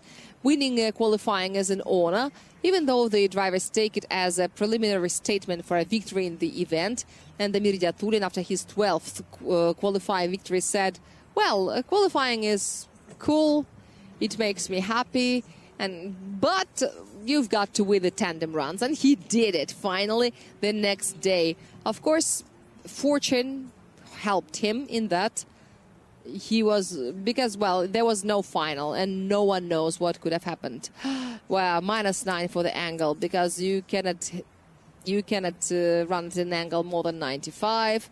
It was hard for him to get back. So, all right. Thank you, Timofey. Thank you. It was great. It was amazing. Yes, it was not an improvement, but it's okay. It's 80. 80 sharp. A decent result. Okay, let it be this way. Yes, he is not the most productive among the 90-plus drivers, but it's okay. Denis was almost late from the familiarization run. I was getting some very bad messages from the pre-start, but here he is. Came on time. He is currently rated 24th, and now this is his 2nd run in which he will do his best to improve his performance. Denis Smigal has collected lots of problems in Sector 1, and now he will do his best not to do anything like this. Initiation, also 2-step initiation, not the best one ever. Collects touch and go 2, and this is the main source of the problems. And now to touch and go 4, he presses and presses and presses it through touch and go 5. He runs into Sector 3, a transition touch and go 7. Not too sharp 2, but it is solid and nice. Denis Smigal does the last transition, very sharp indeed, and this is the finish. So at least line-wise, Denis has improved his performance. And 360 turn, this is a tradition, the same as Damir did. We didn't see if Evgeny Losev did the same, but it's cool. This is beautiful. Thank you, guys. The audience loves it. All right, so this was cleaner. That was leaner, neater, better. But did he cross the line in touch and go 3? From the angles from where we can look at it, it looks questionable. We can only guess. But I really hope that he was running on the line only.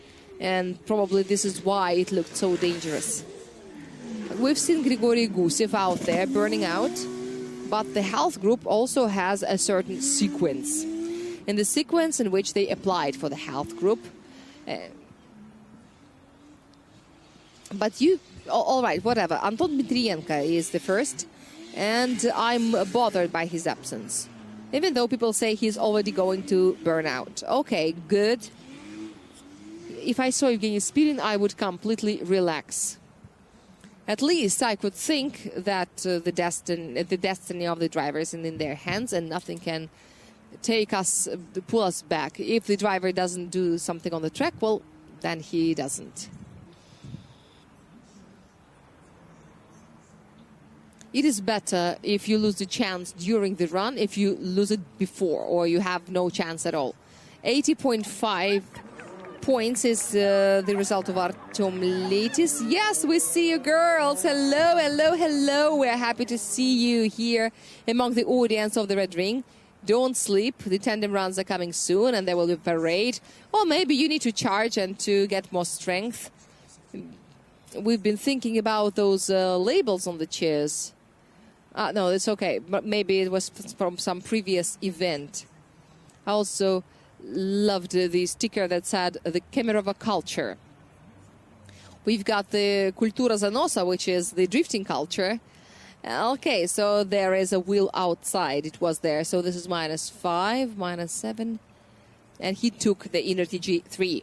And there is an improvement. This is 89.5. And he is 19th. Well, not bad. Not bad, even though we should remark that Fresh Racing team is not that successful at the qualifying this time. The main thing is for them not to hit each other in top 32. If you're in top 32, you don't hit your teammate, you're already lucky. At least not to be in the same corner of the bracket, but this is the next level. And now, in the meanwhile, Anton Dmitrienko, his self-save session. The health group, as we call it, officially. And now the driver from Irkutsk, Anton Klimko, his S15 at the run-in, the Furidashi. Yes, let it go, let the handbrake go. Yes, he takes touch and go 2. Then he goes to touch and go 3, and now press it, press it, press it. Push it to get to touch and go 5 and gain more speed. And he's in the 3rd sector through the inner touch and go 6. Another transition, nice and easy, performed by Anton Dmitrienko, the inner clip number 8, touch and go 9, and finish. Yes, this is definitely a positive result, and this looks absolutely different from what we saw. We haven't even seen him anything like this in the practice section. Maybe we should make Anton stressed? Maybe this is the clue, because the first run was obviously technical, a technical failure. But this something must have been eliminated. Maybe one wheel was out, but anyway, the stakes are high because you either go to top 32 or not. But on the other, the reference that you've got is 80.5 points. I wouldn't say that it's very hard to overcome, but Artem Leitis is also new in drifting, but he only got 80.5 points, which looked kind of disappointing. Why? Because Artem had a very emotional run, and you always like them. You always want to evaluate them higher. At the same time, he had very good practice. He was really good. At least 2 times in a row, he didn't really miss the expensive touch and goes in his practice sessions. And here, maybe this is about the pressure or maybe nerves. Everyone has nerves. This is something I wouldn't doubt. If we didn't have nerves, where would have we been? It would be really dangerous to live. Even worms have nerves, finally. I remember that picture from the encyclopedia of a boy reading a book and he is back on fire. So if we didn't have nerves, it would have happened. But without nerves, we wouldn't be able to read either, because the brain is also a part of our nervous system. Anton Dmitrienko is waiting for his score, and we are also waiting. We know that there are only 32 places in top 32 and someone has to go. We understand it perfectly. But it will be only one person, not 7 or 8 as usual. So, or maybe we can make a consolation round, or maybe a top 33, but no, we cannot. Okay, only in the first sector he's got -5.5, but it's already more than Artem Leitis has got. You don't need to be a great mathematician. This is a 28, 28.5 and 31, which makes 87.5. Anton Dmitrienko is in top 32. He's 25th, and he overpasses Artem Leitis. So Artem Leitis was the only person who you had to overcome. So what do we have here now? For Artem Leitis, it is not all lost, because he is... there is Grigory Gusev. And his only run, the only run for the driver of Lukoil Racing Drift Team.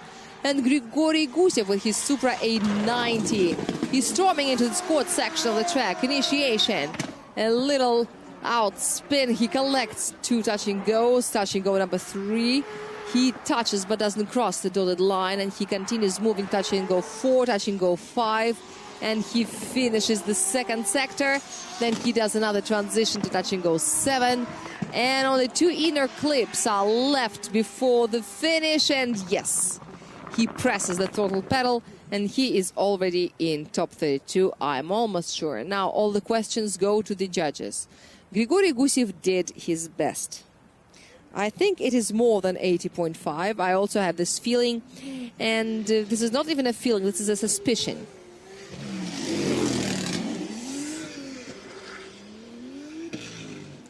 But how much more than 80 is that? Let the judges count. I would call it a dense sound, a solid run, but we know Grigory Gusev. He has had lots of technical problems, especially in his first seasons. You could tell that he was falling to some emotions, and you remember one of the manifestations of his emotions always appear on the trailer of the tire war. But now he looks much more psychologically stable. And what is the most important thing is that he has had his moment of triumph, or at least takeoff, and that was ADM Raceway 2023, his first performance on board his BMW.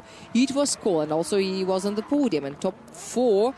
And then the same season he had a podium in the reverse configuration. Or was it a Stabov?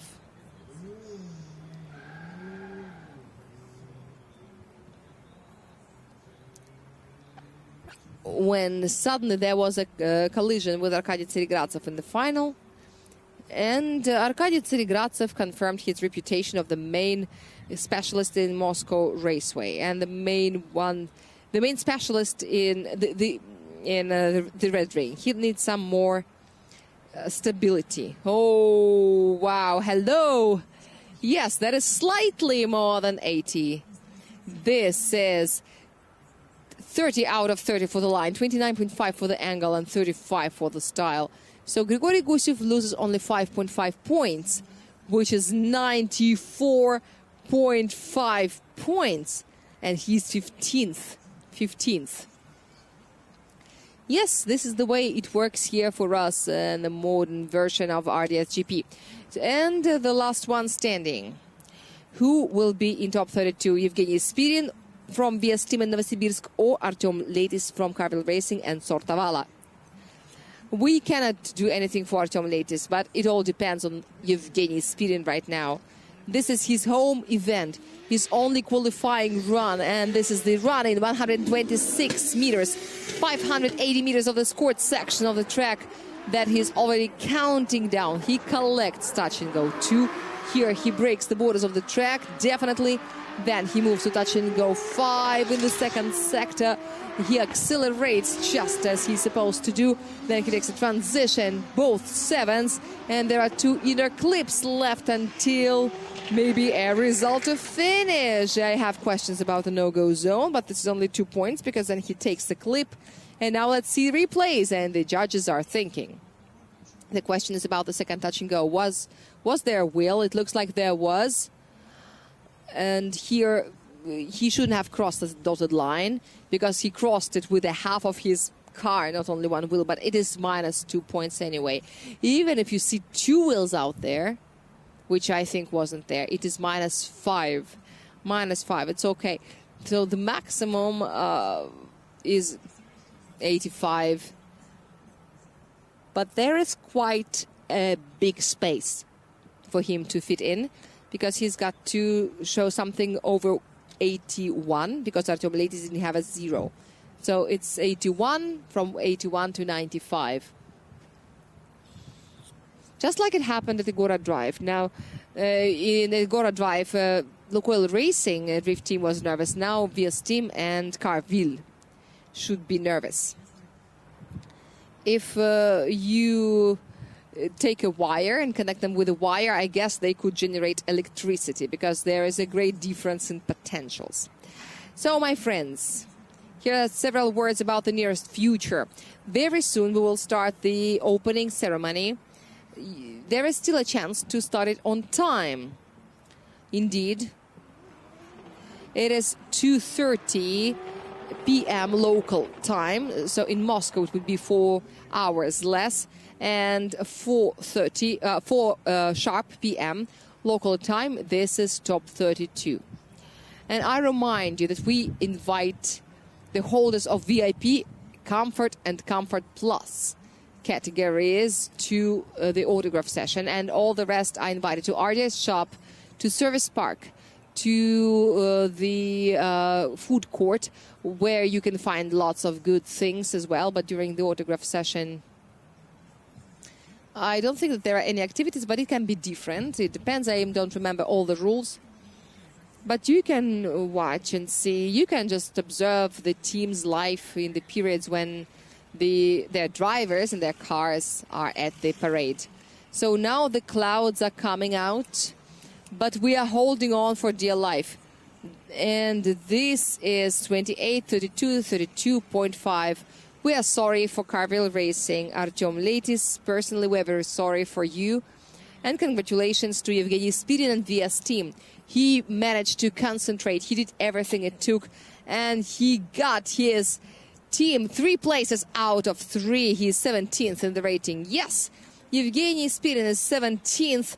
Therefore, he's the only one who now, the only one to leave the competition is Artem Leitis. I'm too sorry that it happened, but these are the rules. Now, everyone who is here at the Red Ring, we will meet at 2:30 p.m. for the opening ceremony. Maybe there will be a little delay, a tiny one. For those who watch us online, I remind you that start everything at about 2 p.m. if you want to see the opening ceremony. At about 3:30, a little earlier before top 32. By the way, speaking about the 20 participants of 90 Plus Club, there are exactly 20 people. Congratulations to Maxim Groysman, who won the qualifying. This is a long-awaited victory. Tomorrow, Maxim is welcome to our pre-race show to share his impressions. We hope that they will be just as positive. And we've got a full top 32, no by runs. No one goes automatically to top 16. Even Maxim Groysman, the winner of the qualifying, has to prove his eligibility to compete in top 16 and all the other rounds as well. Gocha is 23rd. Come on, incredible. Artur Zelony, therefore, hits Maxim Groysman. I don't know if I can say congratulations, but, well, this is the qualifying fortune. But we can say congratulations to Artur for being in top 32. Okay, my friends, we take a lunch break and we will be back to you very soon, and which will be approximately in an hour and a half. Bye-bye, everyone.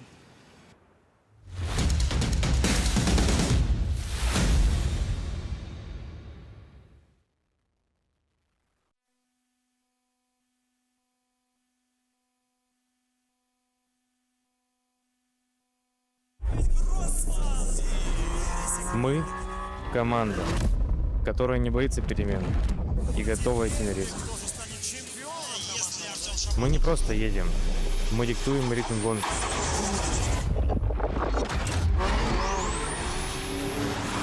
Мы – тайм-ап. Мы больше, чем гоночная команда. И наше время не просто наступило. Наше время сейчас.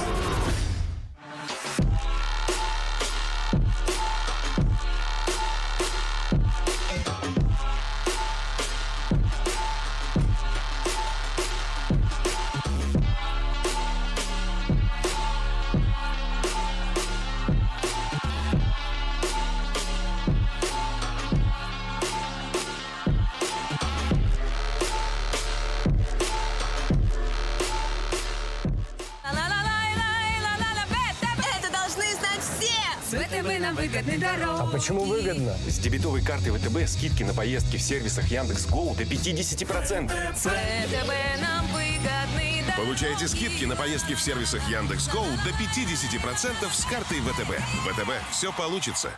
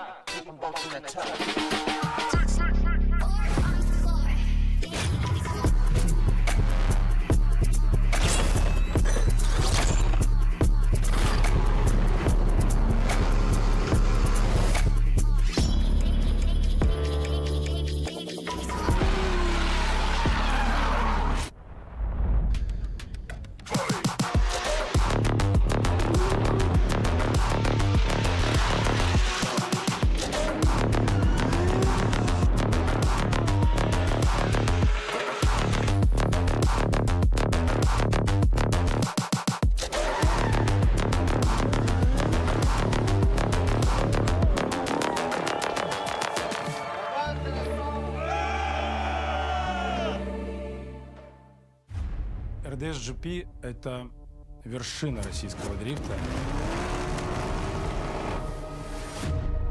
Ой, щелчок, давай. Клево, смотри.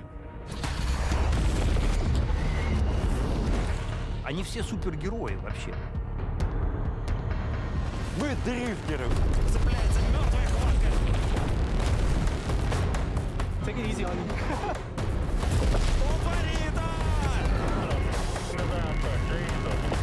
I was hungry for this. I wanted the podium.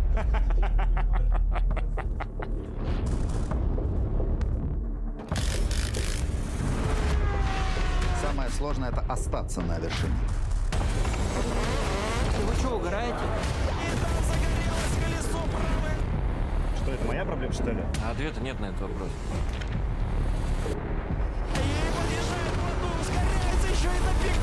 Как это возможно? Я не готов на камеру такое говорить.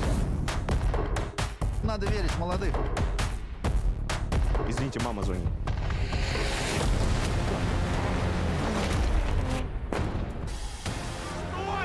Это автоспорт, детка.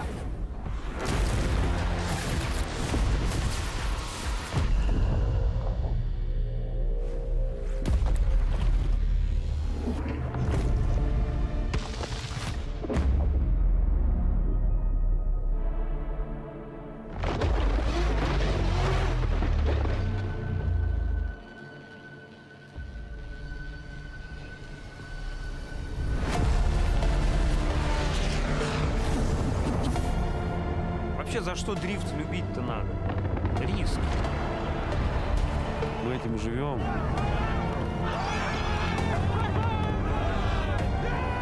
I just couldn't be happier.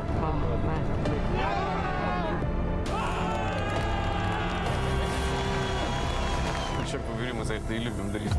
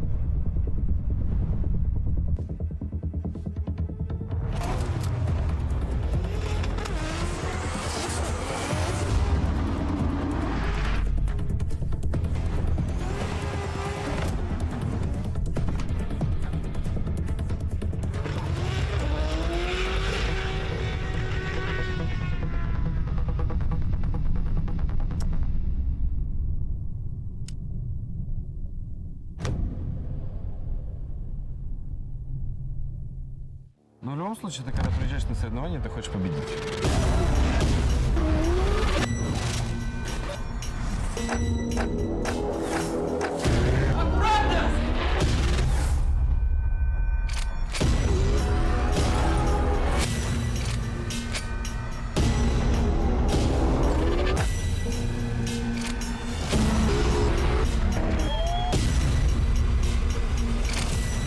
За 5 минут мы хоть что-то можем сделать, или я пойду сейчас бить козлом? Не, вот этого не надо.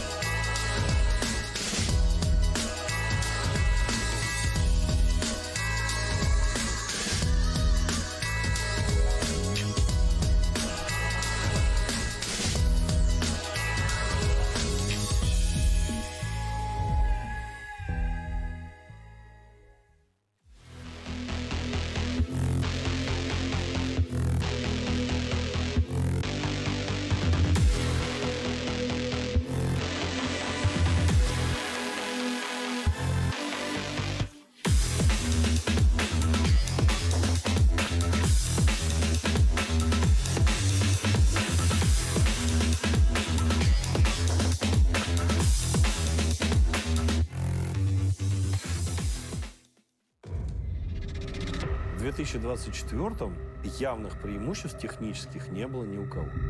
За РДС Европы, ребята, надо следить.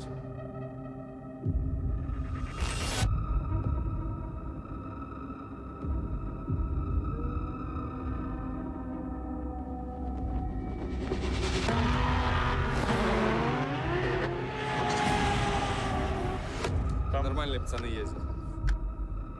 Там вырастает будущее. Все прекрасно. Мы не проиграли сегодня. Наверное, дрифт — это вообще история настолько уникальная, что и сравнивать не с чем. Мы одни такие. Шинная борьба. 4-й сезон. И не сказали, что вы не успеваете.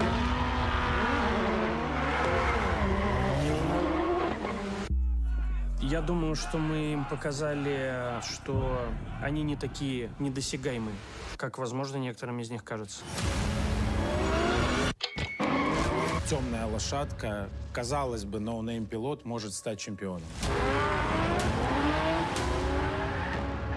Повторить это сложно, а без подготовки должной невозможно.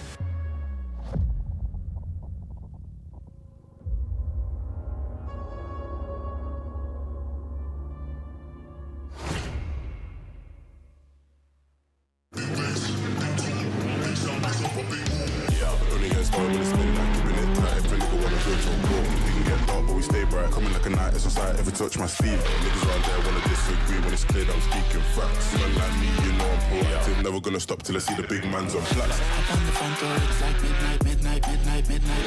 Don't use your cause you might fall out.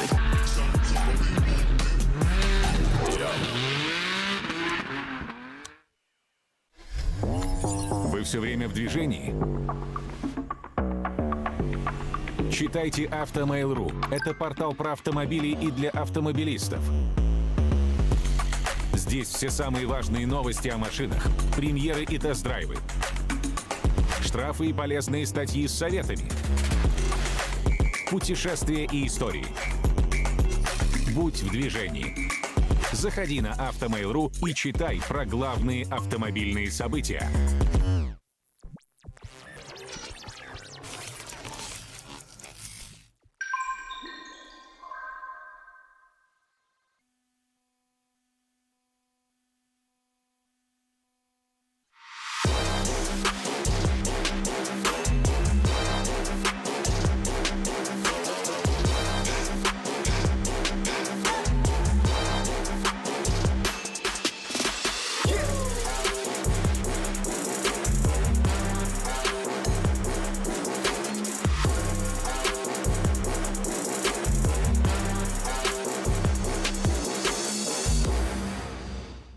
Читайте в августовском номере журнала «Пятое колесо». Зачем россияне кинулись скупать китайские пикапы? Почему управлять автомобилем можно до 100 лет? Кто станет лидером мобильной торговли? Назовут на выставке «Комавтотранс». Журнал «Пятое колесо». Свежий номер уже в продаже. 16+. Get your blood pumping.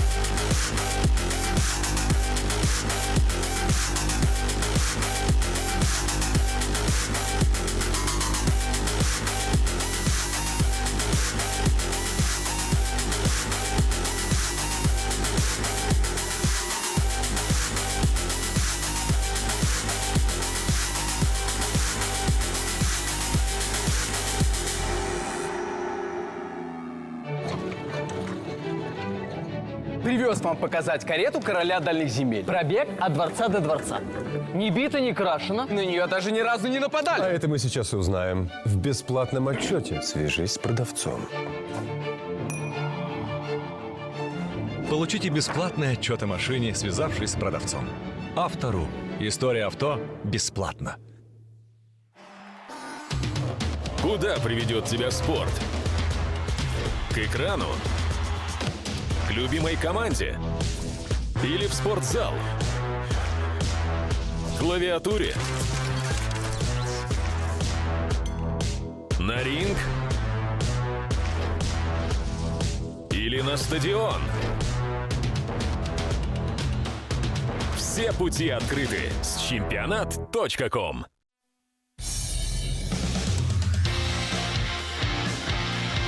Если радио, то максимум.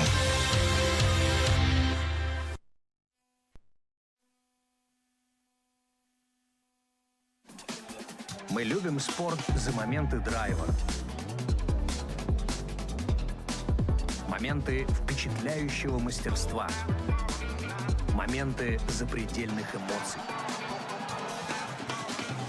За моменты, которые становятся историей. Мы соединили моменты спорта и истории, которыми они становятся. И все для того, чтобы делать спорт лучше. Level Kitchen безграничен. Level Kitchen безграничен. Level Kitchen вкус отличен. На уровень новый он, мы поднимаем питание. У нас все готово, продумано все заранее. На новый уровень, на новый level. Level Kitchen. Мы ставим, где бы ты